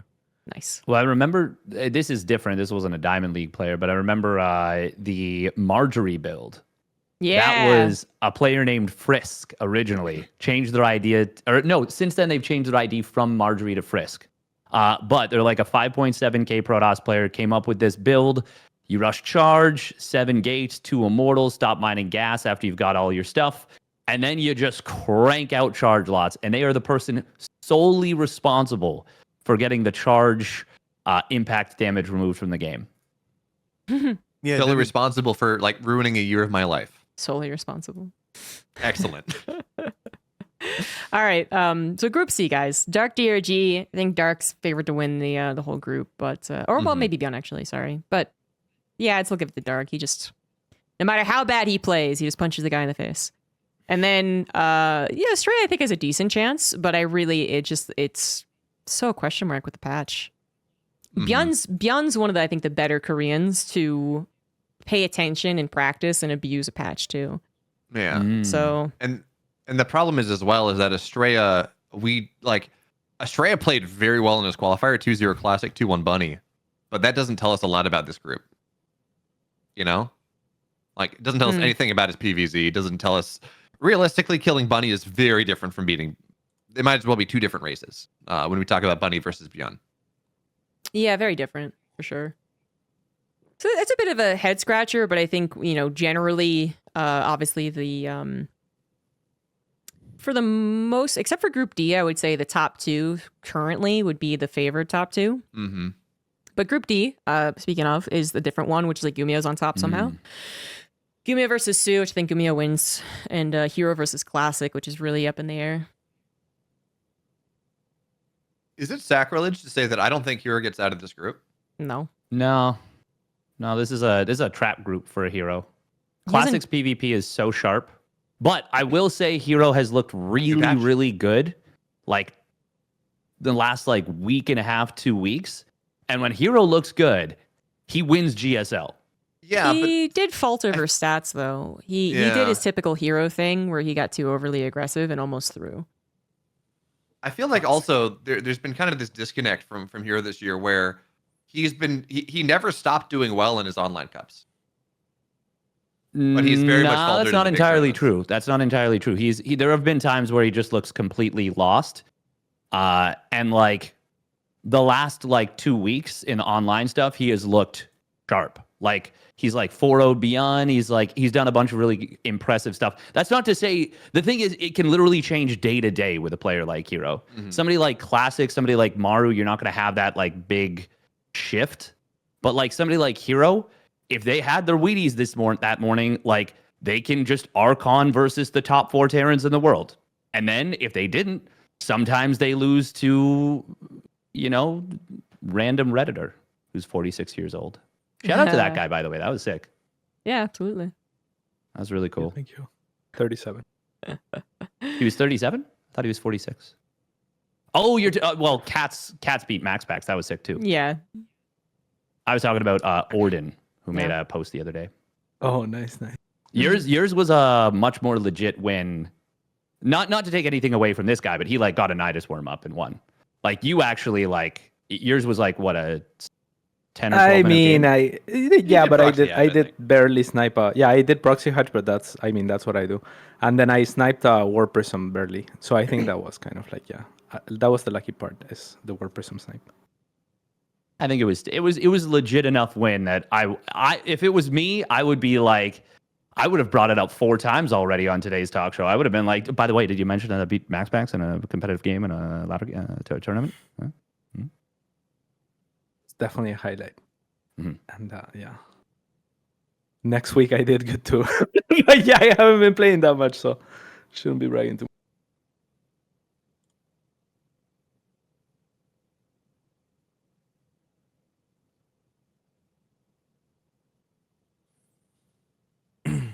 So what now? What are we doing? I got distracted by what looks like leaked Katowice news. Which is that there's no news? No, there are 2 things. And I'm trying to get I have a screenshot. Sorry, you guys are directless without me. Yeah. Well, It's your show. What do you mean? let's talk about politics. It's like Let's go. you guys I have speak a amongst whole yourselves chat. for 40 minutes, and I'm I'll be here for the entire time, but I leave once, and you're like, well, that was GSL Groups. I It's not right. don't know. No. Yeah. So why don't you I guess confirm your story here, Beowulf. It's going to be interesting. I'm working on it. But kind of in the We same will vein. fact check. Yeah, in the same vein, we can go on to EPT Winter. So That was also not, announced, but we knew it was on the way. But the only thing I can say that's really different is that they added a week. They added another playoff week. Something that I didn't really pick up on because I don't pay Wait, attention how many to weeks these was it before? announcements. Is it 3? 3 from 2? Wasn't it 3? No, it was 3 last week, right? Or last season, right? Yeah, it was 3 last season. It's 4 this season. Is it? Oh, Oh. really? I think so. That's what we were talking about amongst the So what did they do? commentators. Remove the number of days per week? Like, No, just added a whole nother like side of the playoffs. Let me see here. Let's see here. Last time they made regionals 4 weeks instead of 3. They made playoffs double elim, 2 playoff week. Yeah. So that seems to be the change. Going into the announcements. Registering for Okay. the LAN. Here we go. Regional events 1, 2, 3, 4. There you go. And it's playoffs part 1, playoffs part 2. So this is kind of interesting for GSL. Sorry, just to go back to this a little bit, because I'm just looking at the ESL Master stuff right now for Winter. So it is on topic. We've got Maru and Dark already qualified from GSL Season 2. So there is a good chance that 5th and 6th place at GSL will actually qualify. So there might end up being extra matches potentially that get played for GSL if there's, because we don't have like the janky bracket before. Actually, wait, was there already? Oh no, never mind. 5th and 6th is never mind. It's default because I was thinking it was an 8-player bracket. It's only a 4-player bracket. Never mind. So it's entirely possible that coming 3rd place in your group, but no, that could still happen if one of Maru and Dark makes it into top 4. Then there would be a 5th spot. So there could potentially be a battle between the 2 3rd-place players in group stage 2 for GSL to determine who goes. That could be interesting. I see what you're saying. There's they've already taken the slot, so there could be they more could contention. push the slots down. Yep. Also, talking about this, I don't think we're getting extra games, right? Because this is Thursday through Sunday, and then Friday through Sunday, instead of, because last week playoffs were Tuesday through Sunday. Oh, I see. So- Good point. Oh. Good point. This is just them trying to make sure that all their broadcasts are when more people are going to watch. yeah, the weekend. That's kind of smart. I like Yeah. that personally for me. That's I good. mean, It's good for me. Good for me. That means that I have a stream again, which is great. It's beautiful. Thank you. Yeah, no, good point. Good catch. Which I think actually that does make a lot of sense. 100%. Yes. We were definitely talking internally about how making us do more work after they've already had trouble getting production is a bit questionable. But it seems like they've actually kind of consolidated instead, which I think is great. Means makes life easier for Wardy for running the entire set of playoffs by himself. Yeah, if he does. I guess. That's we discussed this briefly after the last one, which is just that the format and production and whatnot has been certainly worse received. Viewership for the last regionals was pretty bad. Yeah. Wardy would stream when like Behemoth was doing production, and he would get more viewers for like Europe, which is our highest viewer one. So yeah, that's kind of sad. We're hoping it's a little bit better, but and with the maybe more kind of making it a little bit more of like a thing to look forward to on the weekend rather than this whole slog, I think will help. But Definitely. The production is definitely notably, it's worse. There's no hosts, there's no change up of the commentators most of the days. And it is nonetheless still, 10-hour broadcast or whatever. So we're not And exactly also- lively. From a storytelling perspective, hopefully we'll have it this time, but we didn't have any assets that actually allowed us to say, hey, like, this is how Swiss actually works. This is how, this is where someone stands that like wins versus loss or whatever. It was really hard to kind of visually tell the story about the upcoming match. True. Which I think is a big thing because like, I don't think Swiss is all that confusing, but if people aren't used to it, it can be, especially if you're a casual viewer. Yeah. for And sure. we just didn't have the resources available to us that allowed us to say, hey, this is, these 2 players are in and this is what this means. I mean, we can visually, we can say it, But having something that was sitting there to say, yeah, Cyril's 2-0, like this is what this means. I think would have done a lot. We just didn't have those assets. Yeah, hopefully we do. But we'll see. Yeah. And then Atlanta hopefully proves to be as exciting as it was last year. Mhm. Oh, it was fantastic last time. Yeah, So but with good. the commentators on site. Yeah. But no further news on that one. On the Katowice front, I don't have a link to a Liquipedia. Unfortunately, I'm trying, but I can't. But there are two small leaks coming out about the World Championship. One is that on the IEM Katowice webpage, there is a FAQ that says, "Will there be a StarCraft 2 event?" And I put the screenshots in our chat. That's certainly we're working on the deals of IEM StarCraft 2 Katowice, which kind of implies that it will be at Katowice. We just don't know in what form yet, which is more than we knew previously, just that there was going to be a World Championship. We don't know where it is. However, the other thing is that there is someone sent me a screenshot I found a screenshot of a Liquipedia page for StarCraft 2. That is a $500,000 tournament, which is Katowice, like that's Katowice level. For IEM Longyearbyen, which is another place it's near That's Svalbard. not a real place. Yes, it is. That's made up. That's a made up name. I'm looking at it, and I could have sworn I Googled Googled it, and it comes up, and there's pictures, and I don't believe it. It's called just because of the name? Longyearbyen. Yeah, it's a mining town in Svalbard. That's offensive, Dave. No, it's punching up for the Swedes. It's fine. Well, Or it's, Norwegian, sorry, in this case. Norwegian. Yeah. It's punching up. Now you're punching. No. Those Europeans have all the good stuff, man. Look at this place. Look at this. Is this what we're going to be doing in winter? Oh God, this is where we're going to be casting from, guys. Which Right here. which house I'm willing to lined bet up that in this a one's row a little would less you- likely. I would like house number 7, please. In this perfect row of houses. I'm willing to bet this one is far less likely, but this is something that Mixu has been, Oh my Oh God, my we can go God. contaminate the global seed vault. There we go. Ruin humanity. This is Nice. interesting. Why would they do it here, though? I don't think it's likely. I think this is Mixu giving us a hard time. I think this is Mixu baiting us. Wait, the Wikipedia? Yeah, Page? I think that one's the Katowice stuff that it's in progress, but we don't know anything. Yeah. Yeah. But this is not right. This is likely a bait. I mean, but it is funny. what is the Spitsbergen venue?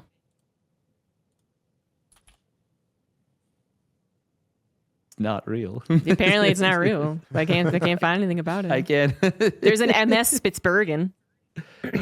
Oh my God. Oh my God, it's a boat. Is it on a boat? It's happening on a boat. Oh man. That's so I mean, funny. there is an arena in Svalbard called Arctic Arena. I don't actually know if that's an actual. Oh no, never mind. It's not. There's literally no reason to do it in Norway. no. Yeah. Because you just be No, like, unironically, there is a arena in Svalbard that advertises the world's northernmost gaming event. I was gonna say Oh, it's shit, so link far it. north. link it. Here you wanna go. see what I this got shit you. looks like. It's like at the North Pole. It is. I watched that chick who like lives in Svalbard or whatever on Instagram. Yeah, Svalbard is the Svalbard or Oh my God. what is it? Longyearbyen is the world's furthest north town that has over 1,000 people living there year round. The Arctic server. Did someone quickly make this website to troll us? Yo, if they did, this is that would be really impressive. Wait, people Tip would of the lie on hat. the internet? I can't believe this. the world's northernmost. Picture gaming event. this. The sun is below the horizon all day, and the northern lights dance across the sky, occasionally, not always. Who's going to tell us it's time to stop playing? It's the northernmost That's Vegas. So funny. Pretending the gamers know what the sun is. That's this is weird. funny. All of our town at different venues, so it's not an arena. It's like a bunch of people's houses that they set up PCs at. Oh my God. We are testing pilot for 5G technology. Well, yeah, no one's around.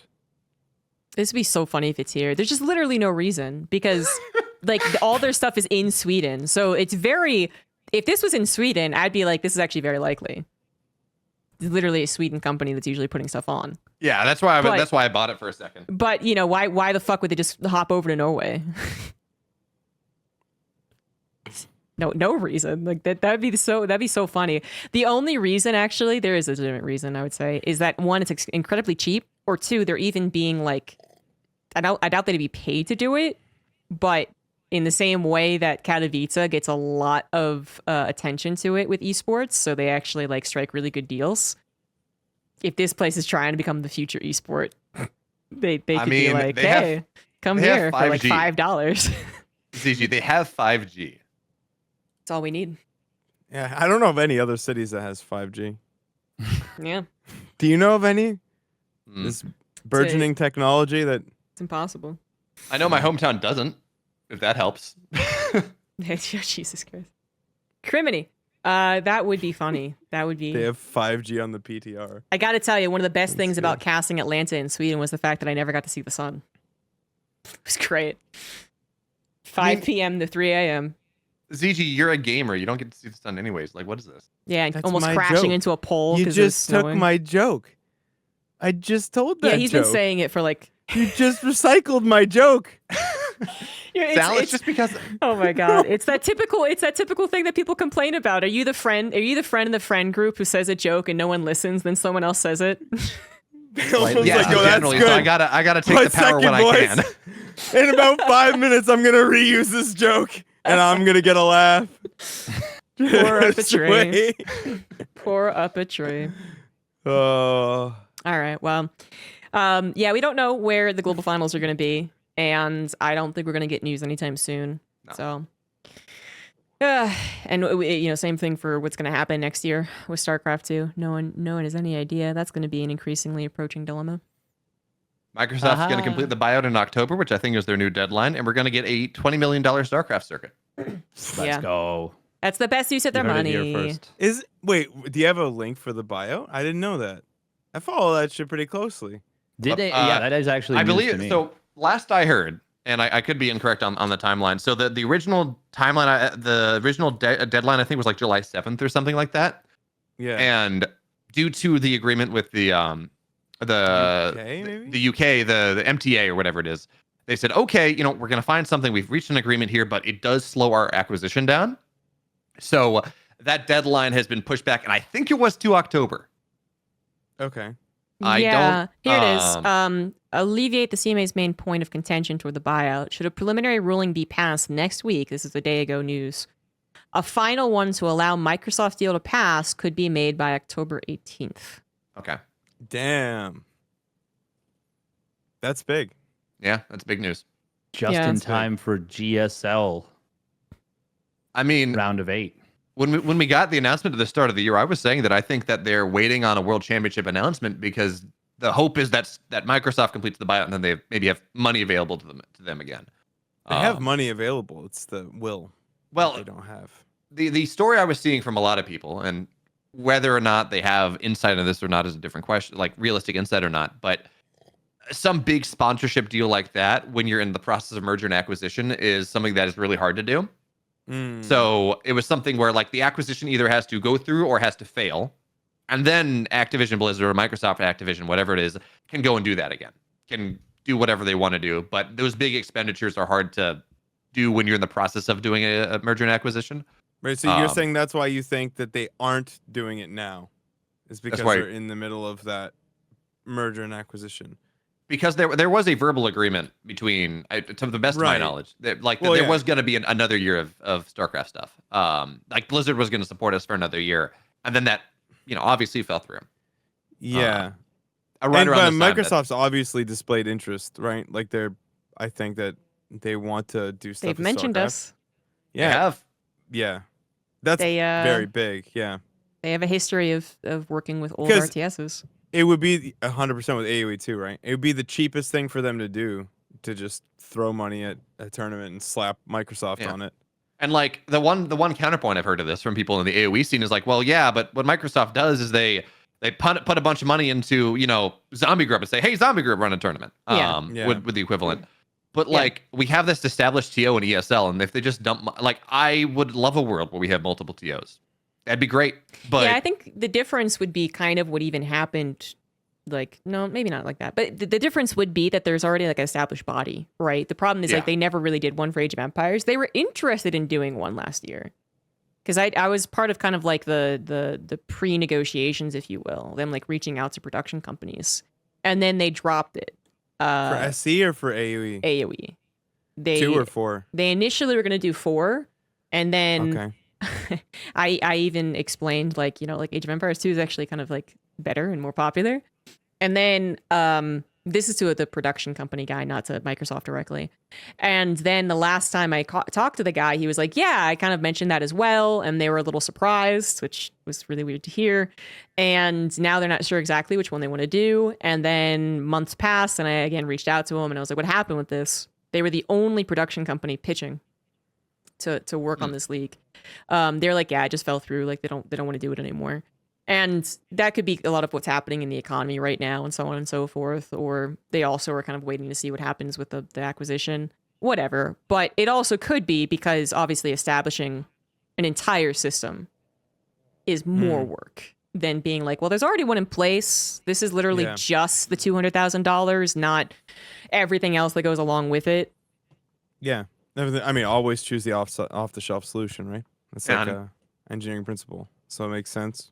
If they were to do that, just like pitch money at someone who's already doing the thing. And SC2 is like quite a bit bigger than AoE 2, right? Well, kind of. Like, I think as far as viewership, it still does well. It's more that it's a far more concrete esport because, again, they just throw money at a particular streamer. So, like, which one? AoE 2 is? Yeah. AoE 4 is not good right now. No, I know, but I didn't realize AoE 2 was still so hot.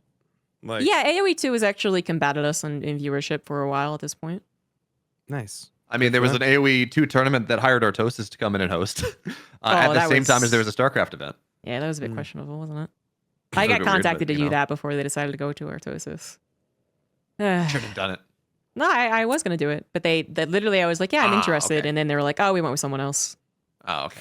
Not you saying no, and then they pivoted. No. Okay. So, yeah, but that was a pretty poorly. I had to give them so many suggestions when I did talk to them. I feel like I deserved an advisor credit. Like I tried to watch that, like the quality was just because I'm like, hey, what's up? I had to explain to them that the stage host and the desk host were different. And then explain, like, they were like, oh, does it have to be? And I was like, well, no, technically it doesn't. But if you're going to have a stage, you can't have the desk host do a desk segment and then run over to the stage. So yes, you can. Just have to be really fast. They just have to train for the role. That's it. Yeah. You gotta mic up. Can run a 5K. You gotta mic up the floor, the track, so you can hear the pitter patter of their as they run. Put the mic on a rail. This has happened to Dota, I think, because this was like Dota was getting so much controversy because of Frankie, unfortunately, but then also one of like their interviewers, and he was like not an interviewer. He was hired at the last second. Yeah, and one of the things happened where he was like he wasn't told he was supposed to do an interview or something like that, but he arrives at the interview and he very noticeably is like red and sweaty and shaky. And people were like, "Oh my God, this guy's really not prepared to do this. You guys, I can't believe you did this to him." And apparently, it was because he had to literally run across the convention hall. And anytime they like panned over to the player, it was him being like, yeah, and to make matters worse on this one as well, this was the losers interviews at TI. Oh God, that's so, right. Like, not only is it he's out of breath because he was a caster that was asked to do these loser interviews, he had never done them before. And like loser interviews are hard because there's a whole subtext of you're being washed out of this $40 million tournament, and he's breathing hard. He's like, and he also sounds like it was just. Yeah, it was bad. It was very unfortunate. So tell me where you fucked up. How bad do you feel right now? Is it as bad as I do because I'm out of breath and I'm not in shape? Yeah, that's he actually had to say something about it, where it's like I didn't get to think about my questions. I kind of just said what was on top of my head. And fortunately, I think he was kind of like in okay position in the community, so they forgave him. But anyway, the Age of Empire ambition to like be kind of more like a settled esport. I don't know what you want to call it, you know, like a produced esport or something like that. Seems to have fallen before it got started. And I mean, they had their castle tournaments. Red Bull does that, and Microsoft is like, yeah, by all means, go ahead. You know, here's some money. But that would then be kind of, again, what we're talking about, which is like, if someone is willing to be like, yeah, just give us some extra money and we'll just continue doing what we're doing. StarCraft 2 is the better option. So here's the question. Well, this is just, I guess, more out of field. If Microsoft buys out, is there a world where Red Bull comes back? So no longer do you have the whole like Blizzard freezing them out of WCS stuff. Yeah, man, I am actually so sad about that. You know, I just reminded about how freaking terrible COVID is for the obvious reasons. But the additional reason is that we had a 3-year contract that did not involve Blizzard after Blizzard soured relations with tons of tournament organizers.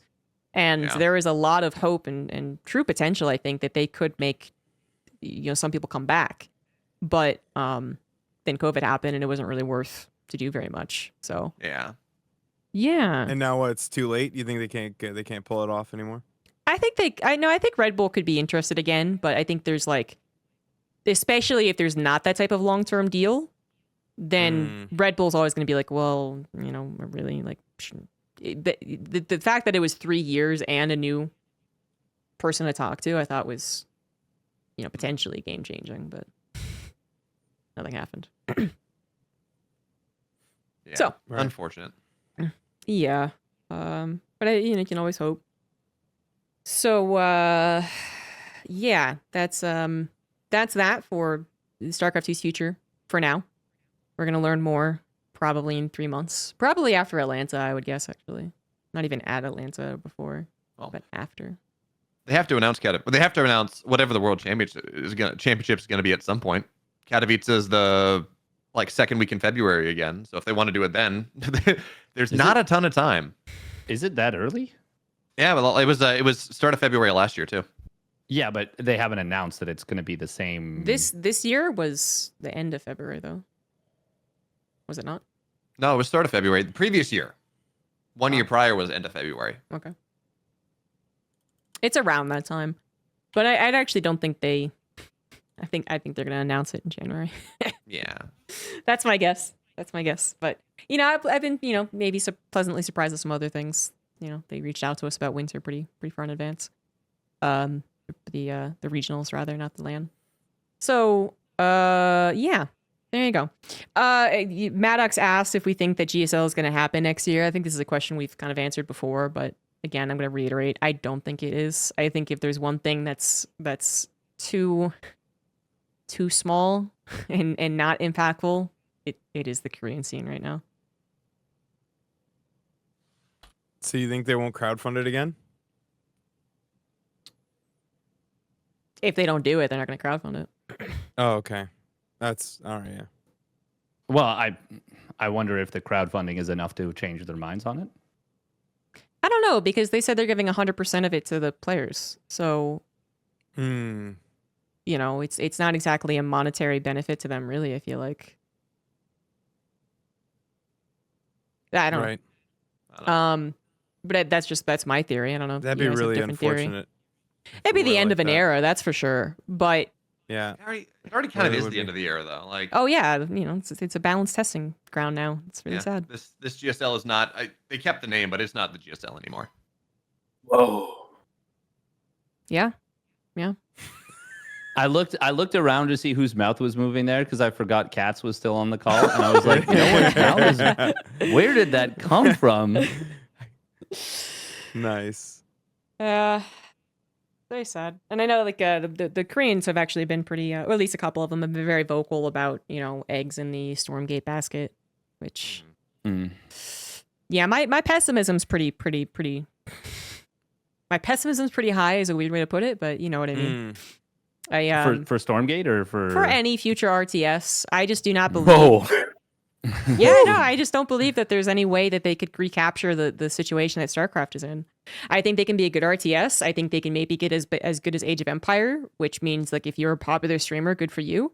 But as far as the job that I want to do, I don't think it's going to exist unless StarCraft continues to be supported. Damn. Damn. That's a hot take. Actually, is that even a hot take? Is it? That's like, I think that's a pretty common take. Yeah.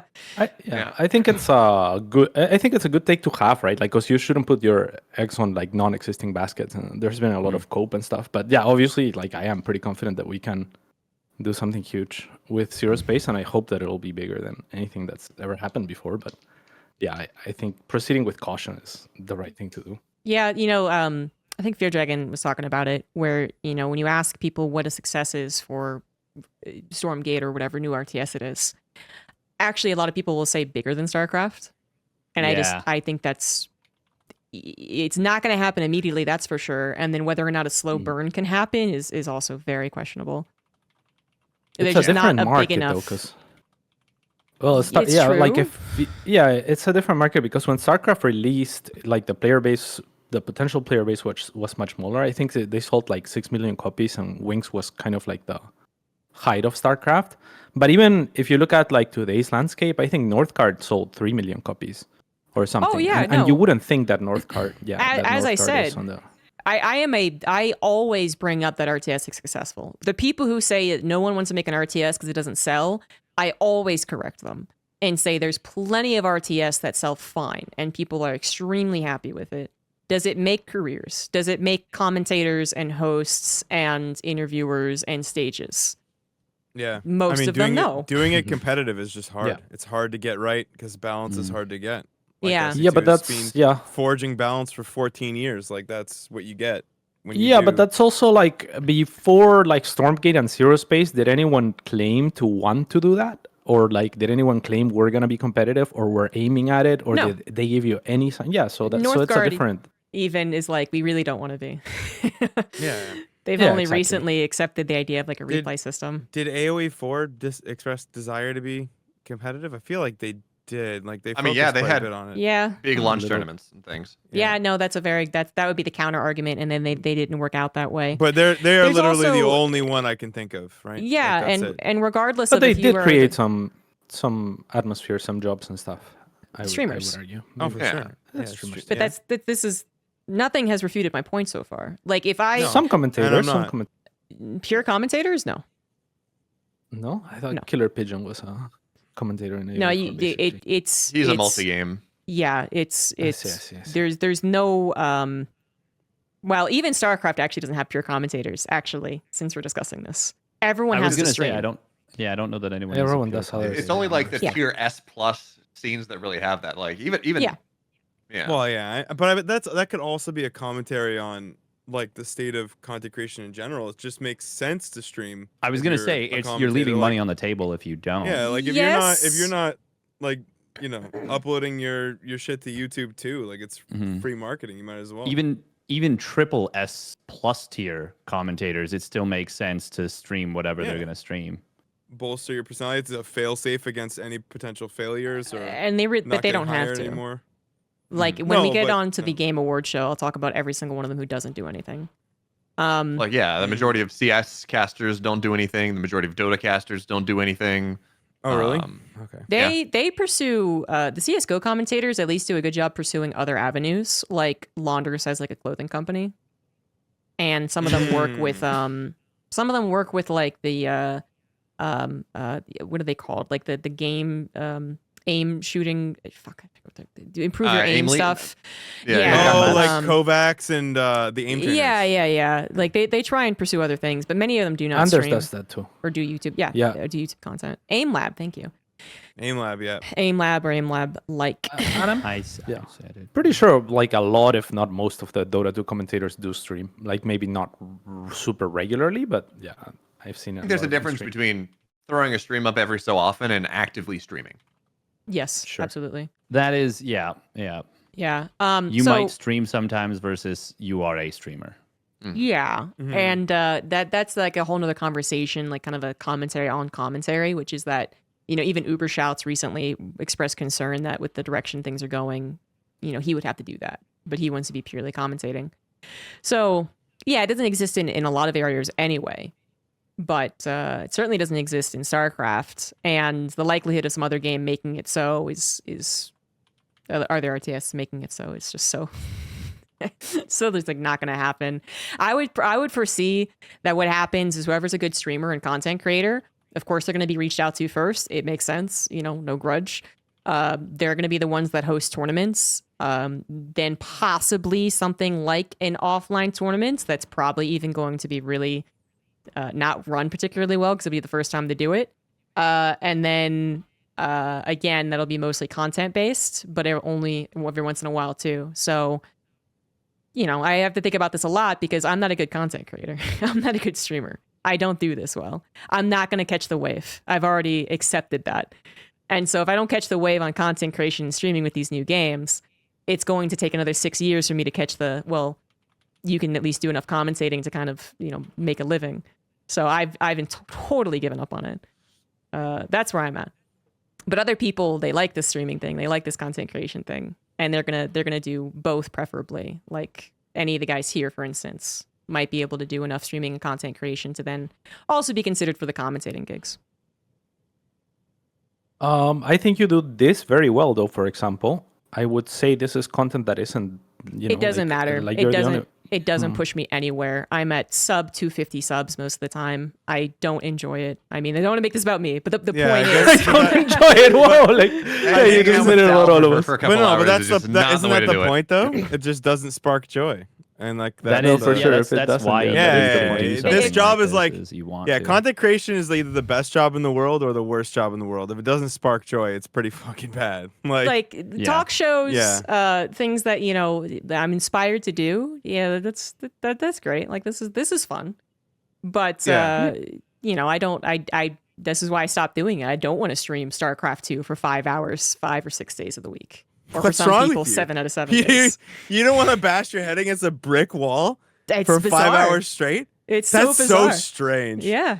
What I a know. strange thing. And just people sitting there in fucking chat weird, telling you dude. why you're bad on top of it. Yeah. That's so strange. You guys are just so weird. I had a funny moment in chat. The other day, yesterday, I think. I was just playing, and somebody was like, "Man, your multitasking seems pretty bad." And I was like, "Well, yeah, I guess so." And then like chat kind of just went off on him, and they were like, "What do you mean? Like he's playing at like 350 APM? Like what are you on about?" And then they're like, "Yeah, like whenever I watch Cyril and Rainer stream, they're so much faster than you." And I was like, that is a very specific RTS problem. Where like you can whenever I play tennis with Roger Federer, I always get my ass kicked. It's fucked up. Yeah, like your stream, like there's so much elitism in this community. Like if you want to stream and you are not Masters, you're probably not going to Masters Plus. You're not going to go anywhere probably. In defense of the community, this is the least elitist I think it's ever been. You can make it. You can make it as a shitter now. You couldn't make it as a shitter before. Yeah, I think so. Because everyone expected that from people. With the uprising of just kind of more casual approaches to streaming. I mean, you can argue all day about like their GM, bronze GM stuff and how ethical it is, but there's a lot of just watching the top tier players getting the subs and the content. Absolutely not. There's a chance for everyone here. But then sure. all of your time would then have to be going into being a better streamer and content creator. Yeah, that was my point. Yeah, like on that topic, really quickly, if I may interject, like being a better streamer, content creator, I think a lot of that has to do with like the ambience that you set for your stream and stuff like that. And Sal's carpet is just fucking dreadful. I knew it! Fuck you! I fucking should have stopped you, you stupid ass! I knew you were going for that. Shut the fuck up with your purple ass lights. Nice. Oh my god, you're fucking like 2 ISO. Can barely see your ass in the dark. Oh my god. This fucking Sal, guy. It's because what matters is the gameplay. Not the person on the camera. That matters is the gameplay. So in case anyone's watching at home and you're struggling how to get under Sal's skin, really get under it. Shut the fuck up, Dave. Seems like carpet might be might be Fucking a sticky Katz is in my chat the other day. He's like, man, I don't like your carpet, man. Everyone agrees. And then my entire chat turns around and goes, dude, the carpet's fine. He's like, everyone agrees, man. Everyone agrees on and the carpet sucks, bro. He starts linking carpets and everyone's like, dude, I don't like any of these carpet choices. He's like, That's no, because you said if you buy me a carpet, I will put it. And I said okay, and I started giving options to the chat so that I would buy no you a one carpet. liked your taste, though. For what it's worth, I like Oh, self No, it was a Yeah, great it's fine. discussion. Like people didn't like my taste for you, but that's different. I mean, it's just your carpet what? is just not it. Listen, don't do this to ZG, okay? She doesn't need to sit here and listen to this fucking argument. You're right. I had to listen to it for like 3 hours the other day, man.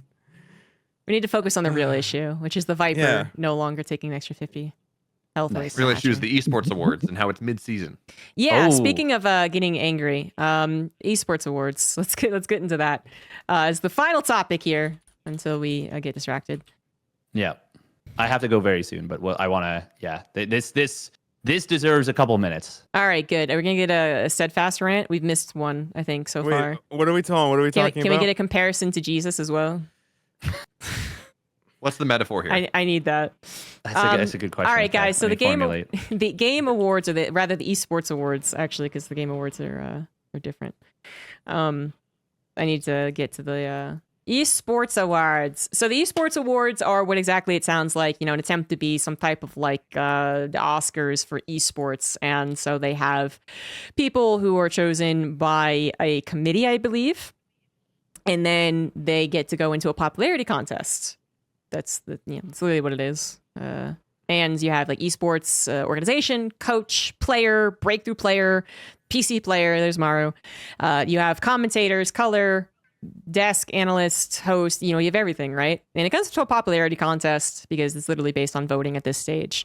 But I fucking hate the Esports Awards. I understand why they're a thing and what they try to do, because no one would consider the Oscars prestigious if they didn't first just like suck dick and whatnot, you know, 100 years ago, whatever it was. And now everyone's like, oh, thank God I can get an Oscar. That really helps me out right now. But basically everyone that is nominated here is basically helping Esports Awards until it actually does it enough that then people are like, oh, it means something. But, you know, it's not at that stage yet. So, yeah, like I understand. I just fucking hate it because it's very clear that what they do is they follow like 4 of the main esports, like the 5, like, you know, ones that have entered into the zeitgeist of esports meta, and whether or not they're still very popular is not even an issue because like fucking Overwatch keeps getting nominated. But then they also throw in like 1 or 2 like maybe like fighting game or like mobile game or something just to feel like they actually did something, like actually judge. And then they put up a popularity contest, and I fucking hate it because I've watched so many of my peers and so many people that I've looked up to and thought did wonderful work get completely ignored because they're not in the right game. And I think the judges do absolutely no actual judgment of the commentary. And this is a situation in which I would love to just be, you know, I'd rant and be negative. But I actually have suggestions about how they could make it at least a little bit cooler. For instance, anytime they actually nominate someone, you describe why they're nominated and then show highlights of what you thought were, you know, good qualities. So for the players, obviously, you could just list a bunch of achievements. That's fine. But for the commentators, you could literally be like, look at how Uber Shouts does this, this, and this. This is what we believe is the qualities of a good commentator. But no, they don't. It's literally just like the same panel over and over again. And they do reach out to sometimes other people, but then there's absolutely no process. I've talked to people who've been reached out to. Literally, they responded back with, well, how much time do I have to invest into this? And what's the process of deciding on, you know, who gets chosen? And the email back is, oh, you don't have to put any time into it. Then it's not a fucking contest. What are they judging? Nothing, it's apparently. Like, even just reaching out to like every scene and saying, who is the best player? Who would like... whatever, like someone reach out to you and say, yeah, who's the best player of the last year? I don't know that it's Maru necessarily, you know. Rainer? Yeah, I think Cero. Rainer has a solid claim Cero. to it. Oliveira would be. breakthrough or something. I don't know. Like there's a discussion to be had there, but I'm not sure that it's like, I guarantee you they said, oh, we know Mario's a good StarCraft player. Okay, let's go. He's won a couple GSL. Oh God. So no shit on Artosis, but that's 100% why he was nominated kind of at the last second last year. Was because he had announced that he's leaving GSL in Korea. And it made enough of a splash in the general news, because Tastosis is a big deal, that they were like, oh yeah, by the way, maybe we should finally like actually consider him. Not the years in which he was considered the greatest color commentator, but rather the year that he decides to leave and has focused much more on Brood War, to be honest. Yeah, it's weird. It's real weird. Yeah. It's the equivalent of giving a superstar player a huge contract after they like have had their best years are behind them, and they're like, man, this guy used to be really good. We know he's 42 now, and one of his knees is made of maple syrup. But I think if we give him $160 million, I think he can be great again. And you're like, well, yeah. I mean, and like I think it's more like inducting in the Hall of Fame. It's like that would have been fine. Into a Hall of Fame. Yeah, that would have been fine. And like part of the problem also is that esports is so disparate. So like a lot of I guess there's like the ESPYs or something, and there are like pan sport awards, but for the most part, awards like that are like you have the baseball award show, whatever they call it. But like when you get the for the players, and you get Cy Young and Silver Slugger and whatever, and then football has their own award show and whatever, right? Because it's within that scene. And the Oscars, primarily movies, and you have what's the other one? Like you have the TV show one, whatever it is, and then you have Tonys, which are, and you have the Emmys for TV, and you have Tonys for stage plays, and they're all recognized as different things. But because esports is still so small, and because scenes are so disparate, they're like, we're gonna put them together. It's just, which means it doesn't mean anything. Weird. It's weird to like have that and then not do your homework on all of it. Like at least, and you don't even have, you can just literally have a consultant who like, yeah, hey, here's an expert. They know their shit. Cool.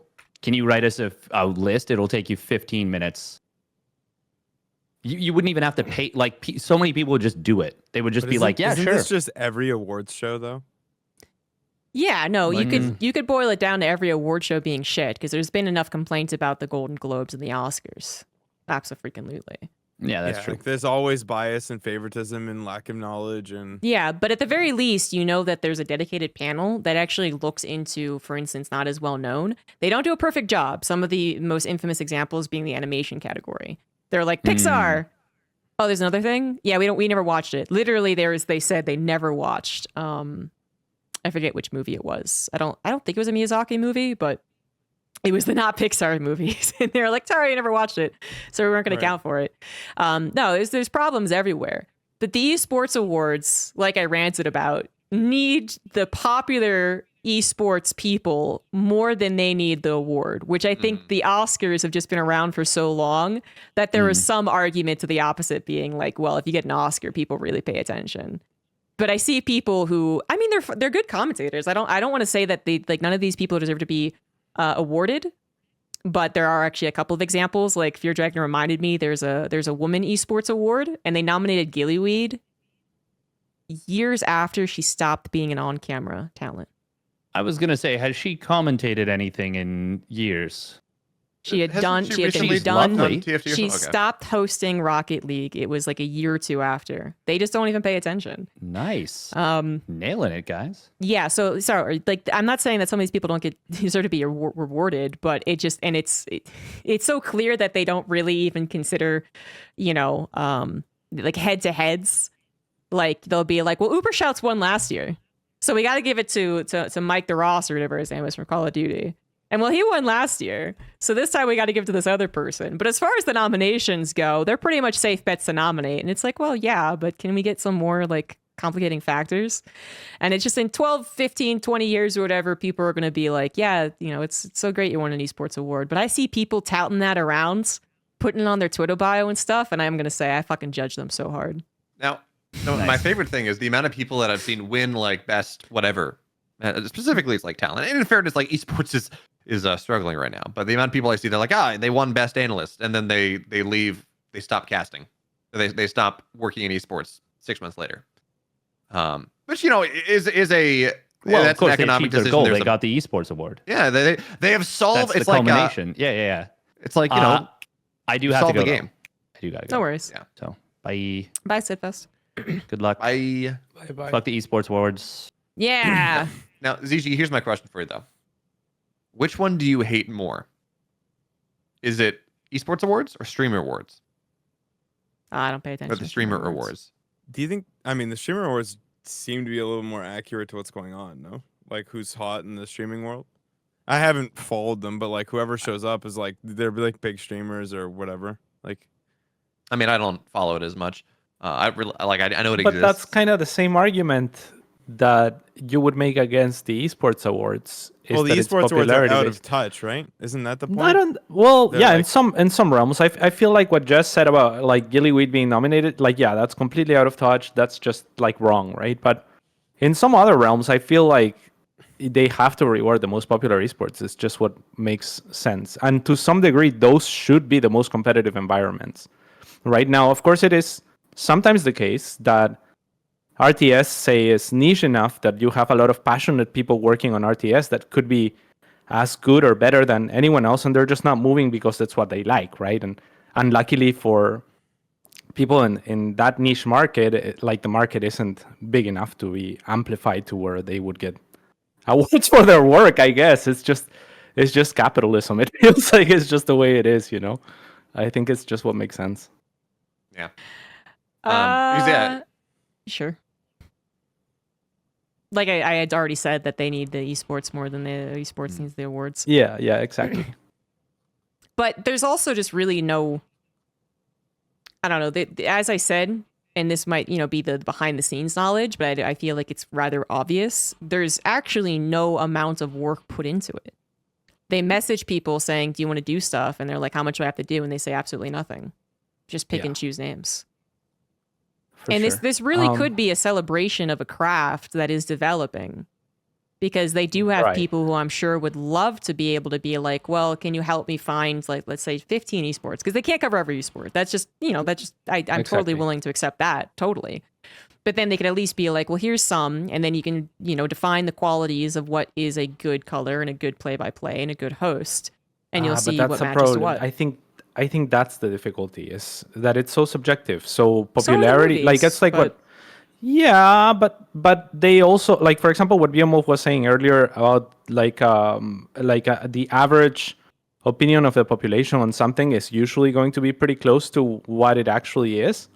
So that's kind of popularity to some degree, right? So if you just nominate the 5 most popular casters, that means that the wider audience has decided to indict them with that position by virtue of whatever their virtues are, which are abstract. You can't know, like, oh yeah, he or she is really good at these specific things, but the conglomerate of people say, these are the people that we want to see because those are the people that we follow for whatever reasons.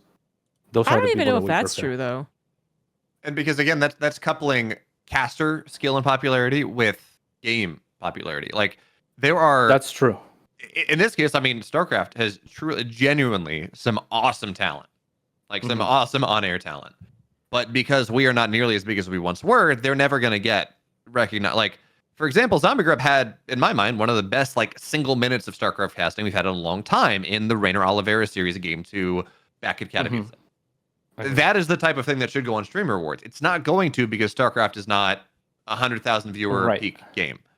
Right. And that says nothing about ZombieGrub's skill or her popularity within our scene. That says everything about how big StarCraft is or is not. That's right. Yeah. I was going to go with a different example, though, to kind of stay on the popularity point, which is that Tastosis remain ever popular throughout history and throughout esports, because everyone, anytime they're brought up in any non-StarCraft conversation, people show a lot of respect to them.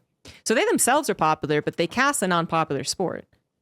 So they've never been nominated until Arthrosis made that announcement that he was leaving. Yeah. So it really is down to the video game popularity, not even the particular person popularity. Yeah, first the video game, then the person. Which I would even accept your kind of like, well, if everyone agrees, if they're popular for a reason. It's probably because they're pretty good. But that's not even the case, actually. It's literally just at the game. Yeah, is yeah. and not First even the game. Yeah. and not even the most popular, as I had said with Overwatch. I would say that it's absolutely not. Their viewership is really in the gutter compared to a lot of his other tier 1 esports that get chosen. But they kind of made it into, like I said, like the zeitgeist is the only word I can think of, which is that people just, they know that, you know, it was there and it has good talent. So it's a safe bet to nominate again. Yeah. Yeah, I think Overwatch would be the exception to basically game first, where it's already established and they're on the way out. But yeah, I mean, I would imagine in 2 or 3 years you stop nominating Overwatch people, right? Like, yeah. Well, Maybe then the even- argument Isn't is this their, easily like- made that you shouldn't because Uber Shouts does deserve. But, you know, yes. but that's not. But it doesn't make sense anymore. Yeah. Yeah, we're kind of agreeing that that's definitely not what they're going for. There's also Is this their last definitely. season? Huh? Is this Overwatch's last season? No. I mean, people guess that it is, but we don't actually Right. know. Okay. Their teams are pulling, or their teams are getting paid to pull out. But Yeah, they have the option to pull out.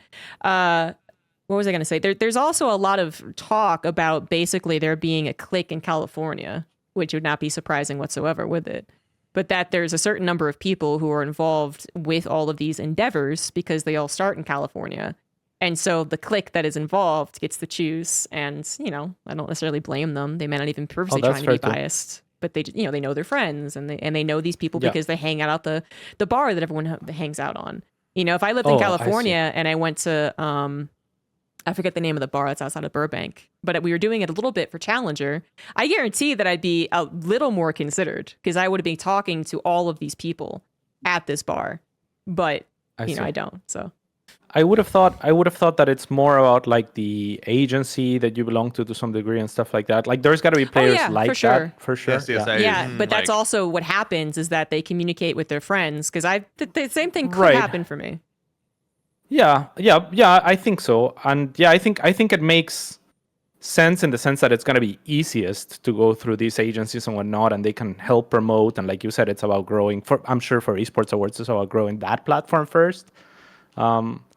So yeah, like I'm sure there's like some degree of nepotism and stuff like that, but at the same time, like it kind of makes sense because these agencies are going to be trying to select the most popular talent, right? That's who can represent them best.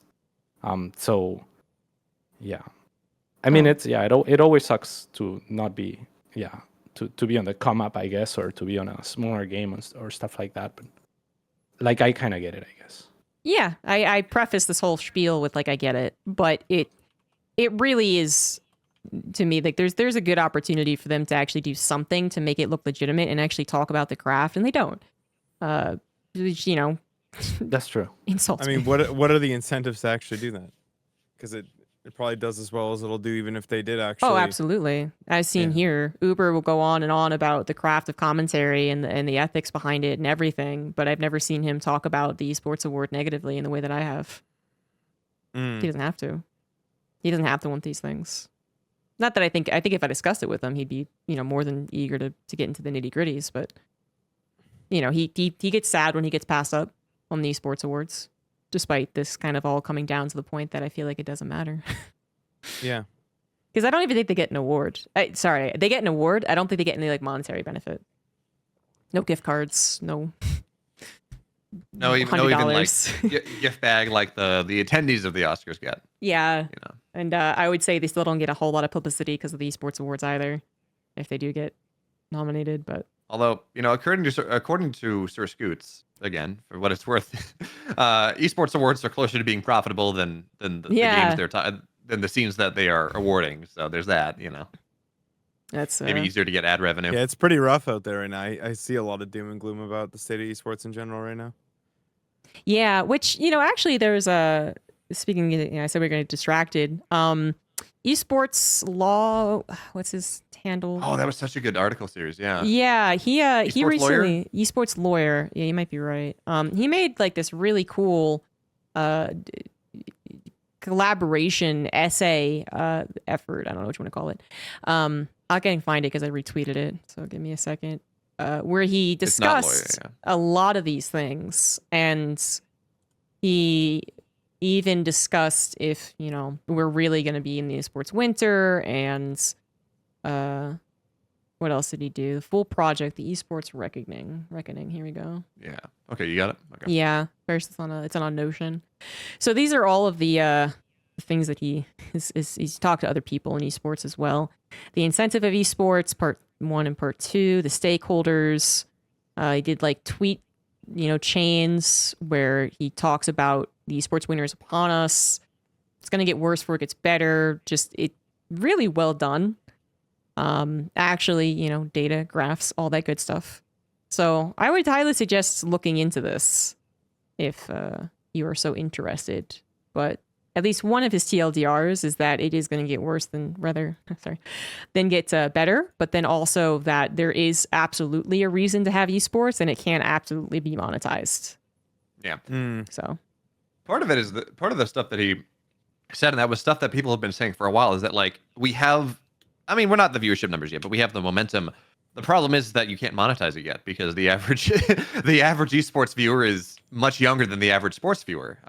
And the fun thing about that one is StarCraft is probably one of the lone exceptions, or at least more of an exception, because we've been around for 20-ish years. Like the average StarCraft fan is a lot older than the average esports fan. But we've made that argument before. So. Mm-hmm. I don't know. It is clearly not drawn the kind of the sponsorship that we would like to see. It's like, we're smaller, but our average, sponsorship impact per viewer might be higher, and still hasn't drawn much. So, I also say again, the Esports Awards seem to always make it a note to actually put someone from a not popular esport. It's just pick and choose. Usually a fighting game. You're even then, like fighting games are getting pretty big. They are, but I wouldn't say that popular, they are nearly as like settled and concrete as League of Legends. Do you think COD. that's because fighting games tend to be like FGC, like the whole?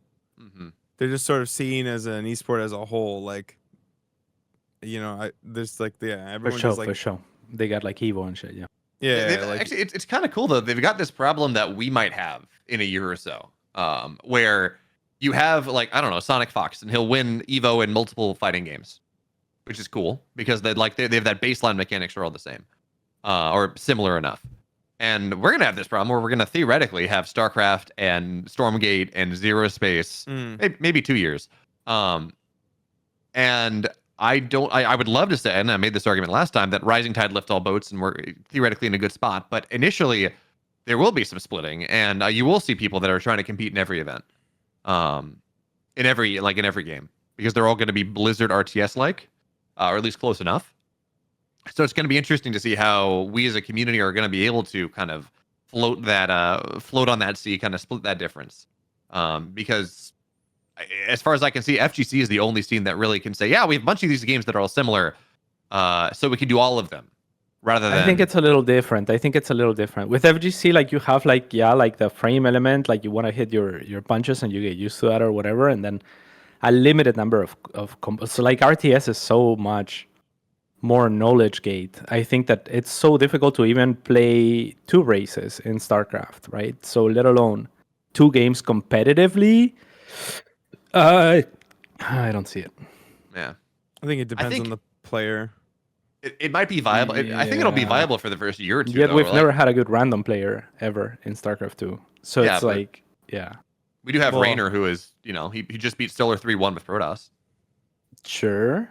Yeah, so he's like, if he gets his Terrence like 6'3", right? So like Raynor's pretty close. Yeah, Raynor's beaten Max Pax with sure, but that's like 13 years into a game, and it is switching races, which is significantly easier than switching to a whole different game. Oh, for sure. Yeah. So I'm just saying, like, it doesn't happen where one player is good with. It's never happened when one player is competitive at the highest level with random inside of StarCraft 2. So to think that a player is going to be competitive at 2 completely different games at once is, I think, I mean, unless we start doing like triathlons and shit like that, and that becomes the standard where you gotta win at StarCraft, Stormgate, and Zero Space, and see. And whoever wins the most like that, like actually wins the trophy, then we're gonna have diversity and although I think like spread mediocrity. Although I think in fairness, like that's something that will be possible for like the first maybe 2 years of Stormgate and Zero Space. Like look at how bad people were at StarCraft and Wings of Liberty compared to where they are now. Yeah, so you it'd have be these. even worse if they were splitting time. Not necessarily. It's like if you have this baseline mechanics and you can just figure something out and go for it. I think it is a little bit less refined and therefore more viable. But yeah, I don't know. Yeah, it really depends on whether or not you think that there are players who are at the peak of what SC2 can kind of be now, like mechanically. Because if they are, then all it takes is updating knowledge. There's no mechanically scope though. Like mechanics are just repetition, right? So there's a baseline to where like there's a lot of repetitive tasks that transfer over from one race to another, or even like from Warcraft 3 to StarCraft 2 or whatever. Like there's a percentage there. But the rest of it, like if you're peak at something, it's because you're doing it over and over and over. That's mechanics, right? Like it's not like you're just better mechanically than me. It's that if you're better, if you're perceived as better, faster, like more polished than me, it's because you've done it more than me, right? And so like if you split your time trying to do multiple things, you're just not gonna be as good. I think at the top though, it requires less time investment to keep the mechanics up. No? And that's like, kind of. Oh, go ahead, Sal. Sorry. You just feel like a lot of players say they don't really play that are at the top. Plus, say they don't play. They watch a lot more than they play now. So it's like because it's all about the knowledge and the strategy as opposed to mechanics because they have the mechanics. So like it's possible. And it's also a question. Oh, sorry. No, go ahead. It's also a question of like how similar the mechanics are. Like Stormgate has explicitly said, "Hey, we're making a Blizzard RTS. This is gonna feel like playing a Blizzard RTS." Right, that's different from trying to play StarCraft 2 and AoE at the same time. Like I think there's a world, and like I don't know. I think there's a world where the mechanics are similar enough that it does transfer. It's possible. Yeah, maybe. I mean, players would also have to spend like a lot of time, like focusing on like changing their hotkeys for all games. Like I've played Zero Space, StarCraft 2, and Stormgate all at the same time, right? And it is difficult to like go back to any of them and not misclick, right? Because it's 3 different wirings as far as like even if they play out somewhat similarly. But I guess maybe you can have as close as possible to a hotkey profile that it messes you up the least amount possible, but it seems difficult. Yeah. For sure. It's gonna be fun to find out though. You definitely have to do like a triathlon plus the individual game, right? That would be hype. Yeah, because then everyone would agree that the triathlon is a little more mediocre. But if everyone's mediocre at it, then playing then all it's still 3 pretty games fun. at the same time. Yeah, like the chess grandmaster test, right? We have one kid playing against like 10 people at once, moving around the board. Yeah, some kid actually just comes up amazing at every single one of them. From the chat, an actual good point. Next game, pause. Actual good point to play devil's advocate to myself here. In chat, someone said we are old. 20-year-olds will have less problems rewiring. That is true. Neuroplasticity is better with younger people. And Clem did get better than me at Zero Space pretty fast. So there's that. It's like, and I think that does maybe that repetition argument also kind of disregards talent. Yes, working hard will get you to a certain point, but there's a reason that we say Cyril's the best player in the world, or Raynor's insanely talented at RTS. It's not because it's not because Cyril has literally put more hours into StarCraft than literally any other person. And that's why he's the best player in the world. It's the quality of the practice as well, I think. Well, yeah, but like there is some inherent talent. Some people will be better at once you have that baseline. Yeah. Some people will just be better because they understand how the game works better, or their neural pathways wire a different way. I think there is a natural predisposition to where some people might lean heavier towards like strategy games in general or something like that, but I don't know. I think Raynor, you bring up Raynor, he's been playing since he was like 10 or something, right? Like he was Grandmaster at like 12, but he played like crazy, and he had like supportive parents, right? Like that actually played the game as well. Like his brother is also pretty freaking good. I don't know that they're very similar people, even the two of them. Like they share some genetics, I'm sure, but I think what they share more is kind of the environment, right?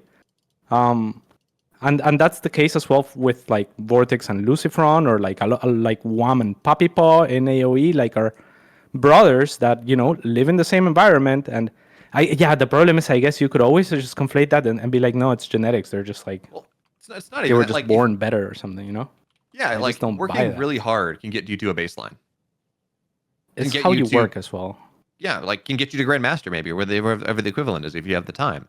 You know, my But- favorite Maru interview ever was, I think it was Haji-san or something that, like, because there was a lot of memes about like just play like Maru, right? And someone asked them like straight up, and they were like, hey, like, so people say just play like Maru, so you know, can anyone play like you? And his answer was paraphrasing something along the lines of, yeah, if they train as hard and you know have the same type of like practice, like if their practice is as effective as mine, of course they can play like me. And I believe that. Like, I think that's just the truth. But yeah, some people are more or less predisposed, I guess, to certain general areas. Yeah, and have different strengths and stuff like that, but nothing insurmountable. Like, there's still plenty of very different people at the top of StarCraft 2. So Cats, if you were to take, say, a random selection of, say, 50 people, okay, just from across the world, and you said, okay, we're going to have you all train in the exact same way Okay. in StarCraft for 10 years. Mm-hmm. Would you expect them all to have the exact No, same of course results?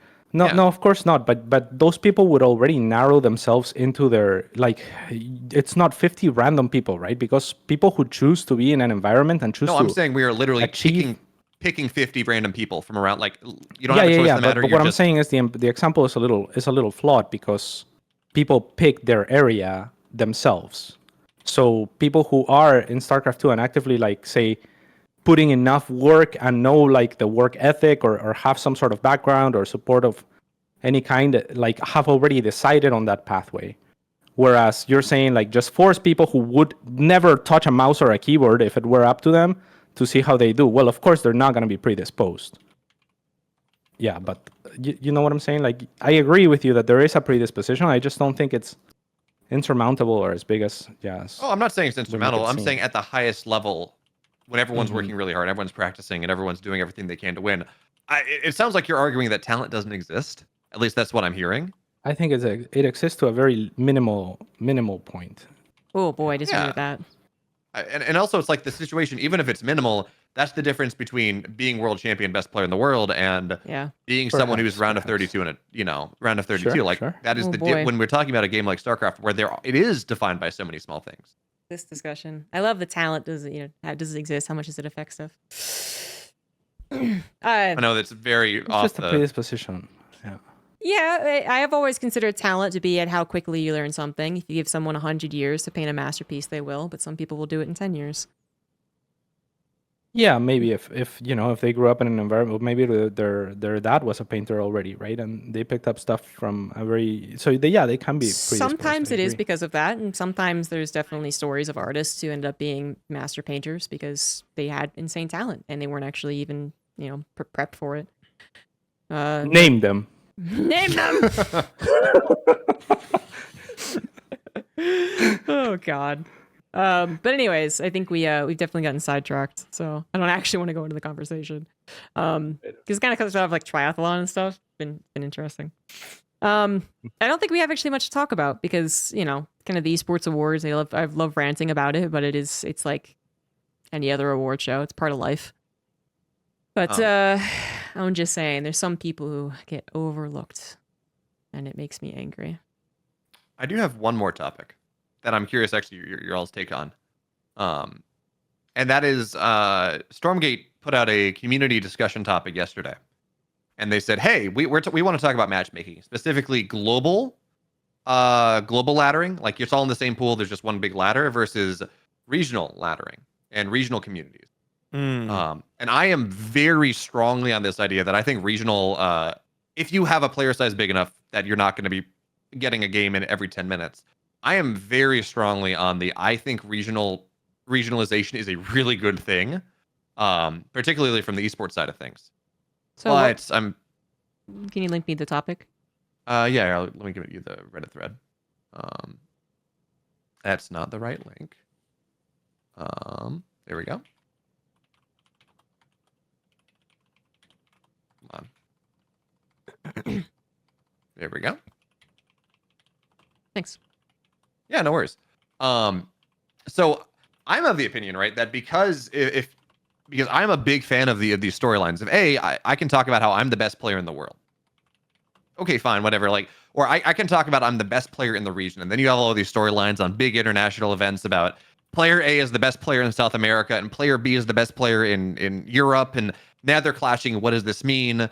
But more importantly, I think one of the most valuable things we've seen out of StarCraft from a meta evolution perspective are regional metas. You know, there's the reason that all of a sudden we're seeing this Eric build that's popped out of South America that's taken the world by storm. We talk about Korean Terrans and how they play a little bit differently from European Terrans. We had Nurchio, like we had the European Zergs at the start of Legacy, and the Korean Zergs just weren't there. And it's just this Jim with this Phoenix Colossus play coming out of China. Like, are these regions, and you have these kind of regional play styles, and then suddenly they run into each other in a big event, and you have these things different. And yeah, you know, we're in this global ecosystem where if for example, I was a top player, which I'm not, but if I was a top player and I started streaming or something, things would go around, and we have a little more homogenization now than we did 7 years ago, 10 years ago. But this ability to have kind of a region, like these regional ecosystems, I think is, from a storyline perspective, I think is really important. Okay, And, so give some context because I'm a little lost. What would you think of a global ladder that could also be filtered by region? Would you enjoy facing players from other regions while trying to climb your ladder? Would you like to see separate MMR and ladder rankings by faction? Do you have any fears or concerns about global matchmaking? What if there are rules in place to make it so you not have to play any matches with 130 plus MS pings? What region, country, city are you in, and what would you consider good latency? These are great questions, actually. So yeah, we're talking about not divvying up like the NA, EU. Well, they Asia. are, kind of. But the ability to play all three of them on the same ladder. Right? Yeah, they address, it seems like they're pushing for something in the middle, but they address this idea of a global pool where you can get matched up from anyone around the world, maybe favoring latency. A system like what we have right now, which is, you know, you're playing on an A, you play on an A. Or something mixed where you might have this global pool, but you still get ranked by an A. As far as I read that. So like you would go and I could run into Hearthstone, for example, on Europe, whatever, and I would win or lose ranking points based on my NA ranking, and he would win or lose based on his EU or something like that. Okay. And the question is basically, is it better or worse? Should they do it or shouldn't they? Yeah, and how do we, like, regional versus global? What are our thoughts? I have no strong thoughts. I think regional is probably better. I don't see a reason to do it global. Like, is this like filler talk? Like, I feel like that would just never happen. Like, to make it global, it's like worst ping. It's unless the player base is like very small. I don't see a reason. They have a new system for matchmaking, which I think the reason that this is even possible is because you're not going to be doing centralized servers in the same way. It's going to be a much better fit between you and your opponent. I see. Yeah. Right? So, like, it's going to be they're using an AWS system, so they're going to pick an AWS server in between you and your opponent. And that's like, you're not going to have like, okay, so we're doing a Europe server, which means that, you know, our servers in the UK or something like that. I think that's where it is. And then no matter where the person in Europe is, like, that's just like where we're at. Like, our pings are going there. Instead of picking a server that might reduce both our pings by like 20 or 30, like, we're getting like this random one. And it's going to be more even pings too. So like even if we both have 130 ping, we'll both have 130 ping. It's not like you have 4 ping and I have 130 ping, right? Yeah. And to be clear, it's not it's not AWS, it's Athora. So like they've done a lot of optimizing on networking paths. The way they did it was on AWS. Like, the company that they're doing does AWS server routing. If I recall the like caption that they had when they talked about it. Like, they have a company. I interviewed their CEO, but I forget whether they own bare metal or not, or whether they're kind of spinning up on AWS. I think AWS just makes the most sense because they're plentiful. Like, you just want to pick the most plentiful like servers, no? So the trick here is that the company they're using has like 9 nodes. Okay. I think they're trying to increase. The pitch is that you're never going to be more than like 90% of the world will never be more than I think 45 milliseconds from a node. Okay. But That's pretty cool. It's all treated as this kind of full ecosystem, right? Where it is the choice of the game itself whether they go local, they go regional, or whether they're kind of in this global pool. So it's not quite as flexible as AWS from the perspective of or Cloud Azure, where literally it's player A, player B, you take the server right in the middle. Okay. But So that's different than I thought it was. Yeah. I linked the interview I did with the CEO if you're curious. But the big thing here is that while they have these nodes, they've done a lot of optimization to make sure that it is kind of as fast as possible to your nodes, right? So they're not routing you to Europe by way of Brazil or something, right? Which is a really extreme example. So that's what they're using that enables them to do this. Plus rollback netcode as well, which is theoretically going to make ping not feel as bad. Which is why this would be theoretically possible. Question whether it should be done, but the question is really whether or not people in NA want to know how they stack up against people in NA versus like the rest of the world, which I think there is some desire to know how good you are regionally as opposed to globally. Yeah. And my argument is even more than like matching up, like, I know I'm number 256 on the global rankings, whatever. My argument is more that I like the regional server setup because it means the same people play the same people, which A, builds community maybe a little bit more, but B, it builds idiosyncratic play styles. Yeah, You can say I'm looking at a South American Zerg, and for a couple of them, I can look at it and say, yeah, this is the South American school of Zerg. This is not how a European Zerg or a Korean Zerg plays, and it's different, and it adds a little spice. I think that might still exist even with Global Ladder, but this does like raise a good hypothetical, which is that if this existed, would NA have thrived a little bit more during some of those region lock days? Good question, yeah. Because they didn't have the advantage of being landlocked like Europe was. Koreans went to Europe, they played on Europe, they couldn't do anything else. But then if this existed, they'd still be playing against Koreans. But more importantly, Koreans went to North America, they could absolutely still play in Korea. If they actually even stayed in North America. But now that it'd be just literally global. There would be no, my region is, locked out. I don't get good practice here. Mm-hmm. So would that be net positive or net negative? Yeah, I guess technically they never were because you could always go play on the Korean server. That's always a function of ping, right? At the end of the day. Yeah, North America and the studios being on the West. Yeah. So they'd always they'd live in the West Coast or Arizona at the very least. So they could play on Korea, no problem. Relatively no problem. And certainly more worth it than playing on North America when we were region locked. Yeah.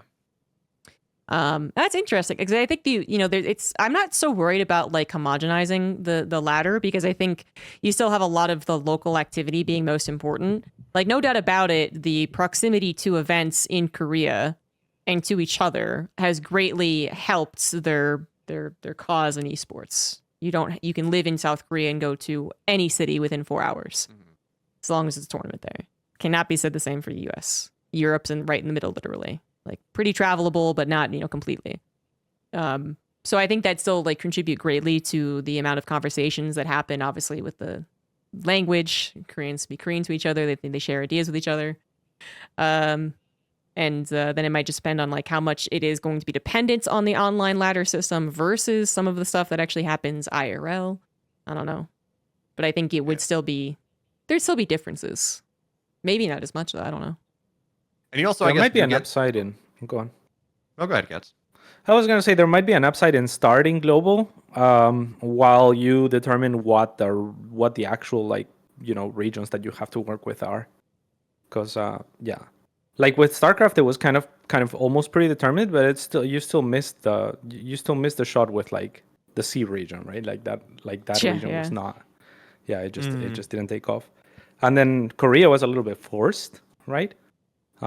So yeah, from the perspective of just like starting global to try to figure out which regions to separate later, I think makes sense. I do like separation of regions to some degree, like regional play. I think if there is competition, is very interesting. I think, like you said, it develops different metas, and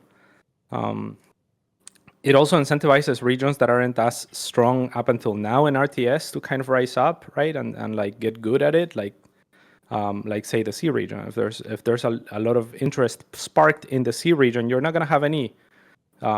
No offense to C region players right now. Maybe Miomaika can be good on the transfer to like say Stormgate or other games, but for the most part, you don't have like a Cyril or a Raynor type player going into the next game to represent. You know there's going to be a lot of strong Europeans, and you know that right off the bat, the C region is going to be pretty shit in Stormgate or any other game, right? So to foster like the potential for growth of other regions that could take off on their own, such as C or Latin America, which is huge in other games, I think it would be good to do some region locking eventually, but could start. Although I would argue the opposite, actually, Cats, right? Where one can argue that one of the reasons a region kind of stagnates is because they don't have good quality practice. There's a reason that pros would go over to Korea back, even still with Scarlet, like Estrella in Future. So if you have this global matchmaking, which again was never truly going to be global because there probably would be some ping locking, and you have time zones. Like if I'm playing at 7 p.m. in SEA, I'm not going to be playing a European, regardless of what happens. Highly likely.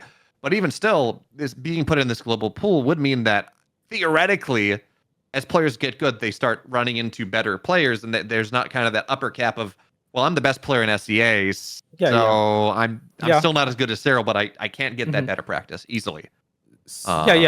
And so the only difference is going to be whether or not the server/nodes or whatever they choose are localized to like, because like that's the only reason that you'd have a localized ladder, is that like the ping will favor the NA, EU, KR players, right? Otherwise, it's just a designation for like skill brackets in an area. Yeah, but it's who. Well, it's who's allowed to match to who. So the question is it better for people to be able to force people who are in a certain region to have worse ping? Because like whenever you play someone on like Brazil server, you're gonna have 160 ping. Like even though I have in NA I have 20 ping to every server. But they could also keep the same system that BMOF is describing and still separate it by regions, right? Where it's still based off of who you match with. So if you go to EU, but that would be kind of shitty for EU players if NA players show up. No matter what way you look at it, like if you have enough players, the players in that region are gonna want a better playing experience. The only people who get screwed are people in shit regions with not enough players. Like C players get screwed because they can't play high level C players to like get good. But if they play on KR, they play with 200 ping, and the KR players have 4 ping.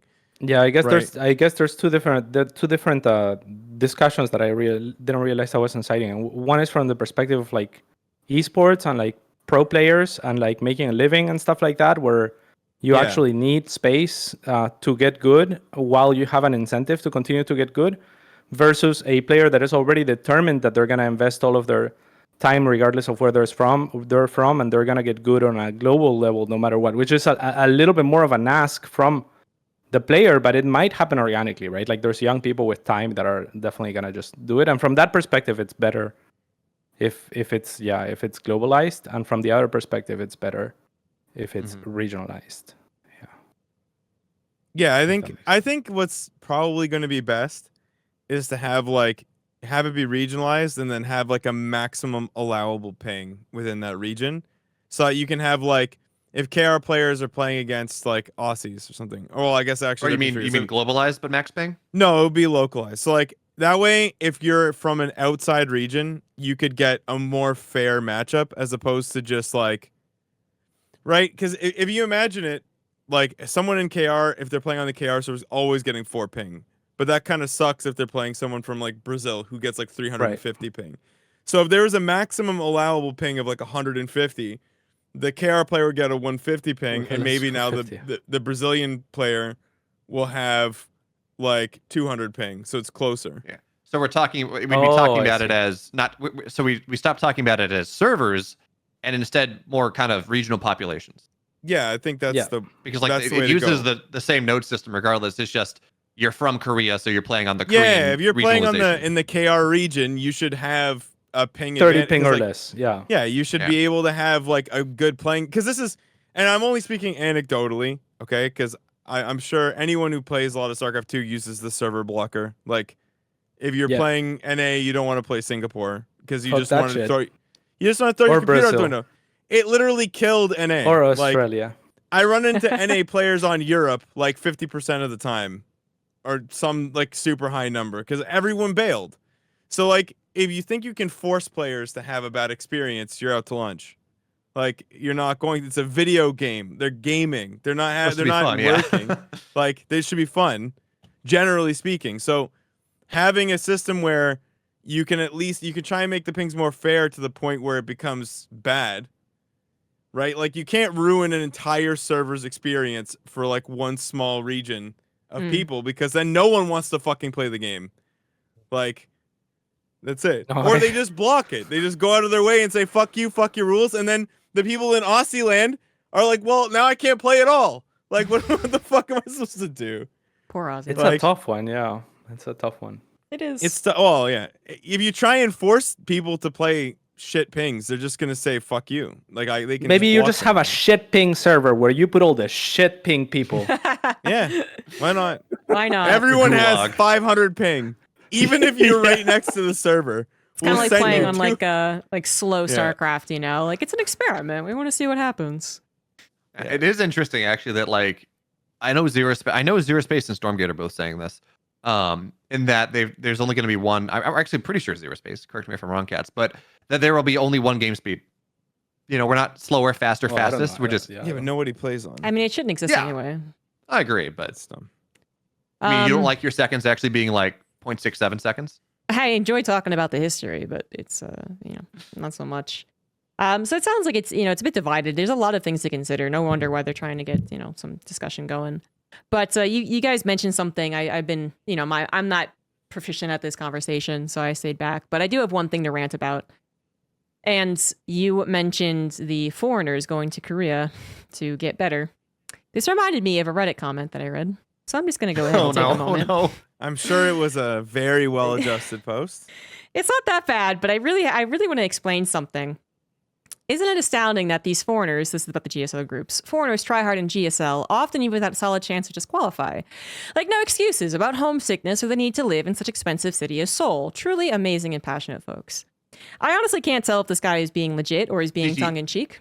This is River HS. Like, this is I don't the know who it most is. brain-dead poster on StarCraft Reddit that exists. Oh, okay. All right. So along like Mango Mosh, gotcha.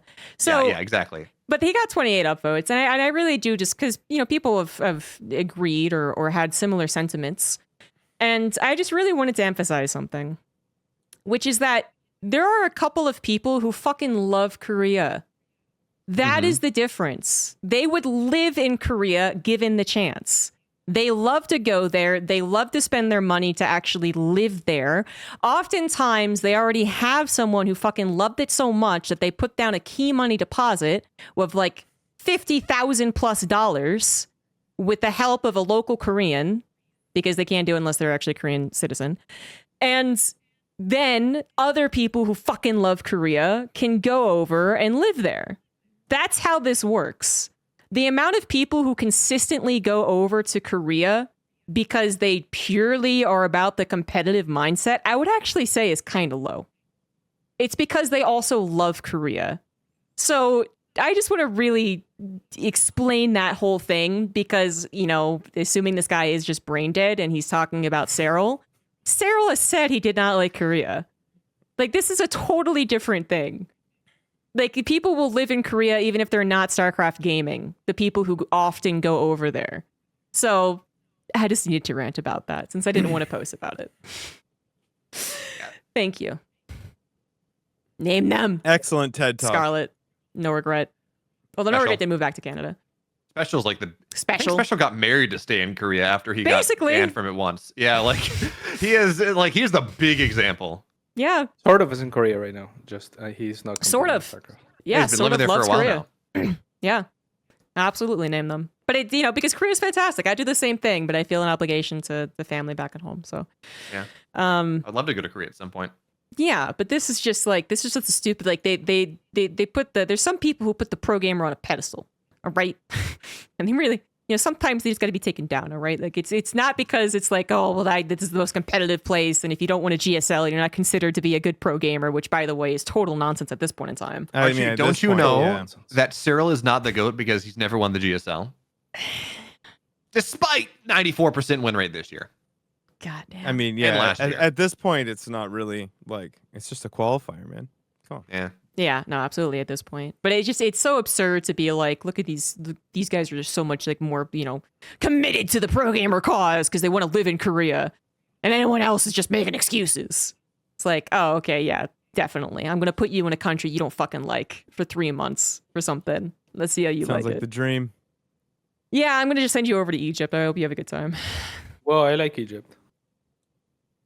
Oh, okay. Then you might be fine with it. Then you're the Scarlet in the situation. We're gonna make you She also we're gonna loves make being you in Korea, qualify. like- I'll make an Egyptian house next to the pyramids. But you bring We're me gonna to set up a Egypt, and I PC might not bomb like it. in a pyramid. That's where you gotta In a play. pyramid. Like, Yeah. good luck getting internet out of there. Anyway, just in case anyone on my Twitch chat was thinking, that guy made a good point, What are these guys doing? Jesus. No. Do you think You're that guy right, has yeah. a Twitch account? He's probably one of my viewers, man. Like, I want to give him shit, but Nah, he's one of our Toast's viewers. What are we talking about? is he? I don't know. He knows like how. something He knows one of how to Artie's viewers would type. do. So Anyway, Guy in the chat. I think we're kind of we're kind of dried up here now. I got my little rant in. Oh, and, I have one for Yeah? the matchmaking. I want sure. I want the ability to rematch people, okay? Mm, Oh, If that'd you be guys cool. ever see this, please, for fuck's sake, I'm begging be you. cool. I saw I just someone want to be talking able about- to say your cheese won't work a second time and then take ladder points for demonstrating it, okay? Before I forget what you did. So I just Sal, want that. one step further, I saw someone talking about how they wanted ladder to be best of threes. I mean, that you can essentially do that with a rematch button. It's kind of, True. it's just like a social thing. Yeah, but Where- like the expectation, right? Yeah. Although granted, if Stormgate's aiming for 15 minutes as one game, best of threes for ladder would be, that significantly increases your gaming session. So. I think The loser thing would is, have to ask, right? The loser has to Yeah. ask rematch. you could do both. I The think the loser- chess yeah. system I don't works know about perfectly. that. I That think could No, be chess you bullying. both- Could you be both some agree. chess cyberbullying system there. works perfectly fine. Yeah, there's I see. all the fighting games I feel like have it. Yeah, you either can ask for the re and anyone has the option to decline. That's fine. The only I problem is feel that like- I get owled, like Legend of Zelda owled sometimes because I'm spamming the button to try and leave, and it'll be like, "You want a rematch?" And I'm like, "Yeah, no, fuck, I didn't mean to." Shit. All right, fine. Yeah, I mean, you can make it so you have to click it instead, could- or something like that. I could see myself losing a lot of MMR rage rematching. Like, come on, gotta beat it this time. Which brings Yeah, up but something that No, Fear no, Dragons only tried to cap. bring up twice at this point, which is a feature that Rocket League has, Oh. where after a certain amount of losses, Oh yeah, I saw that. they actually start asking you if you should be playing still. No. That's one way to induce more rage. Definitely That's what- depends. on the Yeah, type of I would person. Yeah. write a strongly worded email to them, being like, "Fuck off." Like, Don't let remind me. let me be a degenerate. Like, you're not my mom, asshole. Get out of my fucking, get out of my window. Like, don't tell me how to live. Stop. No, it's true actually. I would like to queue until I want to break this keyboard over my head if I want to, okay?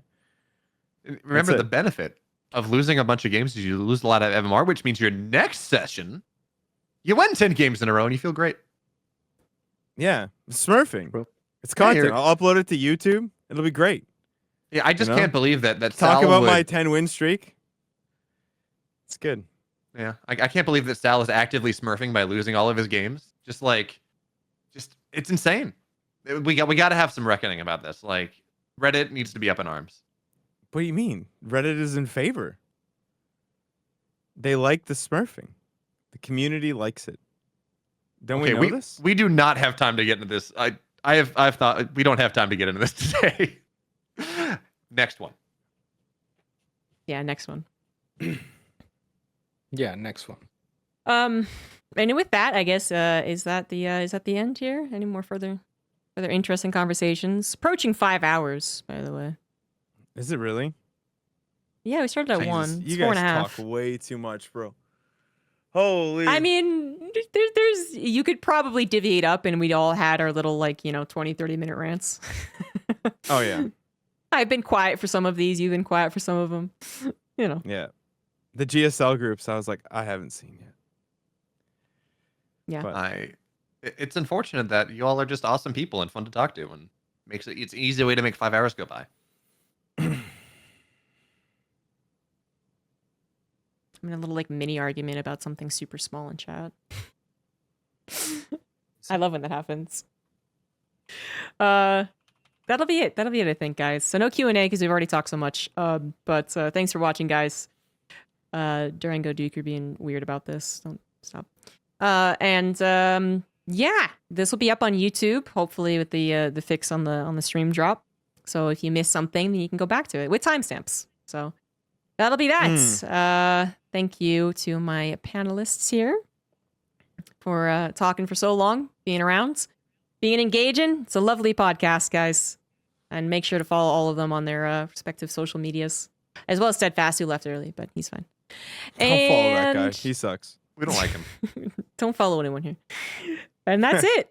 So we'll see you guys next time. There is something interesting to talk about. Bye. Bye. Bye.